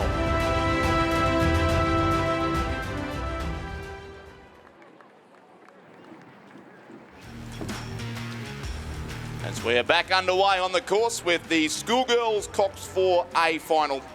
Away right on time. In fact, I think a minute or two ahead of the scheduled start time. I think the officials and athletes enjoying these much easier conditions at the start today. And the 6 boats are on their way down the course in the A final of the Schoolgirls Coxed 4. Lane 2 is Roseville. Lane 3, PLC Perth. Lane 4, Ballarat Grammar. Lane 5, Loretto Ballarat. Lane 6, Ballarat Clarendon College. And lane 7 is the Wilderness School from South Australia. So just going through those crews, in lane 2 from Roseville College, Phoebe Herdman, Sienna Meaney, Hannah Alexander, Charlie Griebel, coxed by Matilda Marchant, and coach is Gonzalo Briones. In lane 3 from PLC Perth, Jazz Shervington, Jessica Nixon, Brooke Poole and Elizabeth Hutton, coxed by Angeli Ng and coached by Anna Gunsberg. In lane 4, Ballarat Grammar, Alicia Walker, Ella Flamsteed, Lily Bryant and Perry Eaton, coxed by Angie Gouty, coached by Andy Tyndall. In lane 5, Loretto Ballarat, Sarah Augustine, Bridget O'Brien, Gemma Phillips and Talia Whittle, coxed by Lily Davis and coached by Steph Seary. And in lane 6, Ballarat Clarendon, Lily Dwyer, Tasia Kursanovs, Katie Jackson and Lucy Richardson, coxed by Chloe Tippett and coached by Matt Olver. And in 7, the Wilderness School from South Australia, Gia Rinaldi, Isabel Jackson, Imogen Hawker, Zara Hoadley, coxed by Sophia Tayeb and coached by John Trovis. So there are the 6 crews for this A final in the Schoolgirls Coxed 4.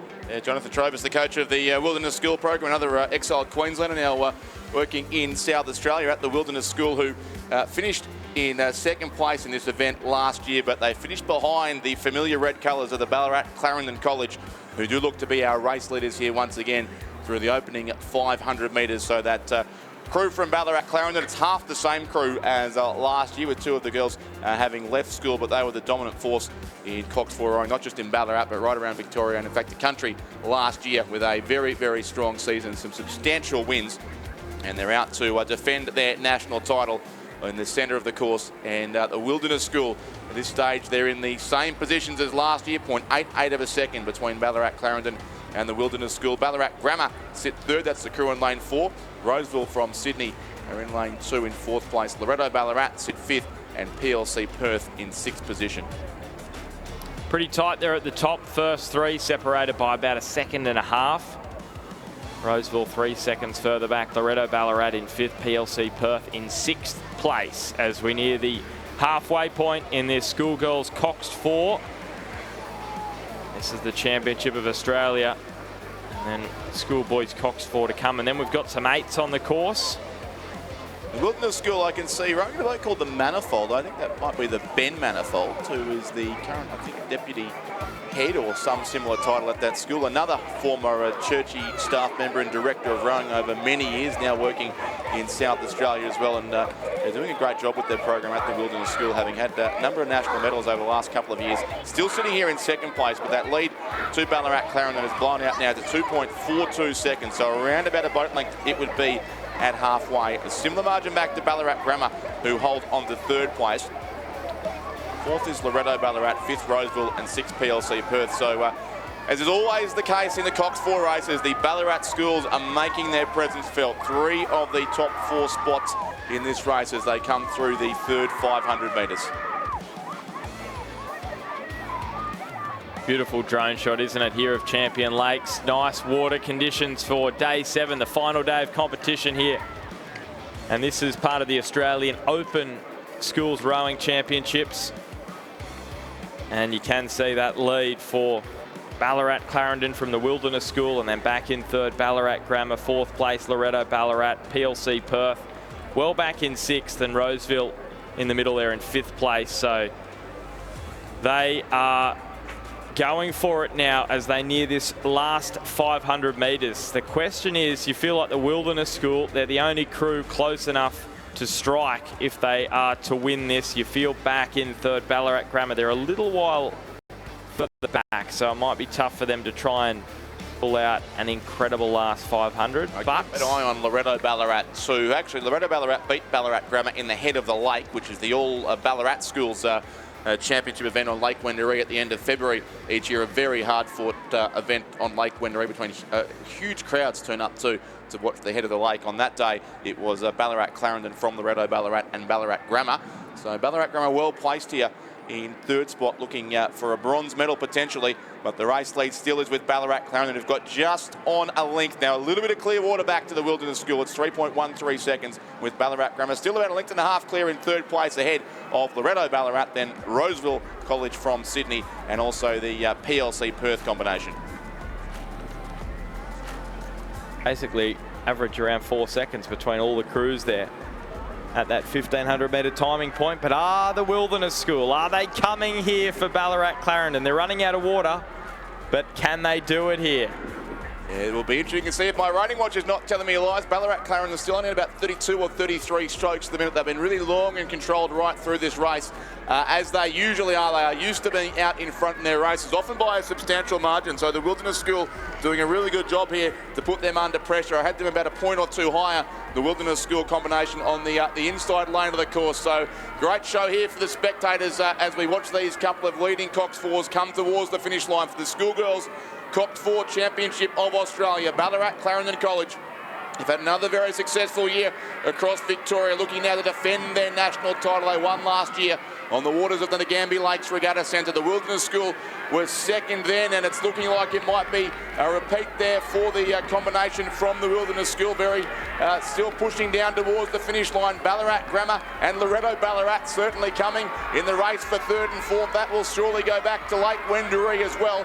But out in front here by about a length and a half, it's a combination from Ballarat Clarendon. Lily Dwyer, Taya Kursanovs, Katie Jackson, Lucy Richardson and Chloe Tippett. They are coached by Matt Olver, and they will add another medal to their bulging collection. Ballarat Clarendon defend their title in the Schoolgirls Cox 4, and they win it by almost 2 lengths, so a very strong finish indeed. The Wilderness School in second place. They repeat their silver from 12 months ago, and third place will go to the crew from the Ballarat Grammar School over on lane 4. A great result for that crew, edging out Loretto Ballarat, who will finish in fourth. Fifth place will go on the far side of the course to the crew from Roseville, and sixth will be PLC Perth. So, gold medalists here in this Schoolgirls Cox 4. Ballarat Clarendon, unofficial time of 7:21.59. Wilderness School with back-to-back silvers in this event. Ballarat Grammar claiming bronze.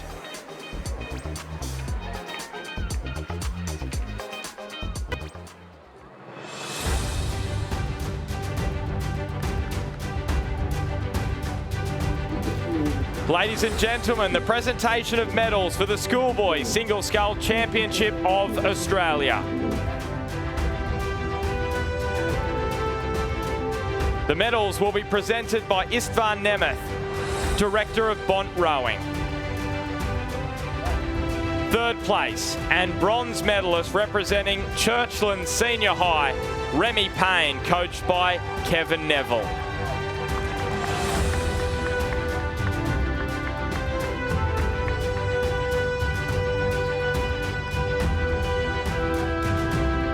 Second place and silver medalist representing the King's School, William Rogers, coached by Julian Huxley.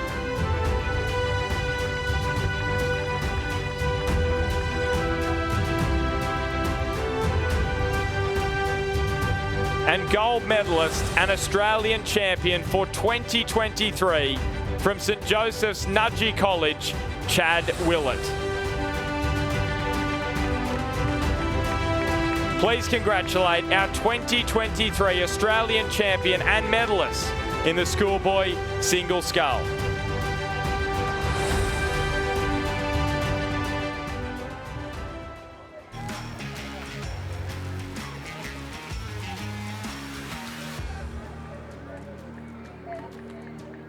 And with perfect timing, we are underway in the final of the Schoolboys Cox 4.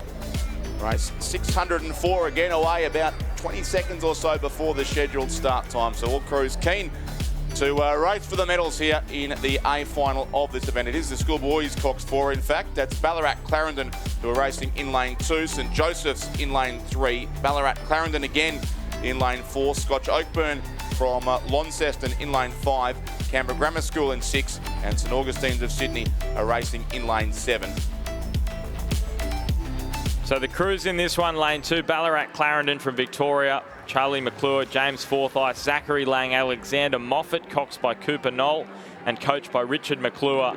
Lane 3, St Joseph's out of New South Wales, Samuel Basher, Alex Negline, Jack Cullen and Joe Magglesdorf, coxed by Jonathan Yates. They're coached by William Raven, Michael Lane and Tom Morgan. In lane 4, Ballarat Clarendon College, Alexander Grove, Tristan Niehoff, Lachlan Clark, Jock Quartermain, coxed by James Tippett and coached by Ian Peel. In 5, Scotch Oakburn College out of Tasmania, Cameron Parker, Rupert McKenzie, Sam Brown and Matt Russell, coxed by Percy Bennett, coached by James Russell, McLean Cameron. And in 6, Canberra Grammar out of the ACT, Harry Budd, Jamie Biragor, Dylan Outram, William Hawkins, Jack McDonald, and coached by Chris Polyichanin. And in 7, St Augustine, supported by N-Swiss, Oscar St Pierre, Tane Potts, Joe Lynch, Dougal McKenzie, and coxed by Ryder Taylor, coached by Judith Ungermark.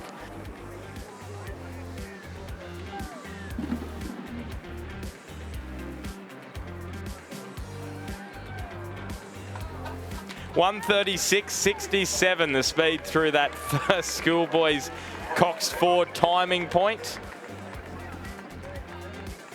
Ballarat Clarendon only about half a second back, and then St Joseph's in the bronze medal position as they currently sit. Richard, I think this one's going to be a good finish. Yeah, it should indeed be. The St Augustine's crew lane 7, certainly you'd have to think are the favourites here. They were the winners of the under-19 men's 4, which was raced on yesterday's program. May in fact have been held over from Friday, but they're the crew that does lead out narrowly after 500 metres, just 0.61 of a second back to Ballarat Clarendon in second place, as that school from Ballarat in the red colours goes for 2 wins in as many races. St Joseph's were 3rd from Sydney, crew out of lane 3.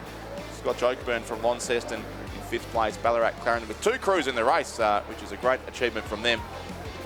They were 5th as well, and Canberra Grammar School in 6th place. But those couple of crews, lanes 2 and also 6, Canberra Grammar right back in the race at this stage for some reason in the early stages. We're expecting to be a bit closer to the lead. That's Ballarat Clarendon on screen there, who won the girls race just a few minutes ago and are getting very close to the lead here along with St Augustine's as they head up towards the halfway mark of this Schoolboys Cox 4 final.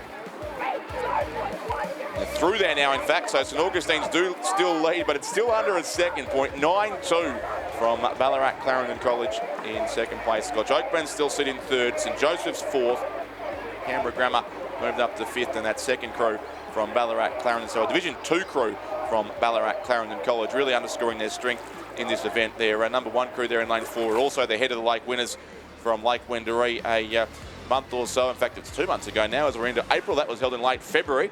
But Ballarat Clarendon took home both titles on that day, the Open Boys and Girls 4, and looking to repeat the dose of the National Championship. But St Augustine's may have something to say about that. Look at that water. That is the best water we have had, well, at least since the start of the week. How about that for a shot? The drone just almost hovering. glassy, isn't it? Well, I hope the drone doesn't get taken out here. The drone pilot's going to have to get that a bit higher because the St Augustine's crew's coming through. Our drone operator did have a day off, of course, on Friday. We all watched him describe the window ourselves. He was sitting waiting and wanting to do some work, so I think he's making up for it today with some spectacular drone work, and that's a brilliant shot to show you the crews racing towards the finish line here, now deep into the 3rd 500 metres. And from that angle, it does look extremely tight between Ballarat Clarendon College lane 4 and St Augustine's of Sydney in lane 7. The Judith Ungermark coach combination there, they've been very successful in the last couple of years in St Augustine's, and of course progressing through to an Australian crew last year as well, and they're still clear, and they have extended to the biggest lead of the race, Ben, but it's only 1.55 seconds over Ballarat Clarendon. And you can't rule out Scotch Oakburn, the Tasmanians, who have come a long way for this regatta, and they don't want to go home empty-handed. Maybe they can get themselves into a position to challenge here for the gold medal. They're just sitting there in third at the moment. This is going to be an intriguing finish, just depending whether St Augustine's can hold on to that advantage currently to Ballarat Clarendon, and then Scotch Oakburn in the bronze medal position as it stands at the moment. Canberra Grammar, they're coming as well. Yeah, so Scotch Oakburn looking for at least a bronze medal here. I don't have the facts to hand, but I'm not sure when they would have last won a national medal at school, so it'll be a great result for them. And hello to Hugh Baird, if you're watching at Scotch Oakburn too, enjoying this race as they look to be in a top 3 spot. It still is the St Augustine's combination who do lead out here from Ballarat Clarendon, and Scotch Oakburn certainly coming home strongly on that Victorian crew as well. They're clearly our top 3. Then it would be Canberra Grammar, who've come home really well in the second half of the race. St Joseph's are thereabouts as well. St Augustine's over on the Ballarat Clarendon, I should say, on the far side of the course in the red colours there. St Augustine's leading. Scotch Oakburn really powering home late in this race to make it very, very interesting for the medals. They're still third, but Ballarat Clarendon are trying to keep ahead of them, and St Augustine's too. Our top 3 have about 2/3 of a length between them as they go to the line. The Schoolboys Coxed 4 Championship of Australia. It is St Augustine still holding on. Ballarat Clarendon should get seconds. They hit the line. St Augustine's win it very tight. Ballarat Clarendon just hold on. And Scotch Oakburn, a great finish there, will take the bronze medal, but some brilliant final strokes from all of our leading crews. St Augustine's first, Ballarat Clarendon second, third was Scotch Oakburn. St Joseph's have got across in fourth, fifth goes to the second crew from Ballarat Clarendon College, and sixth will be Canberra Grammar. Yeah, there's some tired bodies there. St Augustine, supported by N Swiss, through in an unofficial time, 6:34.12 for the gold medal. Ballarat Clarendon silver, Scotch Oakburn bronze. Ladies and gentlemen, the presentation of medals for the Schoolgirl Coxed 4 Championship of Australia.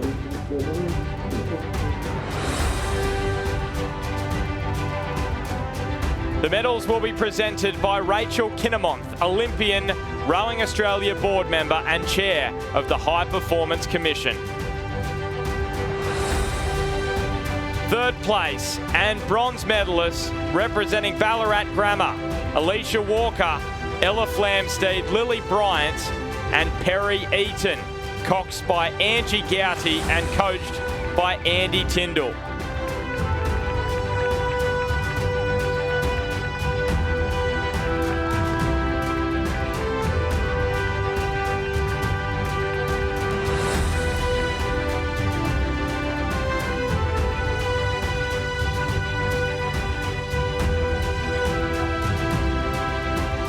Second place and silver medalists representing the Wilderness School, Gia Rinaldi, Isabel Jackson, Imogen Hawker and Zara Hoadley, coxed by Sophia Tayeb and coached by John Trovis.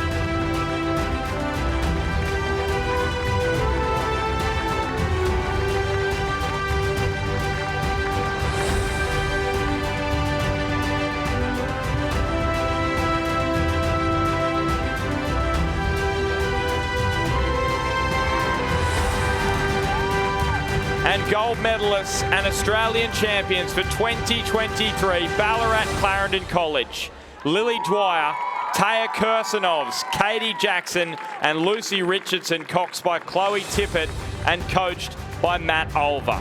Please congratulate our 2023 Australian champions and medalists in the Schoolgirl Coxed 4.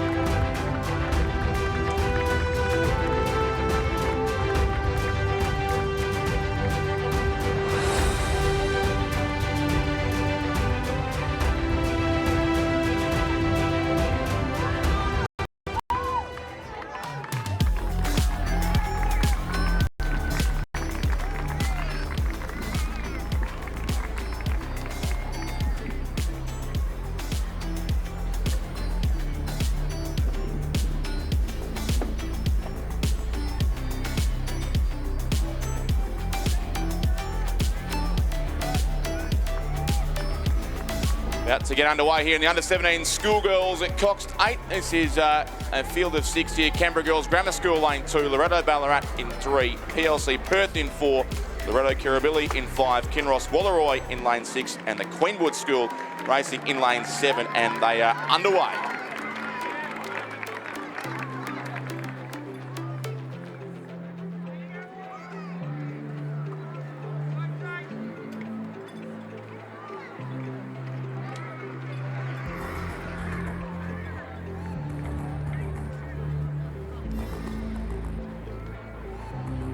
So we've got a start here, under 17 Schoolgirls Coxed 8. This one should be a cracker, the A final here.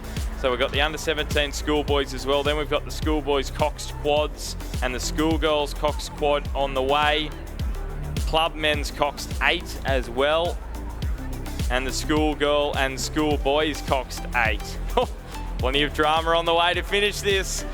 Australian Rowing Championships. Rich, we've got the Interstate Regatta coming up right after these next 6 races, 8 races. 6 or 8 to go. We conclude with the Schoolboys and Schoolgirls 8 and the Club 8s as well. Some grade 8s races to follow. But this is the under 17 Schoolgirls 8, so often known as Year 10 8s in many parts of the country. And this promises to be a brilliant race as well. Once again, crews all over the course are getting a pretty good start. Canberra Girls Grammar School there, certainly closest to the camera, have a bit of an edge on Loreto Ballarat, across then to PLC Perth, and also Kinross Wallaroi, that blue boat just edging out Loreto Kirribilli and Queenwood either side of them as they head up towards the first timing check after 500 metres, and it does look like it will be Kinross Wallaroi who are narrowly the first crew through, but only just ahead of the Queenwood School. So in that Kinross Wallaroi boat, Sienna Wilkin, Xanthi Staniforth, Mahari Wiley, Sophia Lelf, Olivia Searle, Maggie Kirkby, Jemima Scammell, Tessa Wong, Emily Caro. They are coached by Emma Fessy and Alexander Cropley. They're leading the way from Queenwood, that boat with Ella Hardy, Natasha Hughes, Millie Dont, Madeline Walk, Eva Thompson, Zara Taylor, Gemma McLaren and Addison Rolls, coxed by Alice Yardley, coached by Ella Davidson, Alan Bennett and Oyson Nolan. Those are the top 2. Just half a second splitting them after the first 500 metres. And this is what... Expect those gaps to be tight. That's a big gap, isn't it, between the top 2 and third in an 8, almost 4 seconds. So that's a lot of work to do for Canberra Girls Grammar. It is, but very tight between the two of them, certainly. Kinross, Wallaroi and Queenwood. These two crews would have raced each other a fair few times, I'd suspect, on the waters of the Sydney International Regatta Centre and other places around New South Wales. Kinross Wallaroi, of course, is in Orange, but a few hours away from Penrith, but they do travel a fair way to most of their regattas, as do so many of our regional schools. And then Canberra Girls Grammar School, I won't call them as being from New South Wales, but in the same area of the country there, from the ACT. So they have some familiarity, these crews, as they head up towards the halfway mark of the race. PLC Perth narrowly 4th, Loreto Ballarat and Loreto Kirribilli in 5th and 6th position. That's Canberra Girls Grammar. Audrey West, Ash Watts, Grace Disney, Maddie Beersley, Sophie Murphy, Emily Walker, Sophie Frost, Isabel King, coxed by Eliza Miller. And this is the Loreto Ballarat crew. We're over in lane 3. Canberra Girls Grammar next to them. Here's the time check, and this is going to go right down to the wire. There's no doubt about this. There's going to be some really tight bodies at the end of this one. 1,000 metres remaining. Queenwood leading Kinross Wallaroi by 1 second, and that is nothing in an 8. No. That is absolutely nothing. This is going to go right down to the wire. Third has slipped off the pace. Loreto Kirribilli to almost 7 seconds. So you could almost say right now it's between Queenwood and Kinross Wallaroi for this gold medal in the under-17 Schoolgirls Coxed 8. Queenwood made the final last year, but finished in 6th place. Behind, interesting enough, St Catherine's School of Sydney, who won this race last year and are now one of the favourites in the Schoolgirls Coxed 8 to come. So it certainly is a great form guide for the Sydney Cup race in the year to follow. But it's certainly the New South Wales schools who are doing best of all here, with Canberra Girls Grammar now, in fact, dropping back into 5th place. So Queenwood, Kinross Wallaroi and Loreto Kirribilli, our top 3 as they came through the 1,000 metre mark. Loreto Ballarat doing a good job there over in lane 3.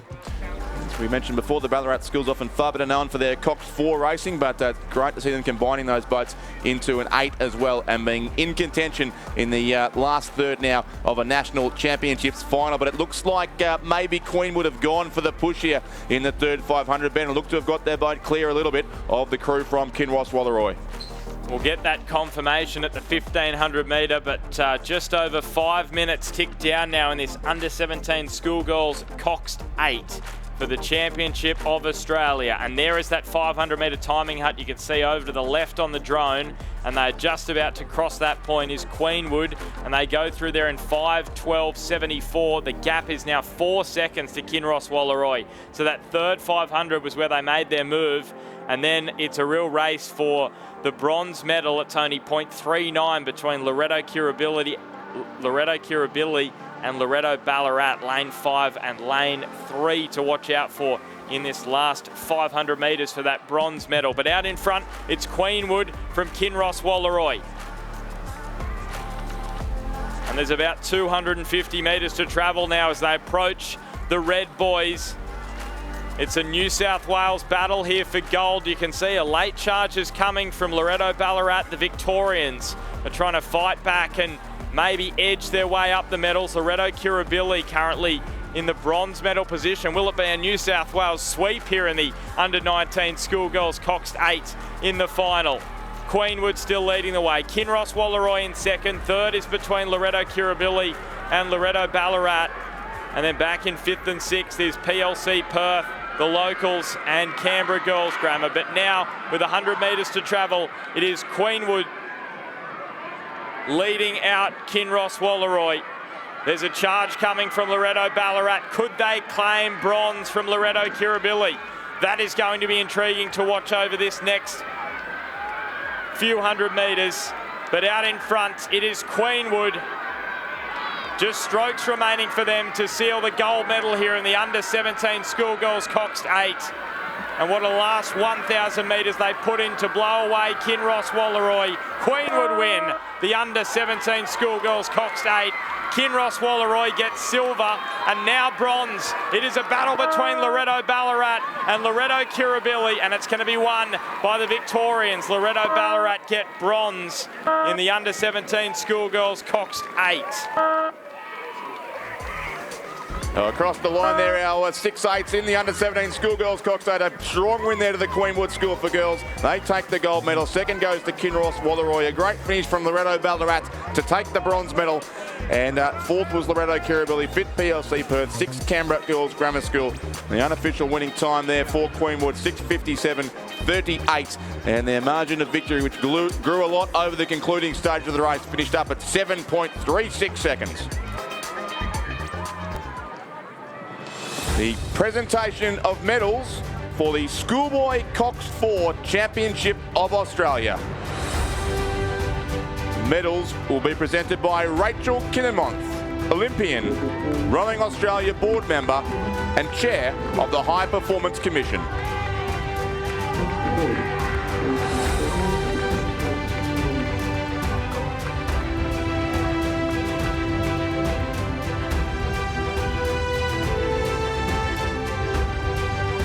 In third place, and bronze medalists, Scotch Oakburn College,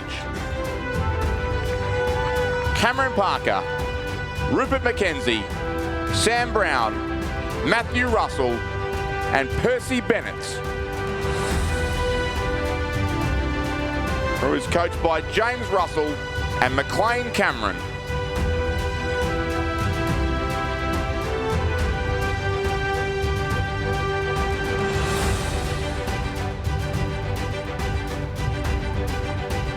In second place, and silver medalist, Ballarat Clarendon College,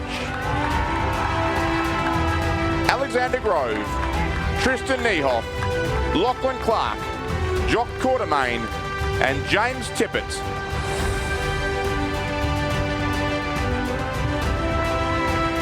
Who is coached by Ian Peel.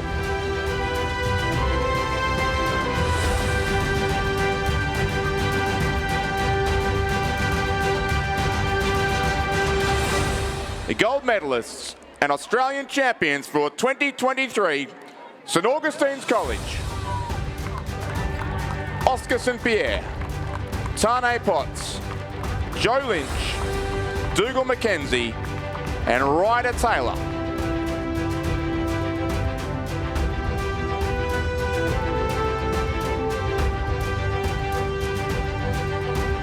Crew is coached by Judith Ungama.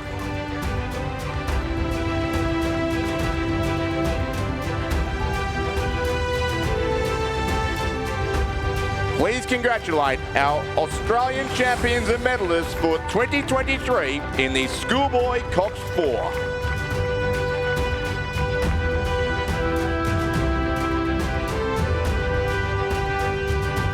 And now we move to the under-17 Schoolboys Coxed 8. The A final is about to get underway. Boats just getting lined up on the start. And in lane 2, Brighton Grammar, Hamish Elliott, Fletcher Brougham, Michael Farron, Tom Trist, Isaac Pells, Oscar Goodger McGrath, Hugh Cabengel, Oliver Smith and Monty Brougham is the Cox, coached by Thomas Haddon. St Augustine's out of New South Wales in 3, Jay Taylor, Jason Cow, Hamish Wise, Miles Nicholas, Will Dawson, Max Tancred, William Pender, Josh Arundel and Henry Goldsworthy, the Cox, coached by Björn Ungermark. And in 4, Scotch College, Fletcher Douglas, Lachlan Lawson, Jack Atkins, Tom Mitchell, Louis Emmett, Joe Collingwood, Hugo Purnell, Ted Burney and Thomas Finlay, the Cox, as they are underway here, the opening strokes of this under-17 Schoolboys Coxed 8. Scots in 5, Jack Lamson, Archie Hughes, Monty Picaulis, Tom Juricic, Samuel Stewart, Lucas McGregor, Samuel Ireland, Angus Wells, coxed by Finlay Cardno, coached by Edward Manton and Dustin Butler. In 6, St Joseph's, Charles Watt, Daniel Taylor, Nicholas Callanan, Thomas Maloney, McKinley Dooley, Gus Sazalka, Matthias Maloney, Darcy Williams and Benjamin Clark, coached by William Raven, Michael Lane and Tom Morgan. And Prince Alfred College from South Australia in 7, Jasper Hill, Isaac Evans, Oliver Smith, Marco Worth, Angus Williams, Lewis Dawson, Samuel Ramelge, Max Garnett, and they are coxed by Tiago Barlow, coached by Amanda Tidswell and Mitchell Moore. There are the crews for the under-17 Schoolboys Coxed 8, the A final.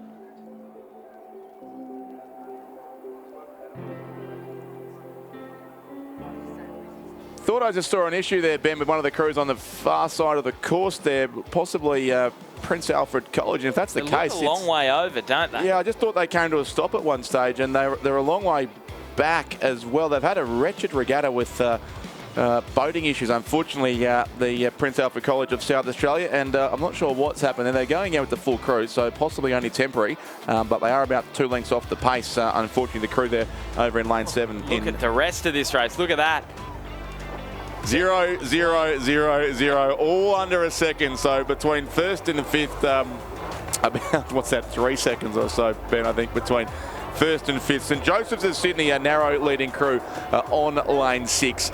But then behind them, it's just basically toss a coin for the rest of the placings. Brighton Grammar in 2, St Augustine's in 3, Scotch College 4, and the Scots College. So Scotch from Melbourne in lane 4, Scots from Sydney. Give us a wave if you can see yourself on the big screen.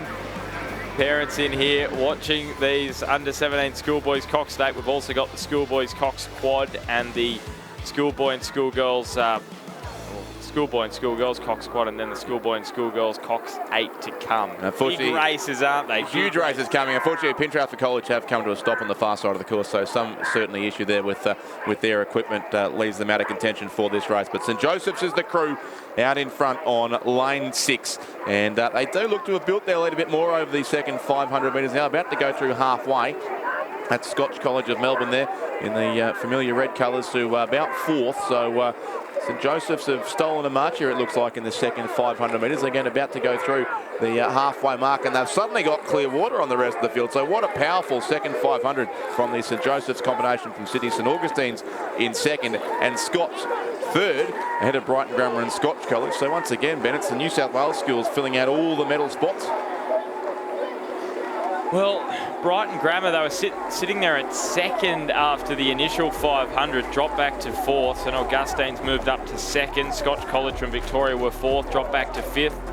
But the big move is Scots College out of New South Wales from fifth to third. But St Joseph's, they're not moving out in front, as in not moving in terms of from that first position. They are definitely moving quite quickly. I reckon the quickest boat on the course, likely you'd think that combination from St Joseph's, so they are way out in front and looking to extend it, but these crews behind them will certainly chase hard. It does look like a rudder issue too also for Prince Alfred College, unfortunately. You can in fact see them there on that drone shot. They are wandering into and out of their lane, so unfortunately for PAC, they've had a few equipment issues over the course of this regatta, and it struck again in the final of the under-17 Schoolboy 8. So St Joseph's in front, and St Augustine's look to be the best of the chasing crews. Of the two Victorians too, it'd be Scotch College, who were third in the Year 10-8 at the Melbourne Head of the River.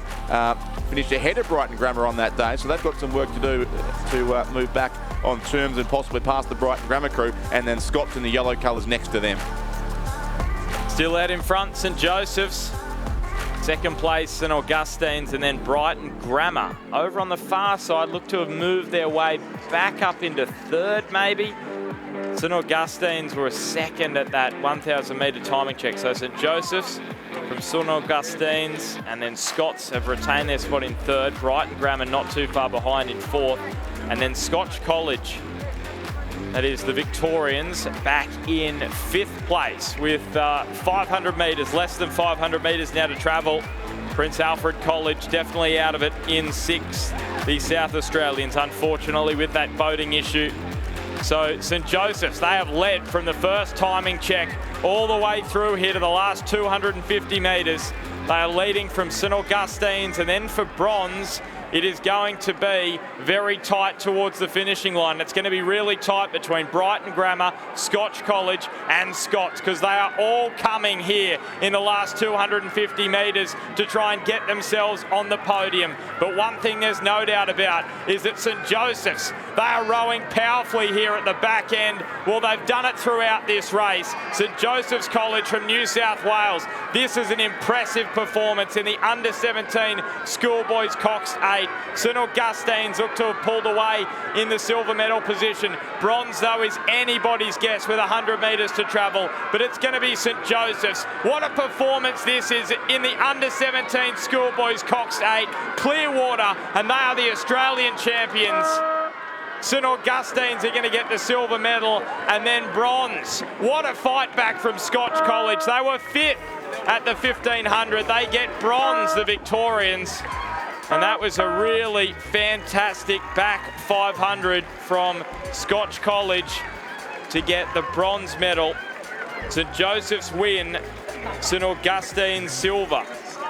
So across the line there, first in the under-17 Schoolboys Coxed 8 was the crew from St Joseph's College of Sydney. Second place, St Augustine's, also from New South Wales. Third place, a very strong finish by Scotch College of Melbourne. They'll take the bronze medal. Scots fourth, Brighton Grammar School in fifth place, and Prince Alfred College have recovered and straightened up and will come across shortly in their lane to complete sixth position. So well done to PAC there, but 6:16.55, the unofficial winning time there for the crew from St Joseph's, and a substantial margin of victory, 6.62 seconds.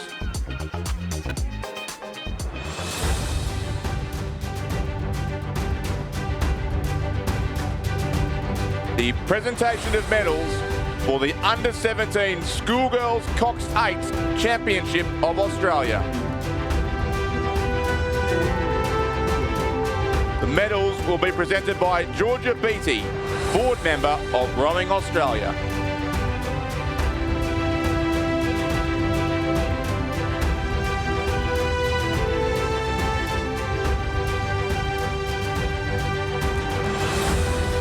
Third place and bronze medalist, Loreto College Ballarat.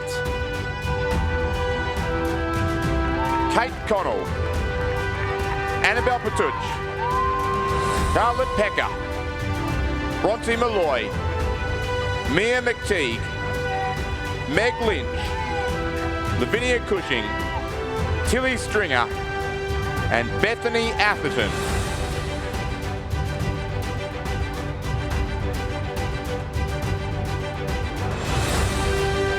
is coached by Barry Holsall and Lucy O'Loughlin.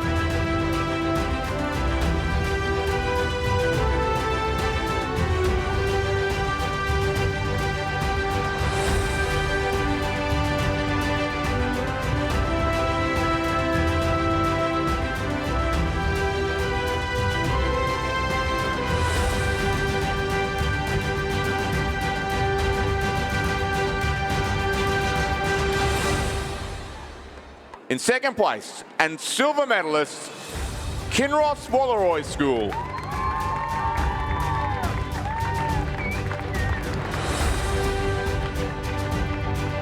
Sienna Wilkin, Xanthi Staniforth, Mara Wiley, Sophie Llewellyn, Olivia Searle, Maggie Kirby, Jemima Scammell, Tessa Wong, and Emily Caro.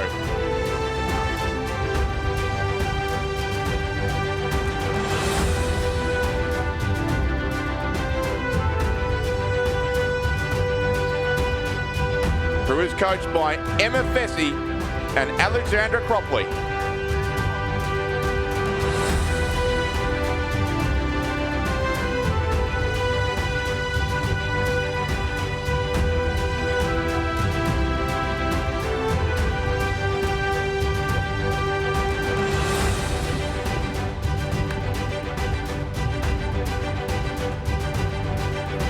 Our gold medalists and Australian champions for 2023, the Queenwood School. Ella Hardy,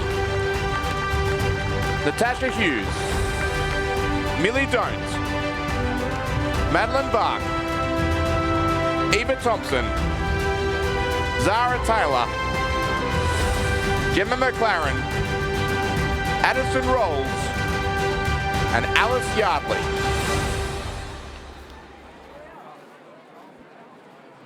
Crew is coached by Ella Davidson, Alan Bennett, and Oisha Nolan.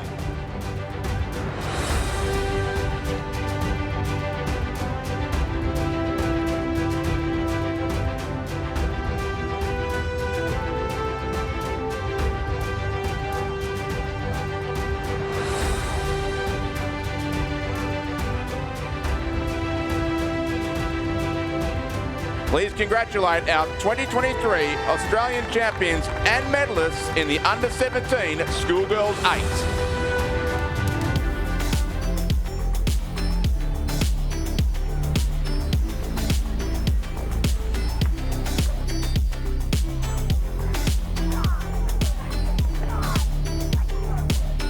So we're on the water here. Schoolgirls Cox quadruple scull, the A final, into the last half dozen races before we have the Interstate Regatta getting underway at 1 o'clock.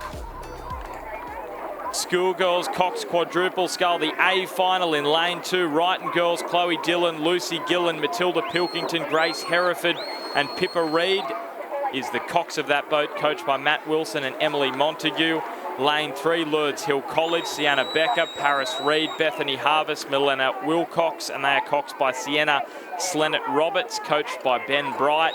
In 4, Kinross Walleroy, Ruby Lego, Millie Lane, Isla Ryan, Lucy Searle, coxed by Jade Caro, and coached by Andrew Gannon and Trin Graham. In 5, Canberra Girls Grammar, Claudia Bridgewater, Abby Davis, Alex Perry-Dalton, and Eliza Lilly, coxed by Olivia Noonan and coached by Caroline Pipers. And in 6, Queenwood, Chloe Driver, Charlotte Bota, Alexandra O'Brien and Imogen Gray, coxed by Chloe Juretta and coached by Kyron Glynn and Ray Boyle. And in 7, Wrighton girls out of Victoria, Constantina Kafasa, Sarah Haven, Charlotte Crozier and Asha Gowans, and they are coxed by Sandupa Gunasekara and coached by Matt Wilson. And Wrighton girls are the defending champions in this event. They've got a very strong record in recent years in the Schoolgirls Cox Quad Scull Championship of Australia, but being headed at this stage by the crew from New South Wales. It is Queenwood who lead on lane 6, the other of the semi-final winners here in this Schoolgirls Cox Quad Scull, and they've got a pretty handy lead after 1,000 metres, 3.89 seconds over Canberra Girls Grammar, who were there in second place, and Lewis Hill in third. Lewis Hill from Queensland, one of the Brisbane Schoolgirls Rowing Association schools up in Brisbane. They sit currently in third place. Wrighton Girls would then be fourth. Kinross Walleroy in fifth place, lane 4. And Wrighton Girls with 2 crews in the race. So again, showing their strength in Schoolgirls coxed quad scull rowing, currently sitting in 4th and 6th place. But Queenwood away to a very strong first 1,000 metres there. Yeah, about a gap of 4 seconds opened up over that first K. But just 0.11 separating Wrighton Girl and Lurds Hill. So it looks tight for the bronze at the moment. Can Canberra Girls Grammar eat into this difference over the third 500? We really look at this all the time to see whether there is a chance of a late fight back. You need to get moving in that third 500 if you really want any hope of pulling back a margin. The other question here, Ben, I think, is what have Queenwood got left? That's a very strong first 1,000 metres. They've taken 2 lengths, it looks like, on the rest of the field. And as we mentioned a few times in these school events, these athletes have been rowing up and down the course for 7 days here at Champion Lakes. And Queenwood have gone for one final effort here in the quad scull, and they are 2 lengths clear still of Canberra Girls Grammar, who narrowly hold down second place. And then you could just toss some coins in the air for the bronze medal this stage. Lewis Hill, Kinross, and also Wrighton Girls. Last 500 metres here. Schoolgirl cox quadruple scull as they come into view. And that is the question that Richard Dorstein asked there. How much have Queenwood got left in the tank? Because they have flown out through that first 1,000 and into the 1,500 metre mark. They are leading the way here. Canberra Girls Grammar have been sitting in second for most of it, but now the moves are coming from Kinross Walleroy, Lurds Hill over on the far side. And then the 2 crews out of it at the moment look to be Wrighton Girls, the 2 Victorian crews in this race. But across the centre of the course, you can see the 4 boats. They are flying only 3 medals on offer here. Gold, silver and bronze, and they're all going for it. Queenwood in pole position to take the Australian Championship at this point. They're still holding on to a decent lead. Canberra Girls Grammar, Kinross Walleroy, and then Lurds Hill. They are taking out the remainder of that 2nd, 3rd and 4th positions in this race. Wrighton Girls in 5th and 6th, but it's Queenwood. Queenwood School out of New South Wales with 100 metres to travel. They put the foot down over the first 1,500 and they've kept it there with now 200, now just 100 metres to travel. Canberra Girls Grammar, they are holding on to silver. Kinross Walleroy are coming. Lurds Hill are as well. And it's going to be really tight for silver and bronze. Canberra Girls Grammar are trying to hold on, but out in front, it's going to be Queenwood who claim gold in the Schoolgirls Cox Quad. Silver is going to be Canberra Girls Grammar, just Kinross Walleroy get bronze on the line. Lurds Hill miss out, and that was a really cracking finish. Wrighton Girls 5th and 6th. Oh, what a race there, Ben. Queenwood School comfortable out in front in the end, but for the remaining medals, there were 3 hooter beeps in very quick succession there as they charged across the line. But Queenwood take the win. 2nd will go to Canberra Girls Grammar School. 3rd, Kinross Walleroy, just edging out Lewis Hill. And Wrighton Girls finished 5th and 6th. The lane 7 crew ahead of the lane 2 crew there. And it was 7:21.30, the winning time at this stage for the crew from Queenwood, and they won it by 3.57 seconds.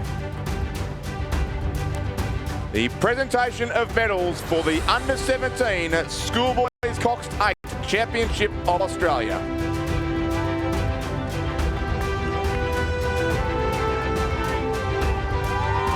Medals will be presented by Nick Ha, President of Rowing Queensland.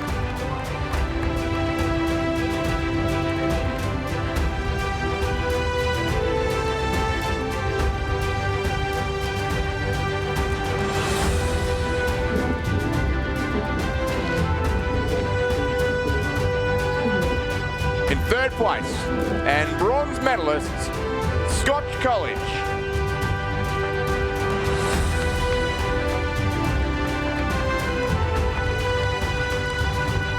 Fletcher Douglas,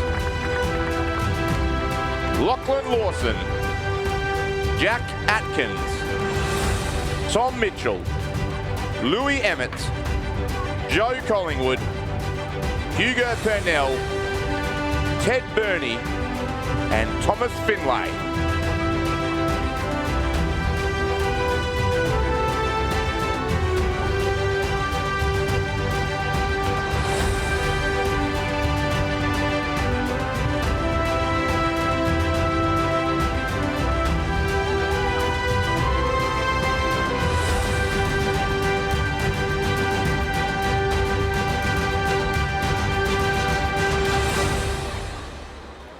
second place, and silver medalists, St Augustine's College.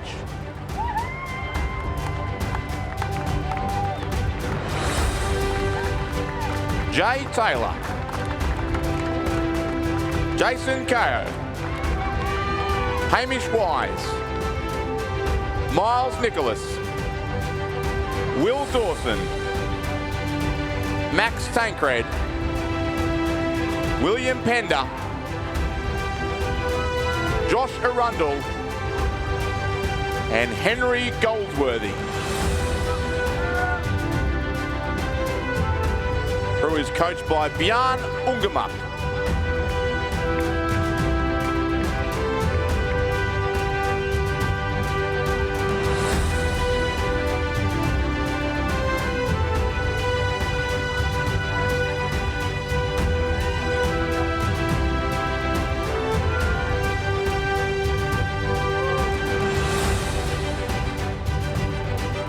The gold medalists and Australian champions for 2023, St Joseph's College. Charles Watt, Daniel Taylor, Nicholas Callanan, Thomas Maloney, McKinley Dooley, Gus Kasolka, Matthias Maloney, Darcy Williams, and Benjamin Clark. Who is coached by William Raven, Michael Lane, and Tom Morgan.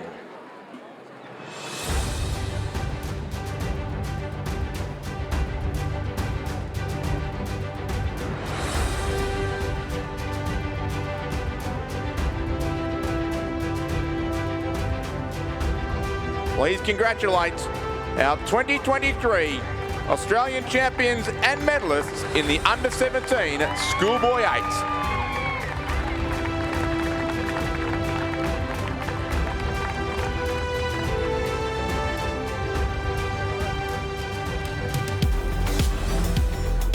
Race 609 now on the water, and this is the Schoolboys Coxed quadruple scull. And this is before we get 4 8 races to round out before the lunch break. In lane 2, Newington, Alexander Tetley, Leo Grippy, Anders Koskela, and Finn Grove. They are coxed by Elvis Johnson and coached by Will Anders. In 3, Kinross Wallaroy, Henry Malloy, Zachary Annette, Campbell Miller, Willow Carter, coxed by Henry Baker and coached by Benjamin Watt. In 4, Kinross Wallaroy, George Wackham, Magnus Cleary, Ethan Shaw, Fletcher Smith, and Angus Peterson. They are coached by Benjamin Watt.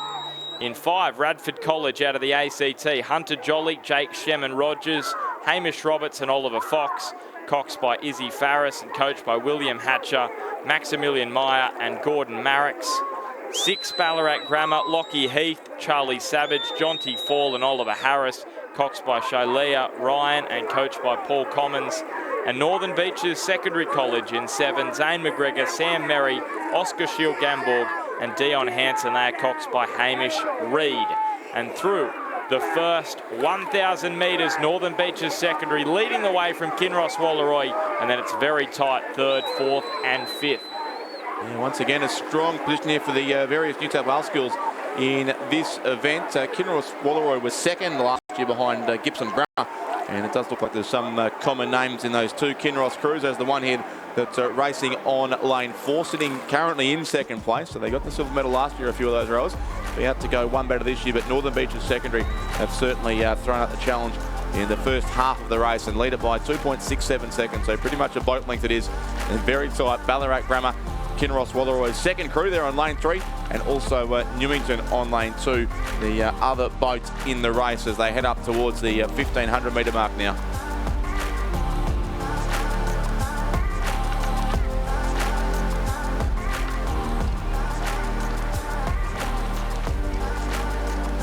So Northern Beaches Secondary, we haven't got a time check there on Radford College, but they're definitely in this race. There is no doubt about that, Richard. Our eyes are not deceiving. No, they're 6 boats definitely there. I do think they sit a little bit behind the crews either side of them, which are Ballarat Grammar and Kinross Wallaroy. So possibly you can see, in fact, Radford they're now on that wider shot. So we do have the full field of 6. But farthest away from the camera on the eastern side of Champion Lakes, that crew from Northern Beaches Secondary really extended out strongly here in the third 500 metres as they head through the end of the championship quarter and on towards the medals. And Northern Beaches Secondary about a length and a third clear, but a great race behind that still coming. Ballarat Grammar, Radford College are there, in fact, in contention for a medal as well. Kinross Walleroy as well with 2 crews in the race, and then it was Newington. So a great race for the silver and bronze coming up, Ben, with Northern Beaches Secondary College clear by 3.62 seconds.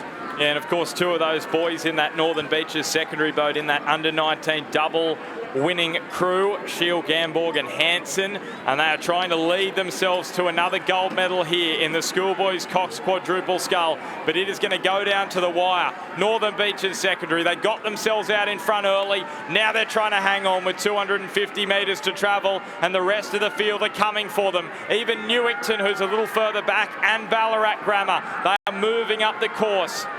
And you can see Radford College, the ACT crew, they've got themselves in second. Kinross Walleroy in third and fourth. Ballarat Grammar are moving up. Newington look to be out of it at this point, back in 6th place. Northern Beaches Secondary trying to hold off this late charge, and it is coming. It is coming in a big way from Radford College out of the ACT. They're running out of water though. Northern Beaches Secondary have lifted it up, and the New South Wales crew, they are rolling down the course now towards the Australian Championship, and they're moving quickly away from Radford College. The bronze medal is going to be tight between Kinross Walleroy and Ballarat Grammar. The one thing that's not in doubt is gold is going to Northern Beaches Secondary. Radford College out of the ACT gets silver, and bronze is going to be so tight, it's going to be tough to call. Maybe Ballarat Grammar just get it from Kinross Walleroy, but they will need a photo to decide. Northern Beaches Secondary, though, the Australian champions in the Schoolboys Cox quadruple scull. And Northern Beaches Secondary won their first national title ever earlier in the week, and now got 2 gold medals to their name. They go through there to take out the win in an unofficial time of 6:32.41 for the crew from New South Wales. Radford College have taken out second. It looks like 3.25 seconds further back. And I'm not willing to call third place yet. If anything, I thought maybe Ballarat Grammar had taken third ahead of Kinross Walleroy. So we'll wait on confirmation of it. And there we see now, as those results adjust, Ballarat Grammar may have taken the bronze. That's still unofficial, ahead of Kinross and Newington.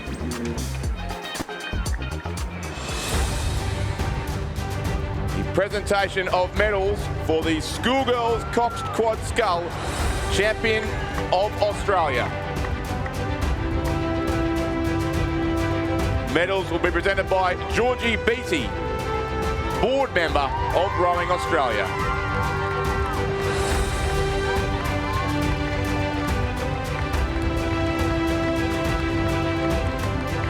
In third place, and bronze medalists, Kinross Walleroy School. Ruby Lago, Millie Lane, Ayla Ryan, Lucy Searle and Jade Caro. Coached by Andrew Gannon and Trin Graham.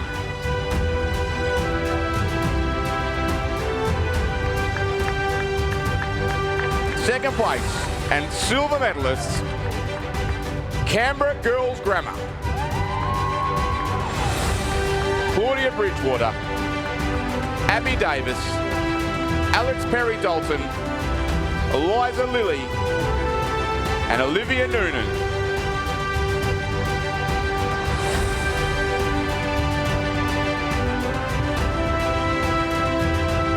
Who is coached by Carolyn Pipers.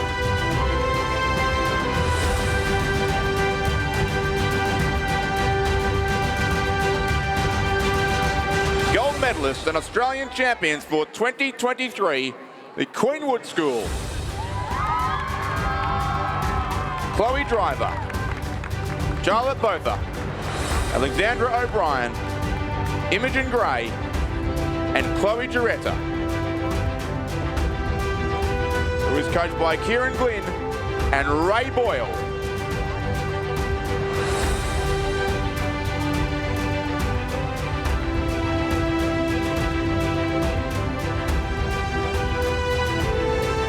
Please congratulate our 2023 Australian champions and medalists in the Schoolgirls Coxed Quad.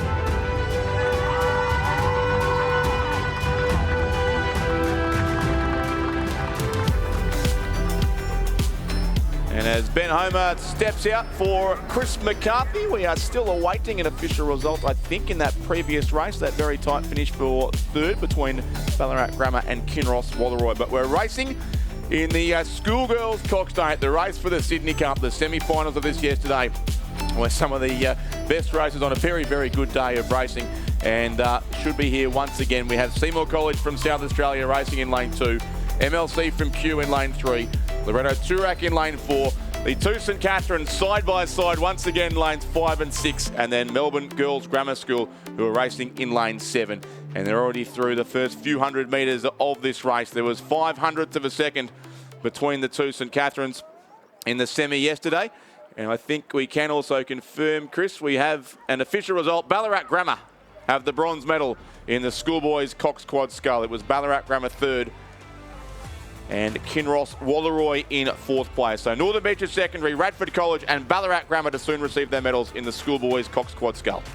As the Schoolgirls Coxed 8, the penultimate final, the penultimate race of the Australian Schools Rowing Championships here at the 2023 National Championships, approaches the 500 metre mark.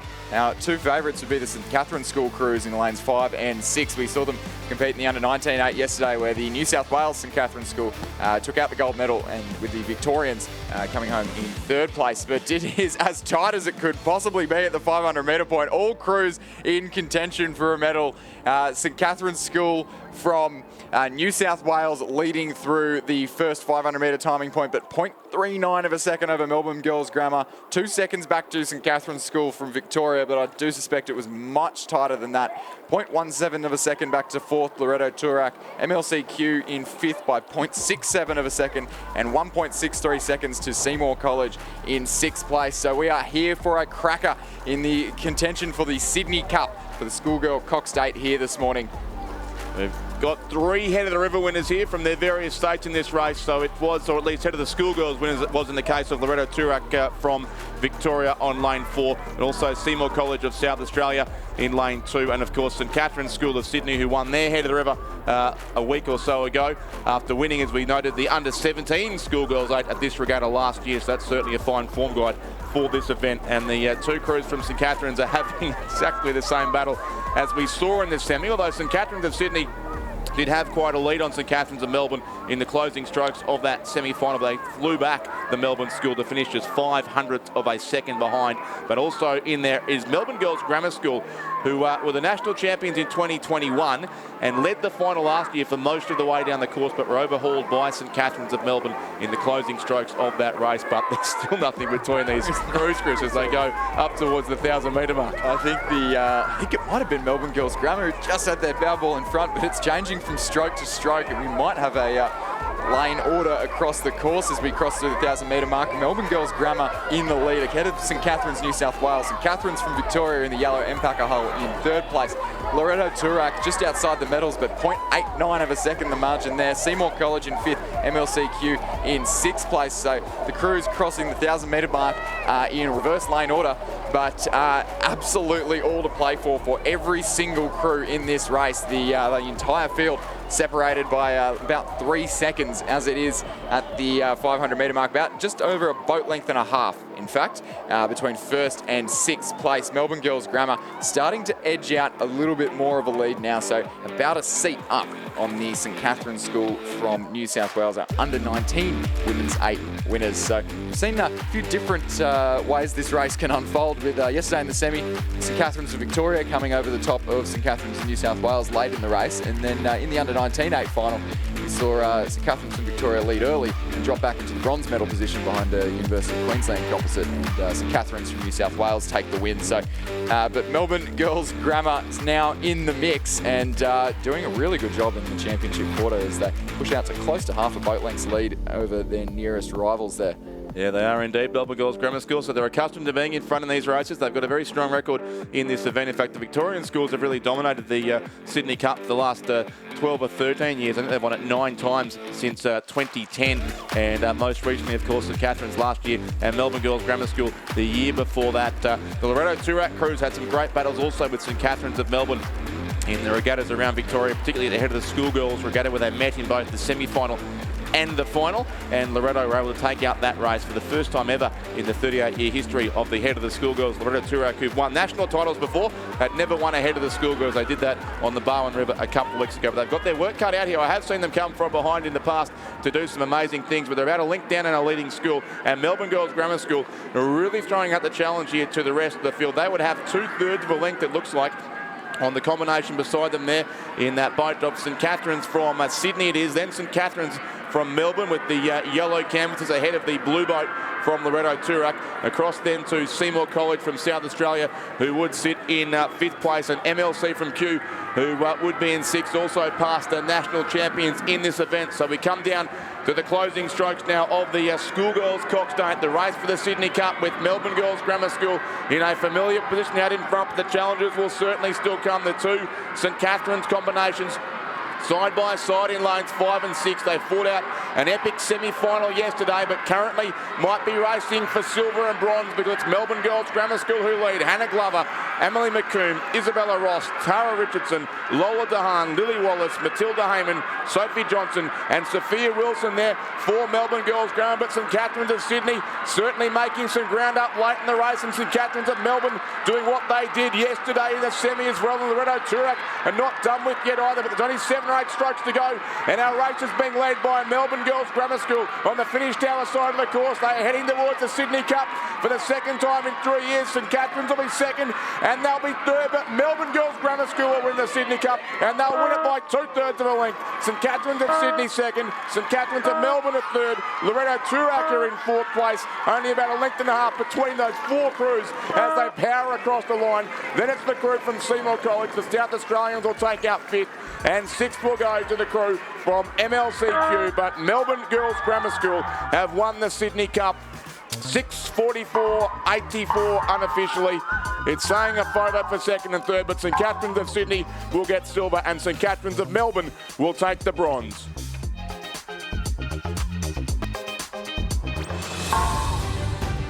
The presentation of medals for the Schoolboys Coxed Quadruple Scull Championship of Australia.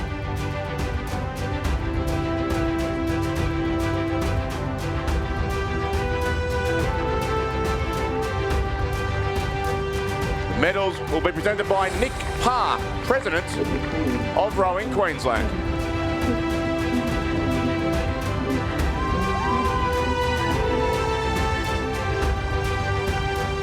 In 3rd place, and bronze medalists, Ballarat Grammar, Lockie Heath, Charlie Savage, Jonty Fall, Oliver Harris and Shaylee Ryan,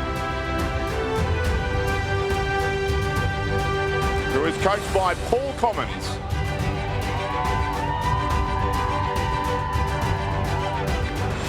Second place and silver medalists, Radford College, Hunter Jolly, Jake Sheeman Rogers, Hamish Roberts, Oliver Fox and Izzy Farris.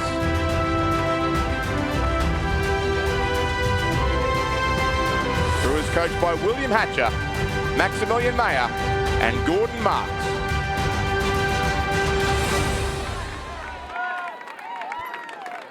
The gold medalists and Australian champions for 2023, the Northern Beaches Secondary College. Zane McGregor, Sam Merry,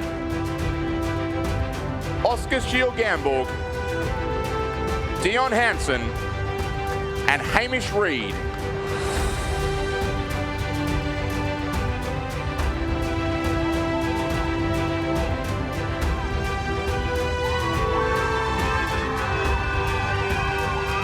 congratulate our 2023 Australian champions and medalists in the Schoolboys Coxed Quad.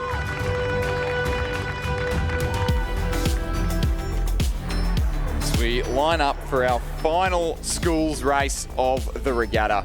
All 6 boats ready at the start for the Schoolboy Coxed competing for the Barrington Cup in Lane 2, St Peter's College of South Australia, Lane 3, Geelong Grammar, Lane 4, Newington College, Lane 5, Scotch College from Victoria, Lane 6, St Ignatius College Riverview, and in Lane 7, Brisbane Boys College. And what a matchup this is set to be. We've got head of the river winners all over the place. We've got 4 in this race. We had 3 in the last. We've got 4 head of the river winners in this final. So St Peter's from Adelaide, Scotch College from Melbourne, St Ignatius from Sydney, and Brisbane Boys College also the 3 crews on the spectator side. Certainly 3 crews to watch who swept the eastern seaboard heads of the river races as well. Absolutely, and I do believe, I'm happy to be corrected if I'm wrong, but... And we will be, don't worry. Oh, we will be. But I do believe that St Ignatius College have never won the Barrington Cup. And they would probably be the only crew in this final that has never won the Barrington Cup. And in my mind, they're probably the favourites. You'd have to think so. They were strong winners, weren't they, in the head of the river in New South Wales only a week ago at the Sydney International Regatta Centre. They dominated that regatta with wins in almost every event. 5 out of 6 of the senior boats, which is pretty uncommon in Sydney, that you get the depth of field across the pair, the 8s rather, and the 4s, and they were running a couple of third 8s as well, so very impressive. But it is Brisbane Boys College, the Queensland GPS head of the river winners, who are leading from Newington College at the 500 metre mark, sitting in 2nd place. St Ignatius back in 3rd at that first juncture, and appear to have lost the timing after those top 3 crews, but I would say that Prince Alfred College was just a little bit back there, but Scotch College maybe in 4th ahead of the crew from Geelong Grammar in 5th place at that first timing point. But Newington College doing really well to get right up there with a couple of very well-credentialed crews. Newington College taking the silver medal at the New South Wales head of the river, and they certainly didn't have the dominant season that St Ignatius did, so perhaps just timing their run to the end of the season a little bit better. But the St Ignatius College crew there on the screen, that's Jack Mackin, Edward Kelly, Ambrose Hennessy, Jack Power, Flynn English, Luca Malozzi, James O'Meara, Matt Collins, Henry Burton, the Cox, and coached by Matthew Curtin himself, a very distinguished athlete, very well-accomplished lightweight rower from a couple of years ago. And they do look to maybe be back in contention as the crews approach the 1,000 metre mark. The Newington College crew there rowing in the James Stewart, head of the crew from Scotch to their bow side, and we'll see them come through the 1,000 metre mark now, and we'll get a bit of an update on the timing as St Ignatius College get their bow balls in front of Brisbane Boys there. Newington still in 3rd, but St Peter's College moving back up the field into 4th, Geelong Grammar in 5th, and Scotch in 6th place, and all of the margins very tight there, and I think we're in for another fantastic finish here in the Schoolboy Coxed for the Barrington Cup. Quick check of the results, Chris, because we're nothing if not professional here, shows that going back to 1964, I think you're correct, we cannot see St Ignatius as the winner of the Barrington Cup. Brisbane Boys College last won this race in 1993, so 30 years ago it was with that crew. That was also their last head of the river win until breaking through 2 years ago. That was the crew that went on, of course, to Henley to win the Henley Royal Regatta, to which they plan to return this year. So it's been a long time between drinks for Brisbane Boys College. For a long time, this event was a battle between Scotch and Shaw, the Sydney and Melbourne schools, trading wins throughout most of the 2010s. Scotch College certainly in contention here on lane 5, but the 2 crews, the 2 semi-final winners there on the left of screen on the spectator side here of the course, and it is St Ignatius just sneaking out to a narrow lead ahead of Brisbane Boys College in 2nd place.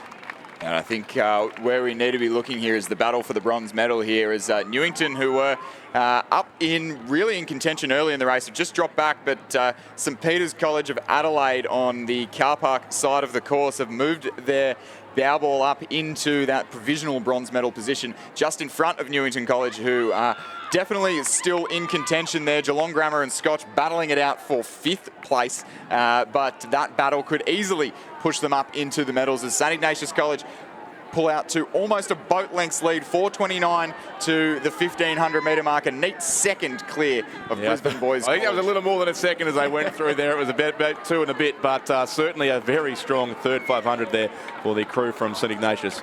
Yeah, and St Peter's College starting to move up and solidify their position for the bronze medal. They are winners back in 2021 on Lake Barrington, sitting today in the provisional bronze medal position, and I think it'll possibly be too much ground to cover now as St Ignatius have worked their way through the field into the ascendancies. The crews cross into the red boys of the last 250 metres of the course here at Champion Lakes. They're almost a length clear of Brisbane Boys College. St Peters are moving, but I think it is all but decided in the closing stages. It is 3/4 of a length to the crew from St Ignatius College from Riverview that row there on the Lane Cove River. They've had a fantastic season. They won 5 from 6 events at the New South Wales GPS Head of the River, and they're looking to add the Barrington Cup to their trophy cabinet for the very first time. St Ignatius College Riverview, they're leading Brisbane Boys College. They won in Brisbane, but they couldn't quite get up today against St Ignatius College from Riverview, who will be the national champions in the Schoolboys Coxed 8 for the Barrington Cup for the very first time. Brisbane Boys College in second place, St Peter's College of Adelaide in third for the bronze, holding off a fast finishing Scotch College crew for fourth, Geelong Grammar fifth, and Newington College in sixth place. A history at the Champion Lakes Regatta Centre for St Ignatius College continue their very, very strong season. They beat home Brisbane Boys College by 2.7 seconds in the end. Third place to St Peter's College, just edging out. Scotch were fourth, fifth Geelong Grammar, sixth the crew from Newington, 5:58.03, the unofficial winning time for St Ignatius. The presentation of medals and the Sydney Cup for the Schoolgirls Coxed 8 Championship of Australia.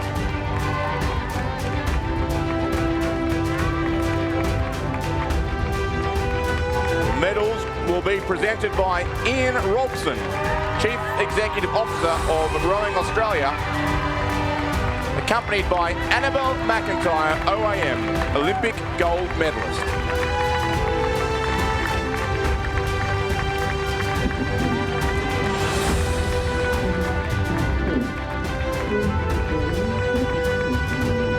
In third place, and bronze medalists, St Catherine's School from Melbourne,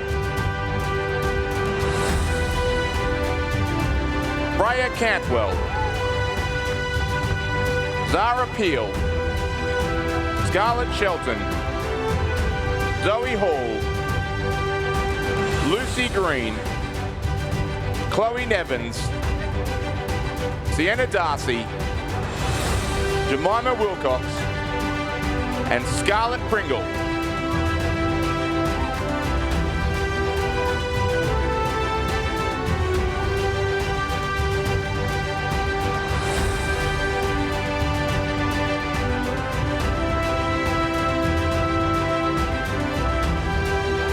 Who is coached by John Saunders and Bridget Carlisle.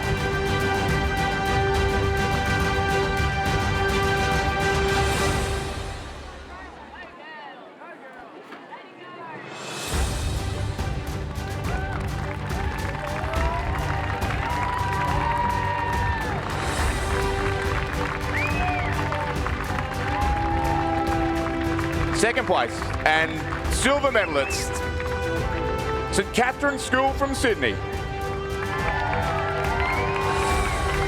Madeleine Mannins, Bianca Rupnik-Williams, Deanna Morgan, Chelsea Baker, Erin Cara, Layla Gaston, Madeline Swain, and Jade Bliss. Boxed by Sophie Castellas, coached by Jared Watson, Richard Coakley, and Georgia Shearer.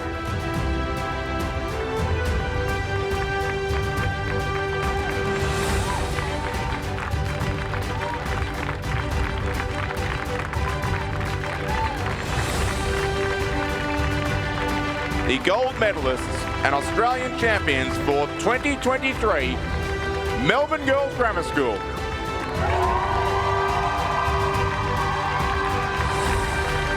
Hannah Glover. Emily McComb. Isabella Ross. Tara Richardson. Lola DeHaan. Lily Wallace. Matilda Heyman. Sophie Johnson. And Sophia Wilson.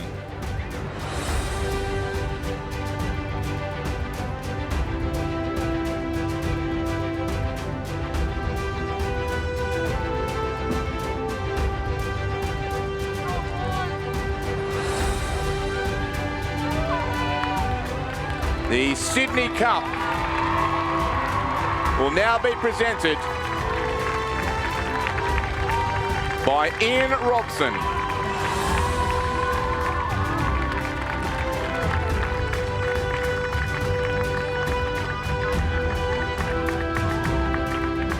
Please congratulate our 2023 Australian champions and medalists in the Schoolgirls 8.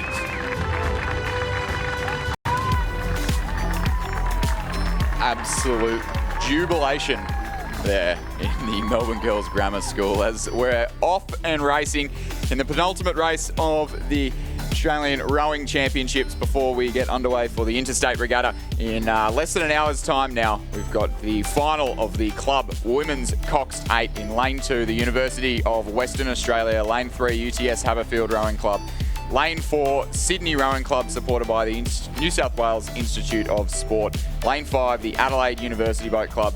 Lane 6, Sydney University Boat Club. And in Lane 7, Mercantile Rowing Club. Mercantile Lane 7, the winners, Mercantile, at least the winners of the race are last year, not entirely the same crew that is racing in this event, although it does look like there are some names in common. Sydney Uni and Melbourne Uni took out the other medals last year, but a great sight once again as these 6/8s get underway on the, again, the green-tinged waters of the Champion Lakes Regatta Centre in very, very good conditions for racing here, and it is tight in the opening strokes. Mercantile, Sydney Uni and Adelaide Uni certainly moving out to a bit of a lead on the remainder of the field. Sydney Rowing Club in Lane 4, UTS Haberfield in 5, and University of Western Australia across the course in Lane 6. So 5 different states here, Chris, and a great race in prospect for the club women's coxed 8.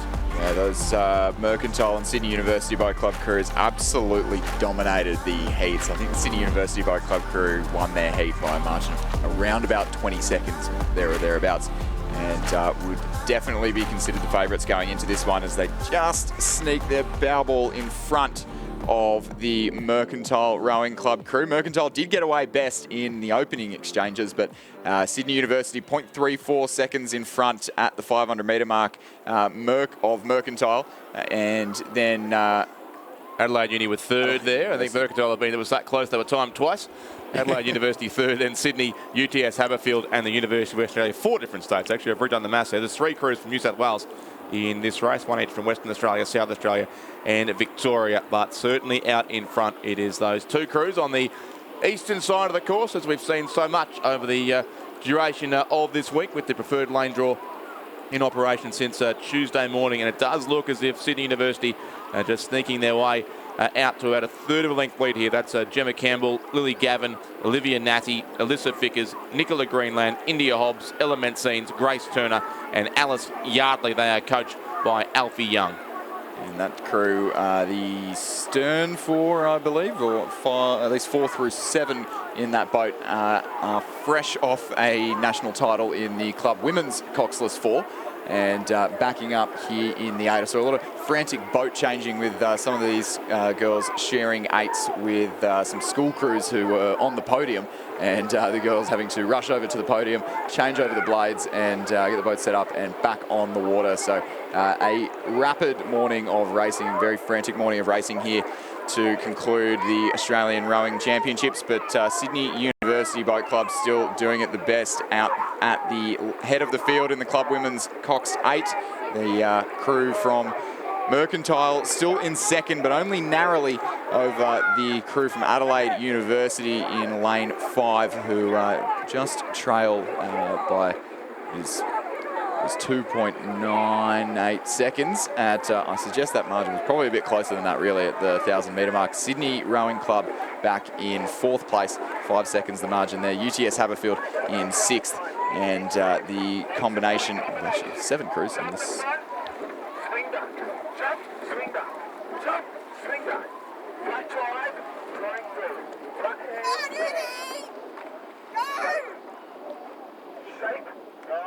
Six boats here racing up, but through the 1,000-metre mark now. Certainly Sydney University had a very strong second 500 and continuing to do that down lane 6. The Mercantile crew in lane 7 is Zara Bongiorno, Abigail Cox, Olivia Nan, Jess Hawker, Eliza Planachik, Sophie Coltman, Amy Baker, Louise Carr and Isabel Finch. They are coached by Peter Somerville and Sam Fennessy, but probably going to have close to a length to make up, you would think, over the closing 500 metres, which may be quite the challenge, but they are the 2 crews to watch as they head into the final third of this race, the final of the Club Women's Coxed 8, and it is stretching out to almost a length lead now there for the crew from Sydney University ahead of Mercantile. Mercantile Rowing Club will be keen to defend their national title that they got their hands on last year, trading blows with the Sydney University Boat Club crew who won it in Lake Barrington in 2021. So will that trophy, well, isn't a trophy just yet for the Club Women's Coxed 8, will that national title go back to Lane Cove or stay at Boathouse Drive in on the Yarra River? It does look like Sydney University have done the work early on to secure this one, but 3/4 of a length lead, 2.54 seconds the margin there, and then a bit over a boat length, 4.6 seconds back to Adelaide University in the bronze medal position as it stands. 2 lengths then back to Sydney Rowing Club in 4th, and another 2 lengths back to the crew from UTS Haberfield in 5th place, and the University of Western Australia just trailing in 6th place at the moment as those crews come through the 1,500-metre mark, and Mercantile with a little bit of a turn of speed now in the closing stages as they pass the tents of the clubs on the banks of the Champion Lakes Regatta course here. Sydney University Boat Club possibly just seen that challenge and responded, and not losing up any ground that they've earned early on to the combination from Mercantile on their left-hand side. Mercantile still about 35, Sydney Uni on 36, so they're matching at the ratings here, but still a lot of ground to make up for that Mercantile crew here late in the race. Yeah, I think the margin that Sydney University have built up early in the race will be just too much to overcome. Mercantile are definitely lifting, but it probably won't be enough here late in the race. They're just maybe getting back a seat, but there's about 6 more to do before the finish line, and I think they'll run out of course here as the Sydney University Boat Club finish off an all-the-way win in the Club Women's Coxed 8. They take the national title back from Mercantile Rowing Club, and they'll have to settle for silver here in the Club Women's Coxed 8. Sydney University, your national champions in the Club Women's Coxed 8. 3/4 of a length clear of Mercantile Rowing Club for the silver. Then about 3 lengths back to Adelaide University Boat Club, who will cross the line for the bronze medal ahead of Sydney Rowing Club, who finish just outside the medals in 4th place from UTS Haberfield in 5th and the University of Western Australia in 6th place. Unofficial results confirmed there in the Club Women's Coxed 8. First place Sydney University, second goes to Mercantile, third is Adelaide University, 6:44.23 the time, and 2.36 seconds between our top 2 crews.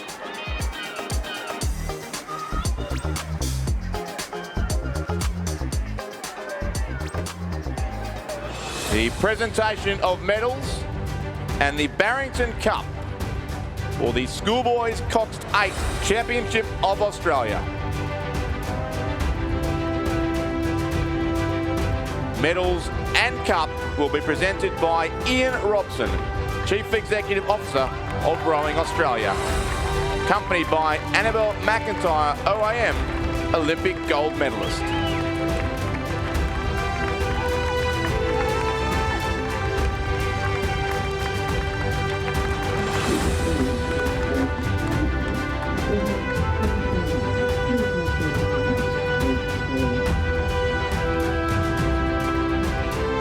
Third place and bronze medalists, St Peter's College.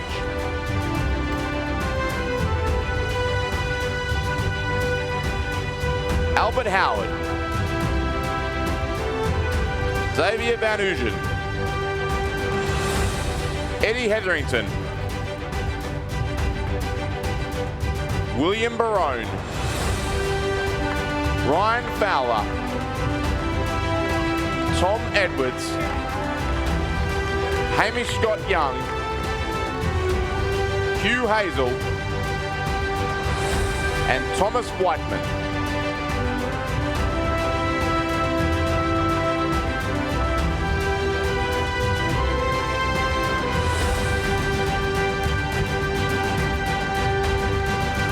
Crew is coached by James McRae.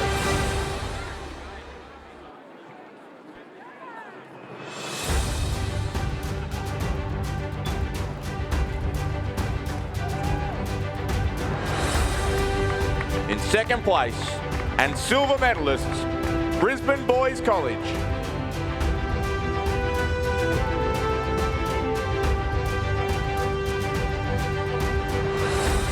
Xavier Rubens, David Granson, Liam Crook, Joseph Tyne, Mitchell Owen, Daniel Cashman, Matthew Cashman, Thomas Stevens, and Bo Palmer. Crew is coached by John Pettigrew.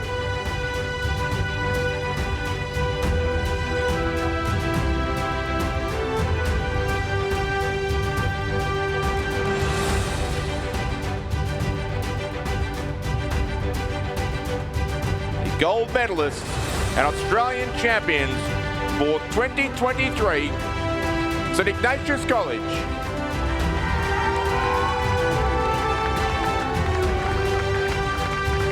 Jack Mackin, Edward Kelly, Ambrose Hennessy, Jack Power, Lynn English,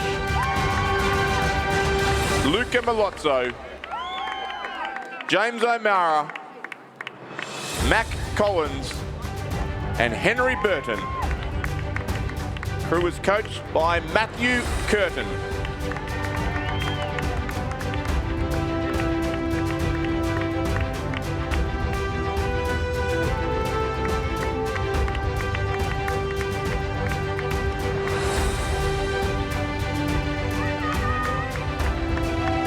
The Barrington Cup will now be presented by Annabelle McIntyre, OAM.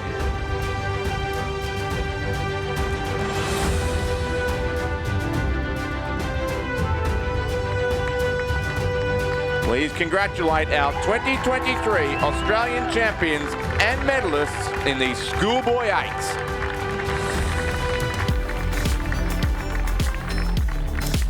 We are well and truly underway in the final race of the Australian Rowing Championships prior to our Interstate Regatta, and it is the Club Men's Coxed 8, where we have a full field of 7 crews: Melbourne University in 1, West Australian Rowing Club in 2, Mercantile in 3, Swan River in 4, Sydney Rowing Club in 5, UTS Haberfield supported by the New South Wales Institute of Sport in 6, and Sydney Rowing Club in 7.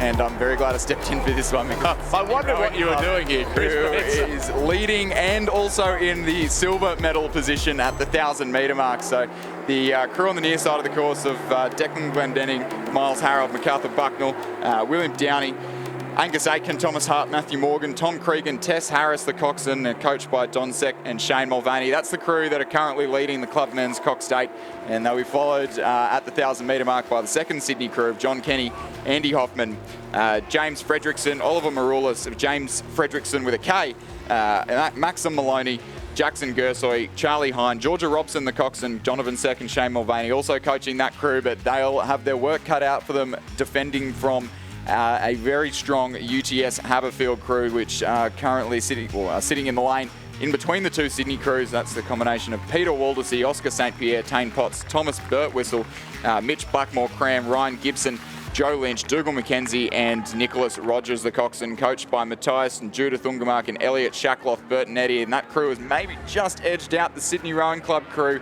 for the silver medal position. They're level pegging at the moment with Sydney Rowing Club and also the crew on the far side of the course from Mercantile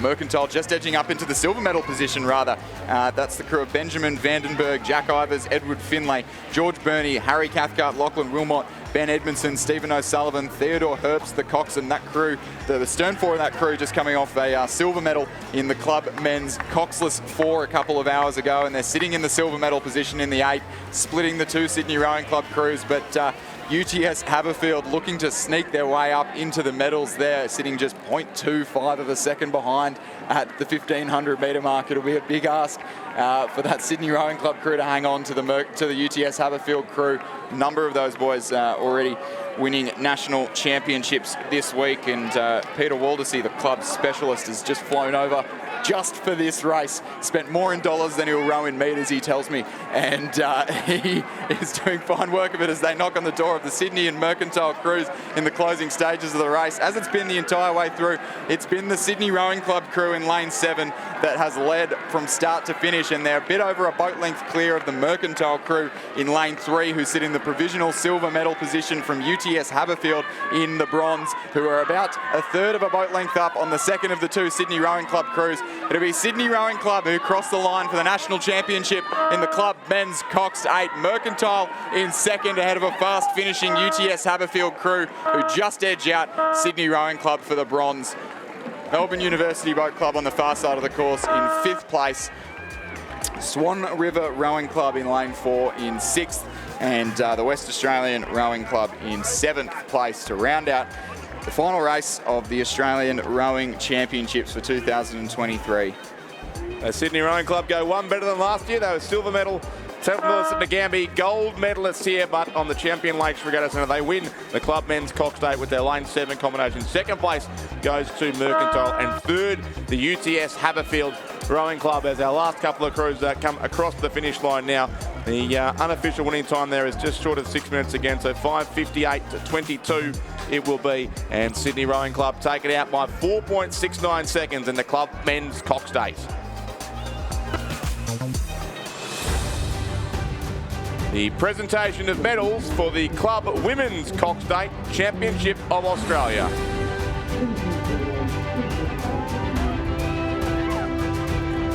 Medals will be presented by the Mayor of Armidale, Ruth Butterfield, accompanied by Rob Scott, President of Rowing Australia.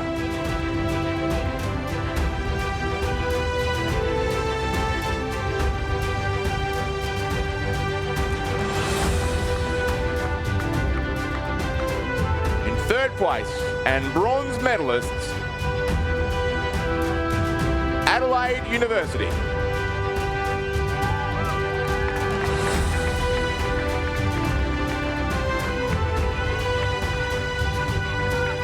Karis Jones.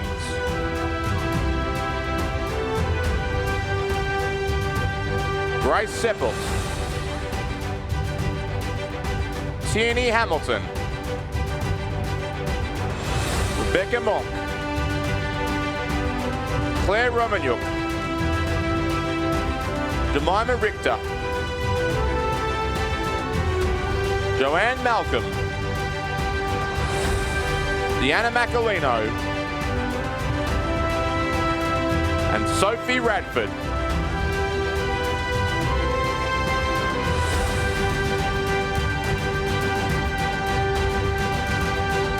Crew is coached by Tom Dornbos.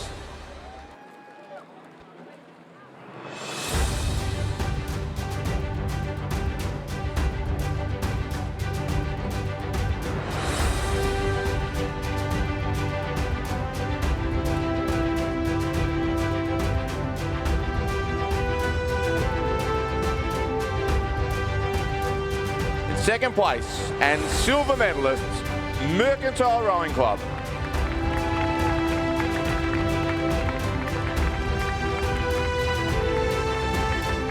Zara Bongiorno, Abigail Cox, Olivia Nan, Jess Hawker, Liza Planenchik, Sophie Coltman, Amy Baker, Louise Carr, and Isabel Finch.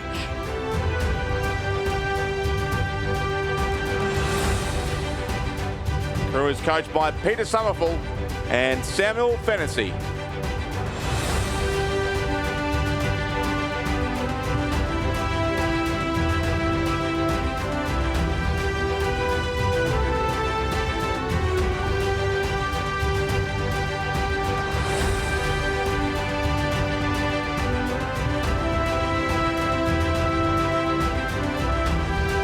The gold medalists and Australian champions for 2023 Sydney University Boat Club.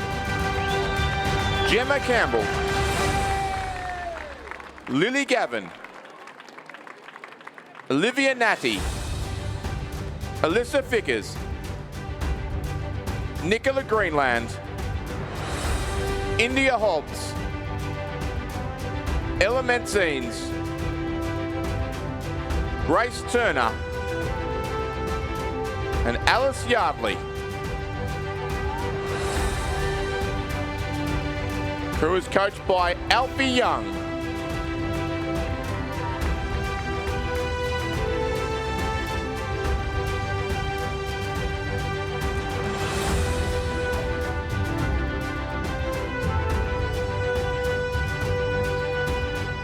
Please congratulate our 2023 Australian champions and medalists in the Club Women's 8.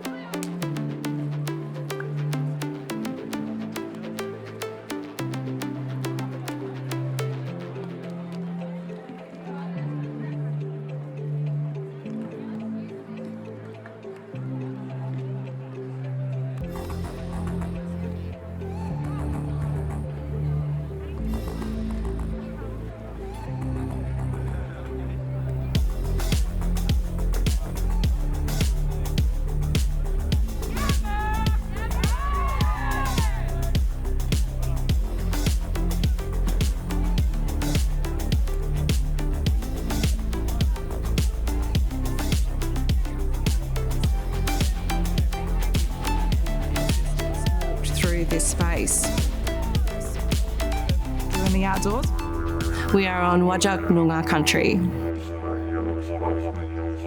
Armidale is an outer metro, so there was a lot of transient foot traffic historically. A lot of our people and our ancestors walked through this space.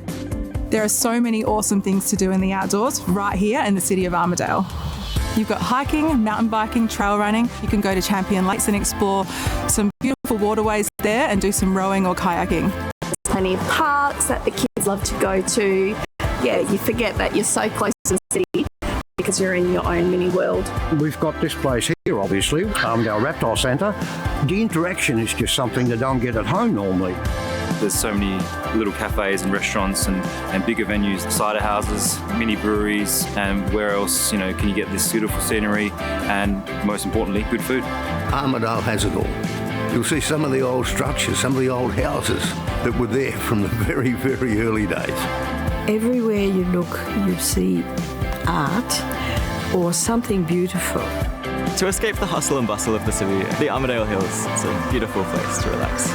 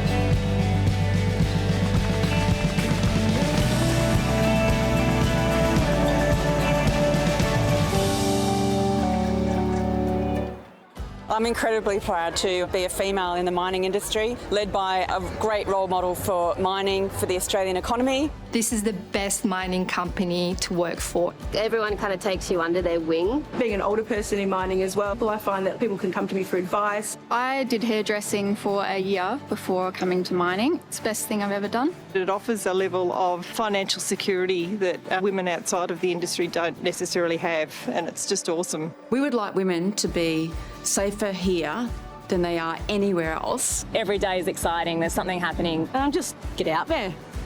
Try something new. This is the engine room of our Australian economy, and we get to be a part of what keeps this country afloat and helps with infrastructure and all the other projects that makes Australia such a fantastic country to live in.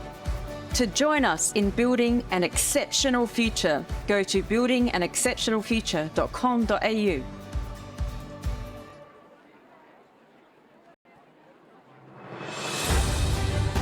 The presentation of medals for the Club Men's Coxed 8 Championship of Australia. The medals will be presented by the Mayor of the City of Armidale, Ruth Butterfield, accompanied by Rob Scott, President of Rowing Australia.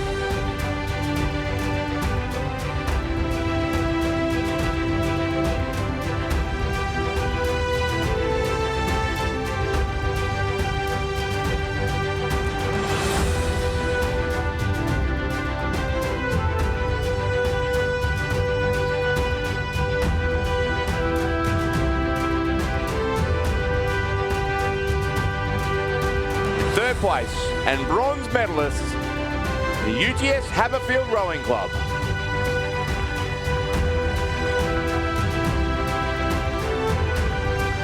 Peter Waldersee, Oscar St. Pierre, Tane Potts, Cody Carney, Mitch Blackmore Cram, Ryan Gibson, Joe Lynch, Dougal McKenzie, and Ryder Taylor.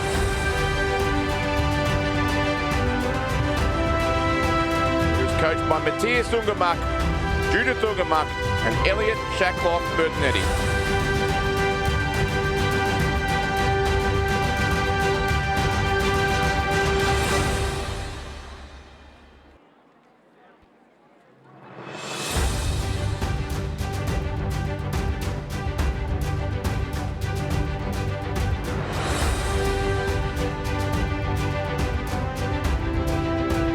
Second place and silver medalists, the Mercantile Rowing Club.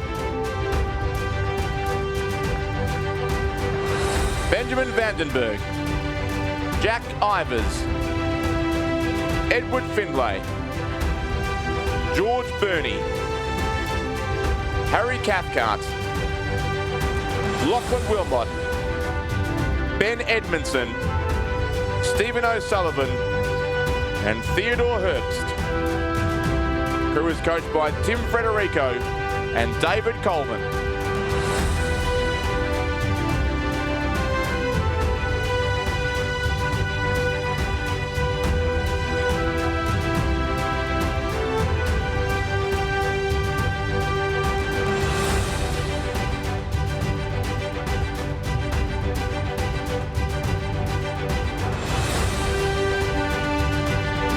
The gold medalists and Australian champions for 2023 Sydney Rowing Club.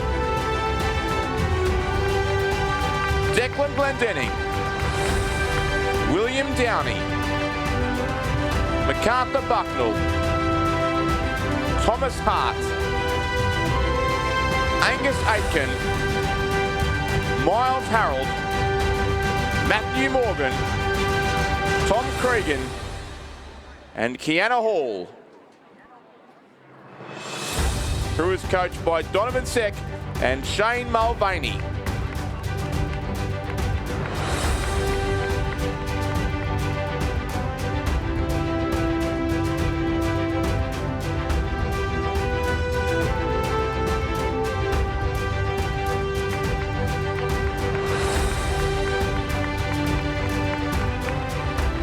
Please congratulate our 2023 Australian champions and medalists in the Club Men's 8.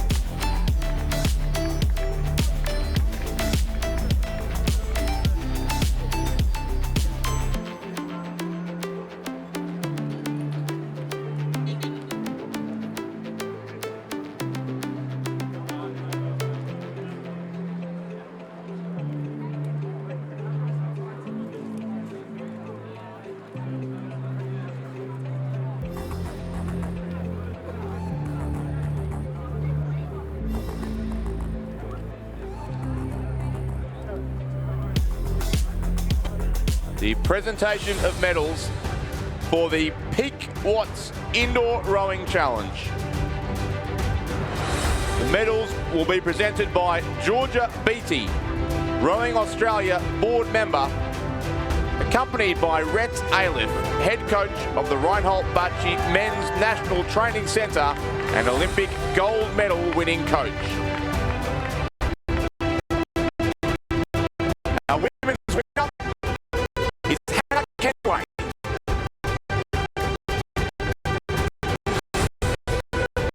Our men's winner is Tom Schramko.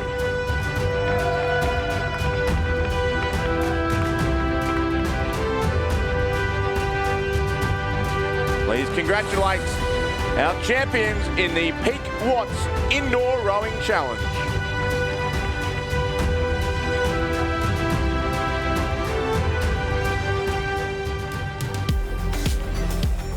Ladies and gentlemen, that does conclude the morning session of racing and the presentations. Of course, the Interstate Regatta is coming very soon, around about 17 minutes until we have the first of our races, the Interstate Men's PR3 Single Scull. So on behalf of Stuart John and Chris McCarthy and our commentary team, Ben Homer, of course, it's been our pleasure to bring you the races so far. It'll be Ray Ebbets and Lizzie Chapman in position for the Interstate Regatta from 1 o'clock.